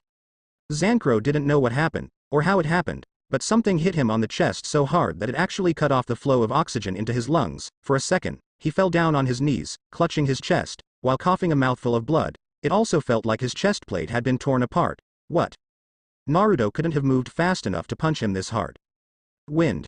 Naruto simply said. 2 compressed of wind bullets hit you from the back and front simultaneously. The speed was so great that if they didn't explode upon contact with your skin, they could have pierced through the back and chest. Once that happened, they would have collided inside your body, and the amount of pressure created by the bullets would have made your chest section go boom. Naruto turned away from the Godslayer. Oh. Your spinal cord is probably broken or shattered where the bullet hit. Unless you get a specialist in healing magic, you may never walk away again, and if you don't get help soon, your lungs will drown in your own blood, and you'll die. Capital Ah crap, Naruto muttered. Well, that summed up the situation he found himself. Arcot had returned here to the capital because there was something that he needed from the notes had left on his stuff. He didn't take everything with him since he planned on returning every now and then until his job was completed. The notes were rather important for time travel and the research he was conducting for Hisui and by extension, himself. He would need to use the magic, or technology once developed for his own purposes. Before returning, had gone to see that Aika was not around at the apartment, had even checked her at the bank and found her working. He did so discreetly so that she didn't know or see him as he didn't want to deal with her at this time. Not until a few months have passed. Curses to the manipulative bastard who allowed her to leave work early, or else she wouldn't have returned and catch him going through his stuff. He hadn't planned on something like this happening. He just wanted to take his notes and hit the road without the woman seeing him. Had solved her problems so she couldn't complain about anything messing with her life. More to that, had left her with a lot of money in his apartment which had rent paid for the next few months. She had everything she needed here. She had the chance to live happily without him around. That was enough, right? The woman had a rather scary look on her face. It was the most twisted and nasty look had ever seen from the woman. Not even Mei had given him that look. Even Sakura, who was consistently berating for every little thing he did, good or bad. Well, he could tell that she was displeased with his disappearance, or the fact that he left without saying goodbye to her. Either way, she seemed downright pissed. Aika thanked her gut for telling her to run back home. If she hadn't come back here, she wouldn't have caught this thief stealing in her own property. She didn't know whether to call for help or take the bat that was behind the door and smack that bastard to the inch of his life. She wouldn't complain, or hold any regrets over it, and she didn't expect him to complain. He deserved it after all. Obviously, by the nervous smile he was displaying, he hadn't been expecting her to show up. The cursed bastard had thought he could just sneak his way back into her apartment then leave without even saying goodbye or even a hello. I am still alive. The thought made her emotions swirl in a bitter taste that made her wish she could vent out her frustrations by becoming violent, but she calmed herself before she could do anything that would most likely kill him. Aside from her murderous thoughts, she was happy to see him, but she wasn't going to show it to him, not yet at least. Hello. Aika-chan, Naruto said, nervousness in full glory on his tone and expression on his face. You look well, he said. Ding dong. You're clearly the award winner for stating the obvious, Aika retorted sarcastically. Well, this was going to be difficult, Naruto thought. How else was he supposed to deal with this? How have you been? He gave another try. Is that all you can say? It has been almost 3 months, Naruto. 3 freaking months? And you left without saying a word, not a damn word. Do you know how that made me feel? Huh. She was yelling, answer me, Naruto. Naruto scratched the back of his head, keeping that nervous smile, had never been faced with such a situation like this before. A god, a full-grown man who had brought powerful men to their knees and powerful nations to nothing, couldn't deal with a mere woman who didn't even possess any special power. She wasn't a wizard. Laughable. I am sorry, Naruto said, more like asked really. Aika nodded her head rather furiously. Bingo. That is the right answer, jerk, congratulations. Obviously, the remark was in bitter sarcasm. I am sorry. Aika-chan, Naruto put it right this time, at least he thought he did. You're sorry? She was still shouting, so his response wasn't the correct one. Is that all you can say, Naruto? How long have I known you? I was like your girlfriend, and I would probably give my body to you, and you just disappeared like that, not even a damn word to me. You left like you were going to return later on. Naruto chuckled out his nervousness more than anything. Well, technically, I said goodbye on the letter I gave to the princess. That should have made up for his lack of words to her. By his own voice, it would have been a disaster if had left without saying a damn word to her. That was something even he wouldn't do. You sent a letter to your beloved princess and said goodbye to her, not to me. Do you even know that she came a day until after you'd left? Well, I didn't tell her when to bring it to you. Naruto defended Hisui. Besides, it wasn't like she knew everything that worked around their relationship. It also felt like the woman was rather bitter about the fact that he said goodbye to Hisui instead of her. He wasn't given the chance to say anything as the irate woman opened her mouth again, and this time, she was walking over to him. Do you know what I thought when you didn't return home? I thought those people had taken you because you seemed to be loaded, and with your connection to the princess, you'd make a good subject for extortion. Well, that was a problem. Naruto actually dropped his smile when the woman got closer to him. Unexpectedly, she punched him straight on the gut, before kneeing him. It didn't actually hurt that much. But Naruto didn't waste time for the theatrics. He clutched his gut, acting like it really hurt. That hurt, he said. Spare me the theatrics, Aika said, a bit bitterly. Your princess told me that you're a wizard. That should have hurt. Naruto regained his composure and looked at Aika carefully. I am truly yes. He trailed off when the Aika wrapped him in a tight, warm hug. Her hold was rather tight as though she didn't want to let him go. Shed missed his warmth, his scent, everything about him. She just wanted to cry. Naruto didn't waste time to put his hands over her for some warmth. Really, he did miss her.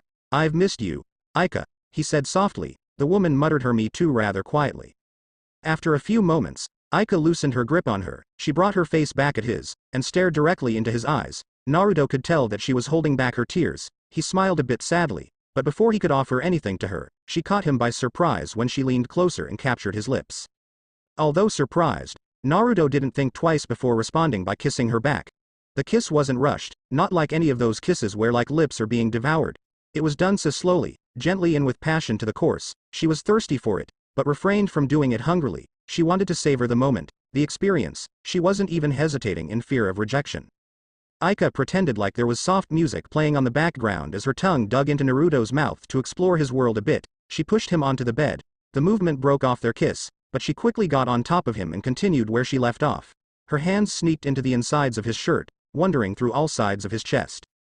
There were so many times that Naruto had to get hold of himself so that he didn't rip off her clothes and do dirty things to her. Even so, he pulled out of the kiss and took a breather. Aika. He didn't do anything about the soft hands that were softly running through his chest, sending some electrolytes around his muscles, not to mention his thoughts were already intoxicating the flow of his blood. Aika stared him into the eye. I want to do it, she said softly. You're going to leave me again, aren't you? That is why you came back secretly. If you leave, I don't know when I might see you again. So please, let me have you. You're making things hard for me, Aika, Naruto said. For both of us, she corrected before closing her eyes. Their lips met again. The testing grounds just behind the royal castle were still the same. Nothing had changed since the last time he came into this place. Naruto found himself staring deeply into the empty space that was ahead of him. For trying to play hero, he had been forced to enter into the magical world. A world had not thought of joining any time soon, despite possessing great magic. This was the training ground. He made a deal in order to save Aika. He was only grateful that he hadn't made the deal with the devil. Well, even if he had, it wouldn't have been a problem. Even he had the mask of the devil. What is it that you want to show me, Naruto? The soft voice of Hisui spoke from behind him. The Princess of Fury was honestly ecstatic to see that her favorite blonde had returned to the capital, and had come to see her. She had truly missed him, his presence, his smell, basically, she missed everything about him. It wasn't to say that he was flawless and perfect in everything that he did, he had his own flaws as a human, but he always made up by his brains and heart. She wasn't able to express just how much she had missed, just how much she wanted to hold him close to her. She really missed the times they used to study together. When he had appeared in the castle, he didn't give her time to jump on him. Figuratively, of course. He had shushed her and told her to lead the way into the testing grounds. After just greeting her, he only said he wanted to show her something, but didn't explain. She was a little disappointed that it has been almost 3 months since they last talked and he was acting like they had just spoken yesterday. She assumed that it wasn't the case with that woman though. Surely, that woman didn't seem to mind anything. She wouldn't be surprised if she had stuffed her tongue down his throat when the blonde revealed himself to her. Still, she didn't say anything. She merely led the way to this place while her thoughts kept her busy. Naruto turned around to face the princess, his beloved princess as Aika put it. What had discovered was that she was a little jealous of his relationship with Hisui. Perhaps she was insecure, thinking he may leave her or just stop showering her with affection and focus on Hisui. Naruto didn't think too much of it though. Had known Hisui for the longest time and he couldn't actually read her as much as she read Aika, and besides, he never considered Hisui in upwards thoughts. It wasn't because she wasn't desirable, though she was younger than him, she was still a desirable young woman who had a bright future. She was strong, confident and courageous. Princesses were mostly beatified by jewelry and money, but with Hisui, he could strip her naked and run her in cold water. She would still be beautiful. He had just set a boundary between him and her, not because of her age or status, but because something inside of him held him back. His last relationship had been with an older woman and it was very successful. He wasn't looking forward to starting a new one, at this stage. Something wrong? Hisui asked, looking at him with mild curiosity. His stare at her was rather inventive, and he wasn't even saying a word to respond to her question. Naruto smiled, shaking his head. Sorry, he said, I just can't help myself. Your beauty just never ceases to draw the attention of my eyes. On top of that, I've missed you lots, and I would strip you naked and examine every part of your body because I miss all parts of you. Hisui blinked, a bit flustered by how his bluntly put words made her feel.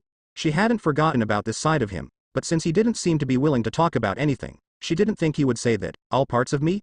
Hisui placed both her hands on her hips, and stared directly at Naruto. You haven't examined every part of my body, she said.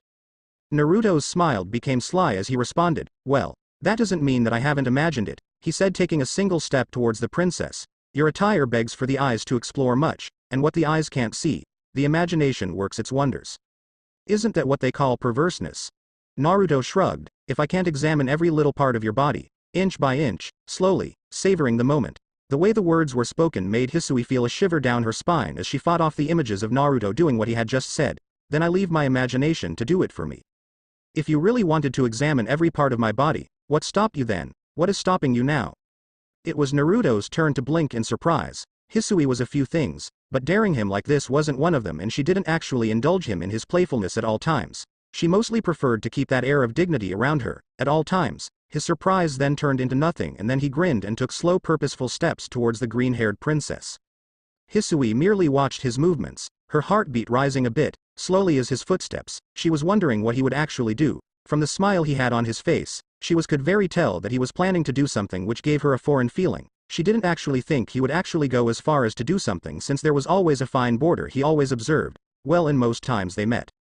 Naruto reached the princess, who was trying but failing to keep a blank expression on her face.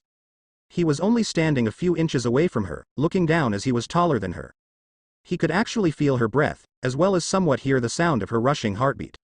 Naruto took both her hands, and held them gently. He leaned forward a bit to the side of her head. You're so pure, undefiled. Your skin hasn't been tainted by anything, and you haven't been violated. I want to touch you, but I know that will taint you. The urge is so strong. Sometimes it is harder to control myself. Naruto then kissed the princess on her neck, before continuing. But if you allow it, I will bury my desire to see you pure as you are and partake in you. He pulled her closer to him. Her body actually pressed against, for a moment that is. Whether it was because her chest was pressing against his body, or the fact that his hands were now playing behind her, or that he had dared kissed her, or the fact that a little thought occurred of indulging him, Hisui's face turned red, Perhaps because his sweet melodious tone brought of images in her head of him partaking in her, might have made her face red, but the bottom line was that the normal composed princess was greatly flustered. Moreover, this was the first time she was in a position like this. Naruto made some distance between the two of them before bursting out in laughter when he saw how red Hisui was. It really did remind him of the timid Hinata, back then, had always thought she was perhaps sick, but he did understand soon enough. Ha ha ha ha ha. Naruto paused from his amusement before he spoke. I haven't laughed like this in some time, he said. Hisui tried regaining her composure, but she wasn't succeeding. That wasn't funny, Naruto. From where she was standing, it wasn't. He had dared embarrass her like that. At least there weren't anyone around, and surveillance lacrimas had been shut down on her orders. From where you're standing, Naruto said, the amusement never leaving his face. Before he got used to Mei, or being intimate to a woman, the Godem Mizukage often teased him in this manner. The woman did it so flawlessly that every time she did it, he was embarrassed and actually thanked gods that their relationship was secret. I found a way to get under your skin. Then smirked and deliberately trailed for his next words. Still, I didn't think Hisui Haim had such a dirty mind. Hisui cleared her throat. She finally composed herself, but shades still covered both her cheeks. I don't have a dirty mind. You just caught me by surprise. Besides, this was a little unique, the princess said. What did you want to show me? Naruto sighed. The time for laughter was over. Well, at least had laughed a bit. This was going to be one memory that will last with her forever. No matter where she goes, or how old she becomes, he wanted her to have a memory that will bring her a smile when the thought of him occurs in her head. This one would do well enough for her to keep a fond memory of him. On his next journey, he wasn't going to return after 3 months. It would be more than that, and she was going to hear a lot about him, good and bad. If he created a memory of a happy him, she could keep it. Even when a bad one was being painted in all corners of the royal palace, he didn't doubt that she didn't know anything about his recent activities, but it was only a matter of time before she finds out. Smiling once more, Naruto responded, when I gave you my notes on teleportation, I told you that I stopped studying time, travel and gave you those to help you create your time, travel equipment, or gate if I should say. The blonde started carefully. While I was away, I furthered my studies in teleportation and made a breakthrough. Hisui tilted her head a little. I thought that magic was completed since you could teleport things from A to B. The only problem was long-distance travel, and teleporting biological things. Well, by that statement, she could see why he said he made a breakthrough. She shook her head. Never mind that, she muttered quietly. Even if teleportation proved to be achievable and doable, it was still not perfect, Naruto said. He emphasized the word perfect. During that time, teleportation was only successful if there were those papers I gave you, and in your case, you had to create a device. Naruto held out his right hand and a strange blue seal appeared beneath him, on the ground, using just magic, runes. I have created the teleportation magic. You can say by studying space and time. I have created this magic, in this form. There is no risk of sending only half of your body, or just some parts of your body. You're still standing in the same position, Hisui pointed out. Naruto merely smiled. He invited her come closer and step into the magical circle. Anyone within this seal will be teleported, even if only part of your body is within the seal, he stated, placing his right hand on Hisui's shoulder. This won't hurt a bit, he said. Before Hisui could even ask what he was talking about, they vanished from the testing grounds. The same blue seal appeared in their library within the capital. They'd actually teleported from A to B safely and she didn't feel anything wrong in her body. Being zapped from the testing grounds behind the royal castle hadn't put any strain on her body. She looked down. The same seal was still under them. How much time to get here? Seconds, Naruto said, so far. I can only teleport those with magic. If you have no magic in you, then it is impossible for me to teleport you. I also can only teleport to a place I have marked before. The limitation is that this mark is only accessible within a certain range. It is more like a target. Really, the more I move away from it, the harder the target becomes hard to hit. However, within a month or more, I should have solved this problem that makes this magic imperfect. Hisui turned to face Naruto a bit. His hand was still on her shoulder, but she didn't say anything about it. It is no different than a magical ability. In this sense, teleportation magic. Does it require certain type of magic in order to be learned? Naruto shook his head. Not particularly, but mages such as celestial wizards would need a device to teleport. It is particularly easy for those with molding magic. Anything is possible since it only requires pure magic to draw the seal. However, you need to have a calm head and near perfect magic control to use it. Without those two as a basic requirement, you can't learn it. Calm head. Naruto merely nodded, not bothering to explain what that meant. How good is your control over your magic? Naruto took them back to the testing grounds before he responded. Near perfect, he said with a small smile. Still not enough though. To be fully satisfied with the control of my magic, my management of it mustn't good, or acceptable, it must be perfect. Hisui's brow quickened. I didn't take you for a perfectionist.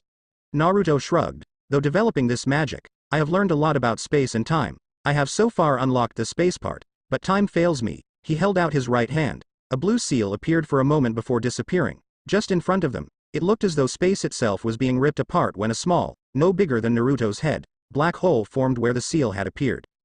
Hisui walked closer to inspect it a bit. It was truly fascinating to be able to create something like this, using just magic without the need for a device. She peered through the hole and realized that it was like a window to another dimension. Still, there was nothing but stars. It was as if she was looking at an eternal night lit only by millions if not billions of stars. The portal closed rather suddenly without a warning, making the princess stumble back a bit. She turned back to face Naruto inventively. After all the research she has done and hypothesis she has come up with, she has discovered that to be able to rip through space to open a portal, a large amount of magic that no person should possess was needed. She understood that having perfect control over magic meant that Naruto could reduce the amount of his magic needed. However, her hypothesis proved that it was humanly impossible. By keeping a calm head, you meant a high deal of concentration, Hisui said. Certainly, without a higher level of concentration it would be impossible or probably disastrous. How is it possible? Magic, dear, Naruto said with a smile. As you saw, the portal I created was small, but stable. The demand for a bigger portal requires a lot of magic and much higher concentration. Creating something bigger would most likely drain most of my magic. So far, I can't maintain anything big without creating a wormhole. Understandable. Hisui nodded to herself. How much a wizard are you, Naruto? Much more than you'd think, he said. How far are you in your research? Hisui smiled. A somewhat proud smile. I am currently conducting experiments on theories I've drawn so far and I've actually made progress. I may even be ahead of you. Naruto smiled proudly and produced 2 books. I always knew that you were smarter than me. I expertise in the elements of magic, but your understanding both magic and technological tools far surpasses mine. Mostly because the elemental nations didn't depend on technology. Chakra was everything in the day-to-day life. Hisui smiled pleasantly as she accepted from books from Naruto, Space and Time, Elemental Magic. They were titles of both books Naruto gave her. She could use the former, but she didn't have much use for the latter. Did you complete the research? Naruto shook his head. No, but the research I did concludes to possibilities, and this teleportation magic is a simple proof that it is possible to travel through space. A device is likely the answer for time travel. The normal mind and body cannot simply generate enough capacity to travel through time without suffering a side effect. So, you're giving up? No, Naruto said. I've trusted you with all my research. He smiled and patted the princess on the head. She didn't seem too pleased by it though. Still, he didn't interpret it as a bad sign. What of the other book then? Hisui asked, looking at the second hard copy Naruto had given her. Both books were in printed copies, looking as though they were retail books bought from a bookstore shelf. Open it, Naruto said. Hisui did as instructed, but when she opened it, she realized that the first page had a different title than the cover page. The second book was titled Behind the Mask. Hisui paged through a few pages, before closing it again. It is a novel I wrote. Well, it didn't take him a week to write the damn thing since it was basically most about his life at the Elemental Nations, more precisely, his early days at Konohagakure. Anything written would look fictional since that world isn't known here. I didn't know you were a writer, Hisui said. He could work his way through a conversation and through magic tricks, but a novelist? Hell no, so imagine her surprise. I don't, Naruto said with a shrug.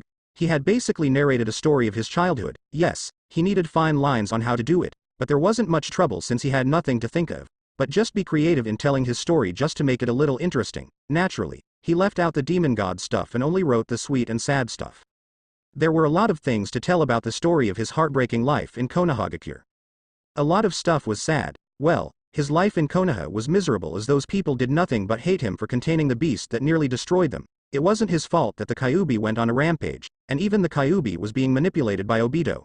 Both he and his former friend were just victims of human hatred. The struggle in Konoha was a big one, and it would at least make the book interesting.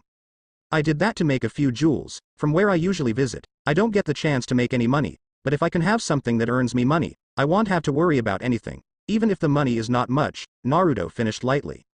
He had left lots of his money with Aika, but he didn't want to take it from her. He had given it to her, so it no longer belonged to him but to her. Besides, he couldn't ask her from something he had given her. It wouldn't be fair if he did something like that. A lot of jobs he did were free while he was busy trouncing on dark guilds. He didn't demand money for doing something good for poor people. Rich people always gave it away if they got help, unless they were greedy. Even then, he didn't demand anything. Getting paid for doing something was not a good work, but a job. Naturally, without getting in cash injections inside his pockets drove him miles with an empty gas tank. You could have come to me if you needed money, Hisui said. I do get quite a big allowance and get to use it as I please. It wouldn't be a problem if I sent some money to you. It wouldn't even look like he had sent him anything. Naruto wouldn't ask if anything big, if he asked, and given that her family controlled Fury, they had more than what they needed in terms of money. Naruto shook his head. I like working to earn something, he said. When you start getting free things, you turn to become dependent on it, and that brings a lazy attitude. Why work if I am going to be given free money to maintain myself? Hisui sighed. I should have expected that, she said. Come on, let us go inside. She was already tired of just standing here, and besides, there was another subject that needed to be dealt with before she showed him the work she has been doing in his absence. Naruto silently followed Hisui back into the royal castle. He could guess that she wanted to be sitting down when they do talk further into the subject he should have started with. The princess also kept her silence as she led the blonde back to her quarters to get a more private place to talk personal matters. Once they reached Hisui's quarters, she showed Naruto where to seat and he went on ahead to sit down. He had been here before, and it looked the same, making herself comfortable. Hisui let loose of a breath to calm her nerves. She settled her thoughts and looked straight at Naruto. She was sitting across him. This gave her the perfect opportunity to peek into his eyes while talking. How did Aika-san take it when you went to her? She didn't delude herself into thinking that Naruto would have come to her before that woman. She was likely the last stop before he left again. He had done so the last time and he would do it again. Well, Naruto smiled awkwardly, scratching the back of his head. How was he going to put it? How was he going to tell Hisui that he hadn't planned on revealing to Aika that he had returned to the capital? Hisui shook her head as if she was reading his thoughts. You saw her but it wasn't in your plans, she stated, looking straight at the blonde. Again, she shook her head when Naruto didn't deny it. I am guessing she must have been disappointed. Mad. If you want to put it right, Naruto said, but we patched up things well, he added with a small smile. I am glad, Hisui said with a smile. She didn't seem too happy though. Not that Naruto was expecting any less from her. So, what brought you back? I wanted some notes I'd left in my apartment and I wanted to give you the books I gave you, as well as see how the delightful Princess of Fury is doing. Naruto responded calmly, a warm smile on his face. How have things been since we last saw each other? Well, I've just been a lot busy than before. She really wished Naruto was around since he could help her out in her experiments. If he was around, she wouldn't have kept him out of her experiments. Of all the faith she had in him, having him in the labs wouldn't be so bad. I am more interested in what you've been doing. It has been about 3 months and so far she'd heard nothing. Perhaps it was because she didn't put much more effort to it. She only listened when she had the time to do so. Her resources weren't exactly used to tail the blonde around to see what he was doing. But that didn't mean that she wasn't the least interested in his activities. He hadn't even told her what exactly it was that he would be doing, so her curiosity wasn't unfounded. I've been working on some jobs, Naruto said vaguely, earning a blank stare from Hisui, but he merely smiled at her. You'll find out eventually. Certainly, she would hear about his activities soon enough. I have one more job to do before heading to Magnolia. You're not leaving until tomorrow, Naruto, Hisui said, though her tone wasn't firm or stern. The look on her face clearly indicated that it wasn't a request. I've yet to show you my work, and you've yet to tell me what I want to know. Besides, you promised you wouldn't leave my quarters without having dinner with me.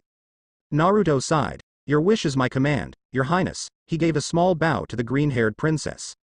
Later that day the dream to return home seemed to be a possibility. Yes, Naruto could now see himself returning to the elemental nations. The gate through to travel through time that Hisui was creating seemed like it would be working in the near future. But the thing would require an enormous amount of magic to operate. It was much more magic than Naruto could create, and gathering the large amounts of magic would require time.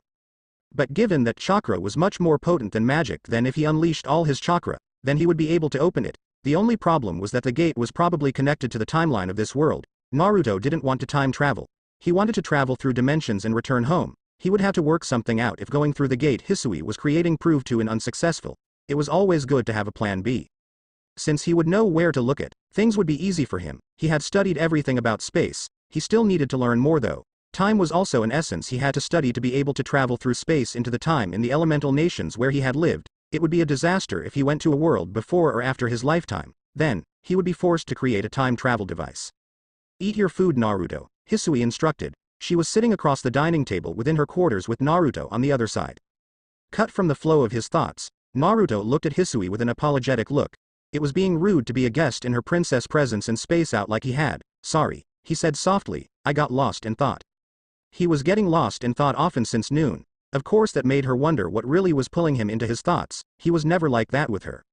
He always paid her all the attention he could give, but today, he was spacing out a lot. She wasn't worried about what he may have been doing in the past months. But now she was worried. He didn't seem, feel, or act any different for her to worry that something good or bad had happened while he was away. The spacing out was the only exception though. What is wrong, Naruto? The blonde shook his head slightly. Nothing is wrong, Hisui, he said honestly. I just have a lot of thoughts in my head, but nothing to worry about. I hope so. Hisui paused for a moment before changing the subject. So, are you going to tell me?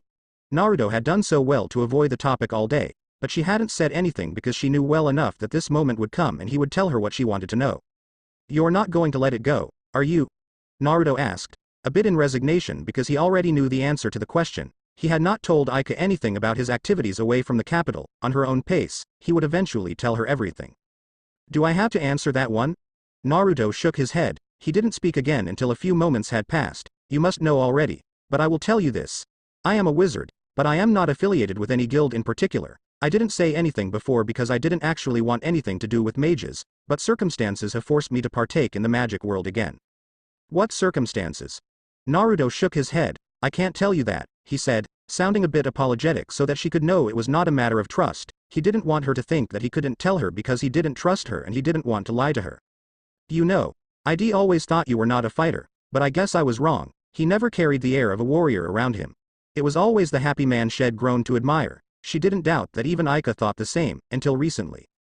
Naruto smiled, a bit sadly. When I was living here, I didn't wish I was a wizard. I truly did enjoy the life I was living here, he said, as long as he was in this world. He didn't to become a shinobi again. Even if he does use his chakra. The shinobi days were over. The wizard life was for his to take, and he would take it and make the most of it. I know, Hisui said with a warm smile. Then, Naruto told her some of the things he'd doing. He left out some details since she didn't know everything and some things were better left unsaid. In all her time thinking of him, Hisui had never thought Naruto could be capable of doing anything like what he had just told her. He had appeared so harmless to her, and didn't seem like he could hurt anyone. She was learning. Looks could be deceiving. Even so, that didn't change who he was, fundamentally, inside his heart. Why? Again, Naruto shook his head. It is best you know that much only, he said. I have the Magic Council on my tail already. I wouldn't them involving you in anything. He noticed how she had slightly tensed when he mentioned the Magic Council, but didn't say anything about it. But don't worry. I took all measures needed to ensure that they don't know I was here. Are they going to do anything? No, not now at least, Naruto responded, but don't worry. I am not doing anything I can't handle. So long as legal guilds weren't caught up in his actions, he had nothing to fear. Those probably had revealed to him by their actions, lack of rather, that they are content with him causing havoc in the dark world. I hope so, but I still don't understand why you would do something like that. What do you feel inside of you? What gives you the courage? Hisui's voice was a little higher than she had intended. It was troubling to her soul that he chose to live like that, and it meant trouble for both of them. Her family was also hiding things that would get them in trouble with the Magic Council. Naruto merely smiled sadly before he responded. I hope you understand one day, he said. I have seen many things, Hisui. You haven't because you keep inside the royal castle, but I have traveled all over the place and experienced a lot of things. My heart isn't content with seeing how the world is shaping. That is why I have made the choice. He paused to get a careful look at a girl. It isn't courage that makes me do what I do, but it is the desire for a change. What is it that you have seen, Naruto? She wasn't oblivious to how the world was. She wasn't a naive little girl who thought everyone was nice. There were evil people, but there was nothing that she'd seen to make her consider a similar path to Naruto's.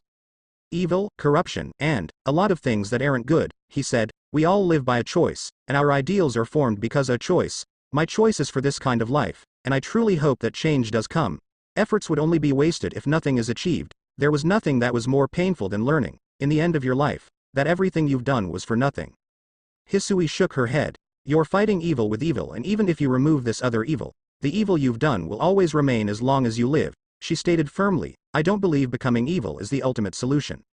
I've thought of that before, Naruto said. If I leave someone evil alive, and they torment someone after that, I believe it will be my fault for leaving the vermin alive. Again, Hisui shook her head. It wouldn't be your fault. No one deserves to die without even a second chance, and you can't guarantee that everyone you deal with will continue to be evil after their encounter with you. It was actually true, but Naruto had chosen otherwise. He certainly didn't want to go the way he did before. I'll think about it, he said. That was something he wasn't just saying. He really wished to do this differently. If he ended up becoming evil, then he would also have to disappear from this world, as he did in the previous. Thank you, Hisui said. The relief in her voice made Naruto's brow arch, but he said nothing. There are also some things the royal family does in secret which would get us in trouble if the Magic Council. Magnolia said this is fairy tale. Naruto thought, looking at the guild's building. Despite the many rumors that flew into the ears of those away from Magnolia, the people of this town liked the guild that was located within them. You could say that this was Magnolia's own guild, and it protected the town from any threat. With how beautiful the people spoke about this guild, Naruto couldn't be surprised if they stood up for them, regardless of anything the guild might do. But you could never know, especially with humans. Even though the reputation about Fairy Tail wasn't all that sweets and honey, they still liked the guild. Regardless, perhaps it was because they always did good before them. It would certainly be a betrayal if the rumors, which were true, made them distance themselves from their guild, even though it was always loyal and caring to the town. It hadn't taken him much time to reach Magnolia, and it didn't take much time for him to find this famed guild. There was no doubt about Fairy Tail was high up there, if not the most famous guild within Fury. It wasn't because of its power, but because of its destructive reputation. Preparing himself for what he was about to come across, Naruto opened the door and walked into the guild. He blinked as soon as he entered the large hall of the guild. There was a lot of noise inside. It was like he was seeing a number of children playing in the sand at a park. Even punches were being thrown and chairs being thrown around. Even though Naruto had prepared himself for anything, this wasn't what he was prepared to see. Fairy Tail, like this? Hell no, he didn't sense any malice to be on guard. This seemed to be like a sparring session, and his careful eyes could see the many smiles that flickered around the guild. This effectively told him that there was no riot and members of the guild weren't trying to murder each other. It would have been a shock if it was the latter though, even a first in the history he's read on existing guilds. Naruto got over his surprise and proceeded to move towards the counter, as it seemed to be the most civil place, besides it being peaceful, as it could be within this place. The person he wished to speak to was standing behind the counter, wearing a smile while all of these ruckus was happening. Along the way, a chair found its way on his face. He felt tempted to let it roll and pound to the ground whoever had thrown a chair at his face, but when his eyes narrowed, he realized that no one was even paying him any attention, and so he just shook his head and continued on his path.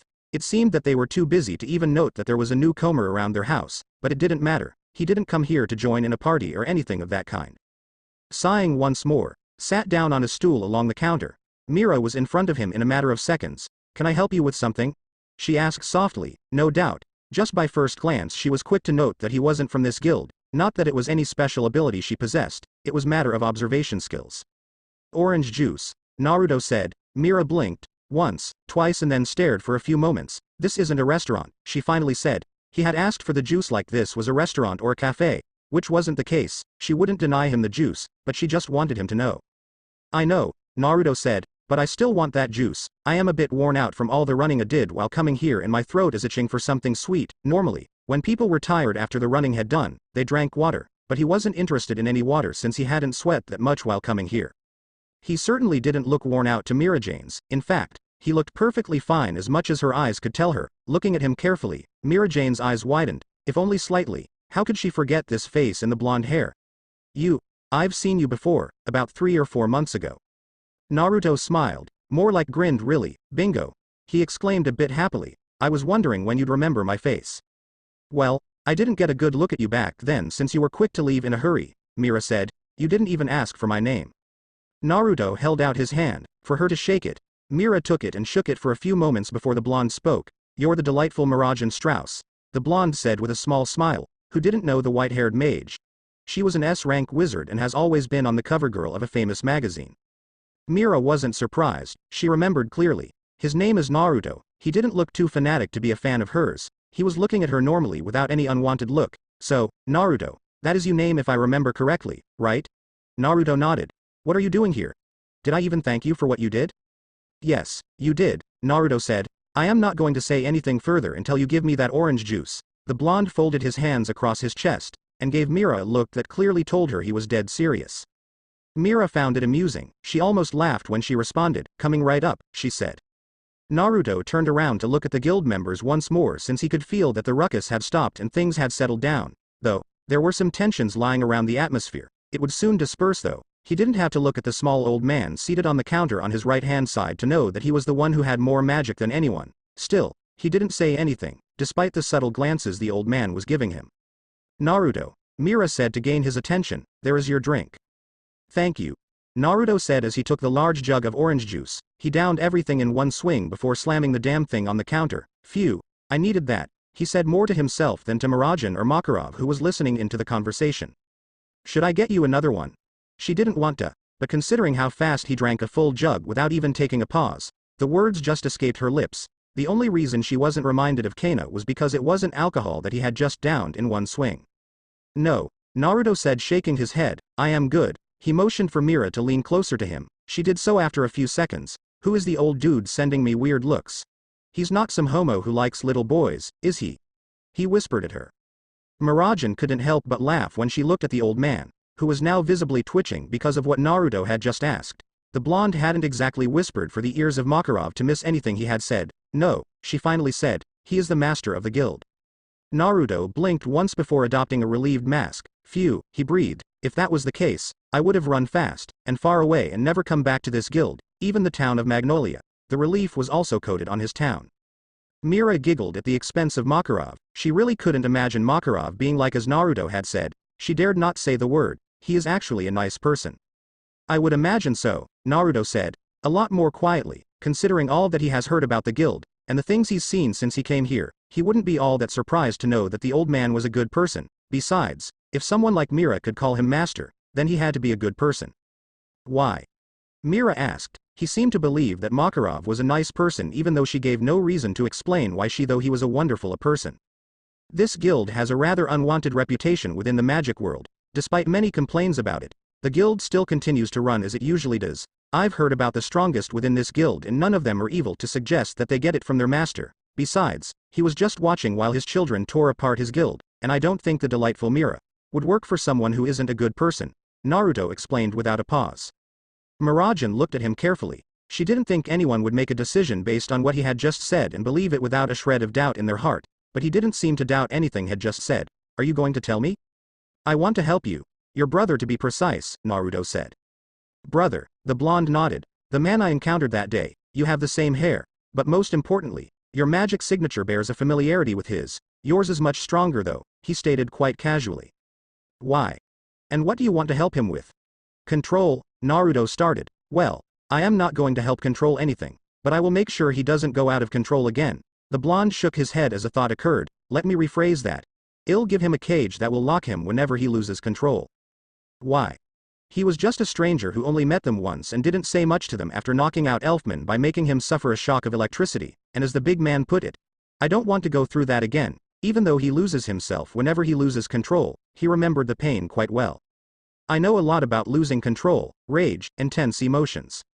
These two likely draw out the power one can't control, and it often happens in the time of need, the time you have to protect your loved ones. When you're faced with an impossible task, you're forced to summon the power within you, the power you can't control. Sometimes it is attracted by the rage or intense emotions, and when that happens, the power overcomes you, you destroy the enemy, and turn on to your loved ones. You even end up hurting them, instead of protecting them.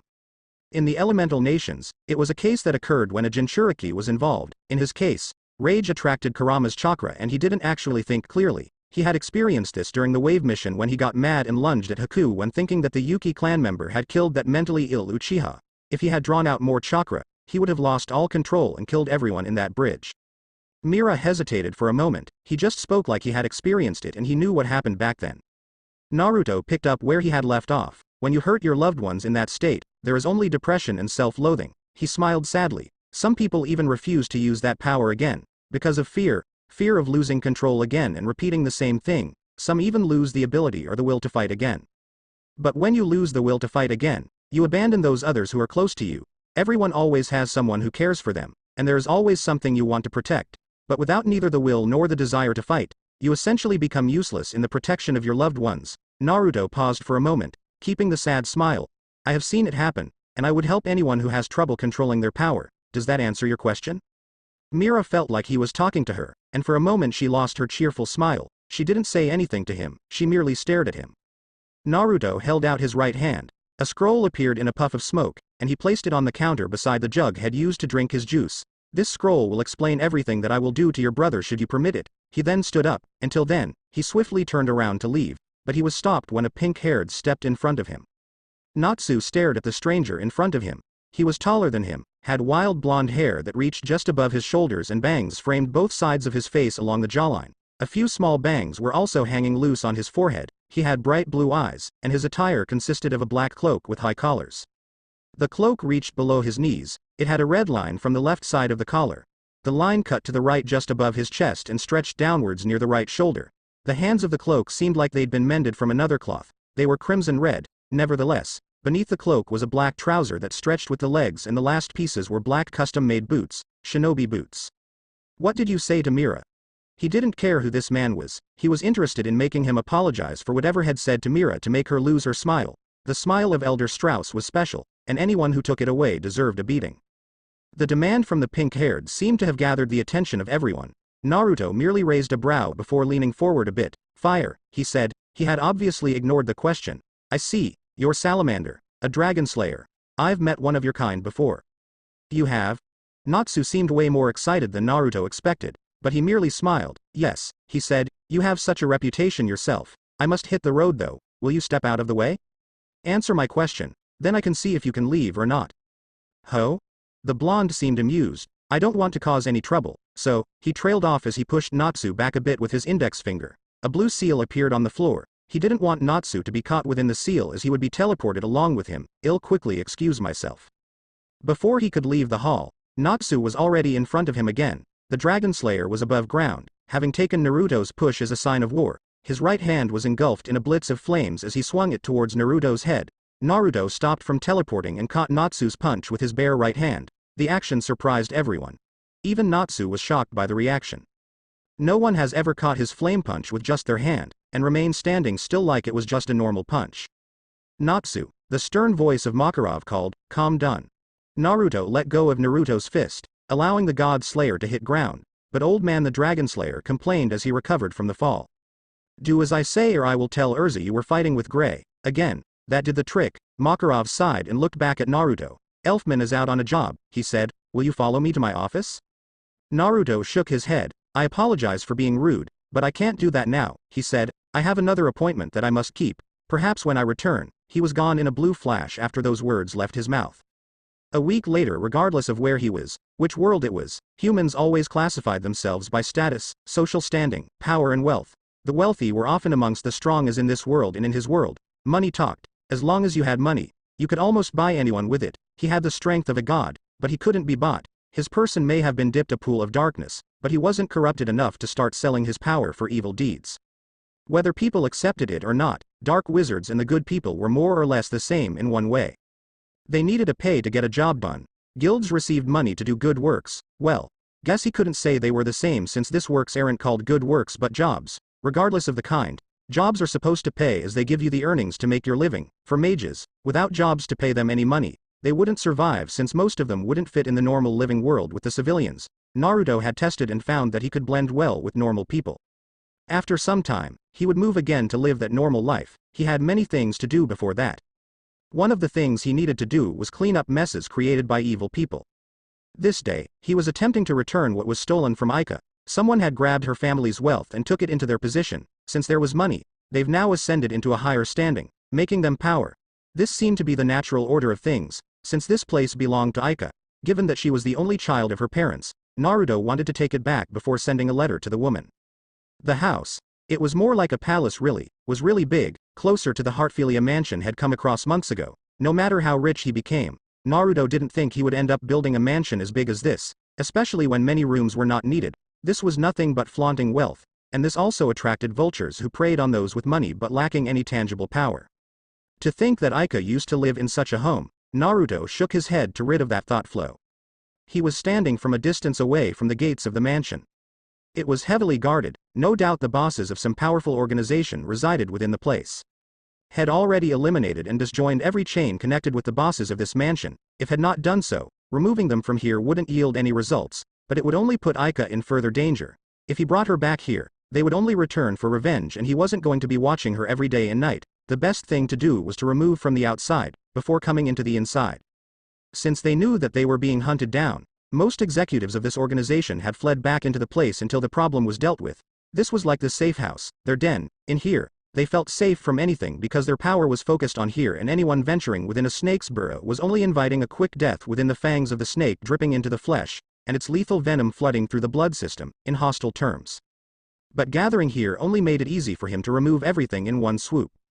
Naruto stayed moving, hands inside his cloak. A deep frown marred across his face. It didn't take long for his feet to carry him towards the large gates. There were 5 guards standing guard at the gate. but there were more to that number inside the property. Once the guards took notice of his presence, Naruto flashed a smile. "Yo," he said, a little happy.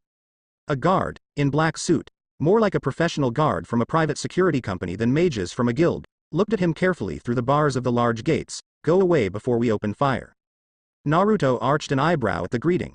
"How rude of you," he muttered. "Not even a hello and you're already telling me you're going to open fire. What if I was a visitor to the bosses, or someone hired to bolster security?" "We're not expecting any visitors," another guard responded, holding out his gun for Naruto to see that they were not playing. "Anyone who comes here today has been told to go back. The message is to keep anyone from entering and leaving unless the boss says so himself." Naruto scratched his chin after taking a thoughtful pose. "I guess it can't be helped them," he said before blurring into the property. Once he appeared, with the guards behind him, magical circles appeared beneath them, and kept them restrained. "I don't sense much evil from you. However, you have willingly accepted work from evil people. As punishment, I will send you into a timeless void, where you will spend endless time alone, floating in space. You will get a chance to reflect on your life when there." The blonde snapped his fingers and the men disappeared. There was no escape from the void had sent those guards. While he could freely send people into the void, he couldn't freely take them out. The void offered one a chance for change, in the sense that unless your heart changed, you could never leave the void. What awaited was an eternal silence of emptiness. One had much time to reflect on one's life while within the void, and if you saw your wrongs, and changed, you would be freed from the void and offered another chance to live a healthy life. He stole the idea of the technique from the Uchihas Izanami. There was no sense in just killing people who could be saved from the dark side. There were many people who deserved a chance to live, a chance to be forgiven, but mindlessly killing solved nothing but brought him more sins and continued the reign of bloodshed. Because of this revelation, Naruto was forced to take a new approach when dealing with evil, had swear that he wasn't going back to the same path as he did in the elemental nations after all. Naruto looked up into the sky. "I guess I should handle the bosses the shinobi way before dealing with the lackeys," he muttered before disappearing. Removing the guards would put the whole mansion in alert, and made it easy for him to see the movements of his targets clearly. Thanks for watching.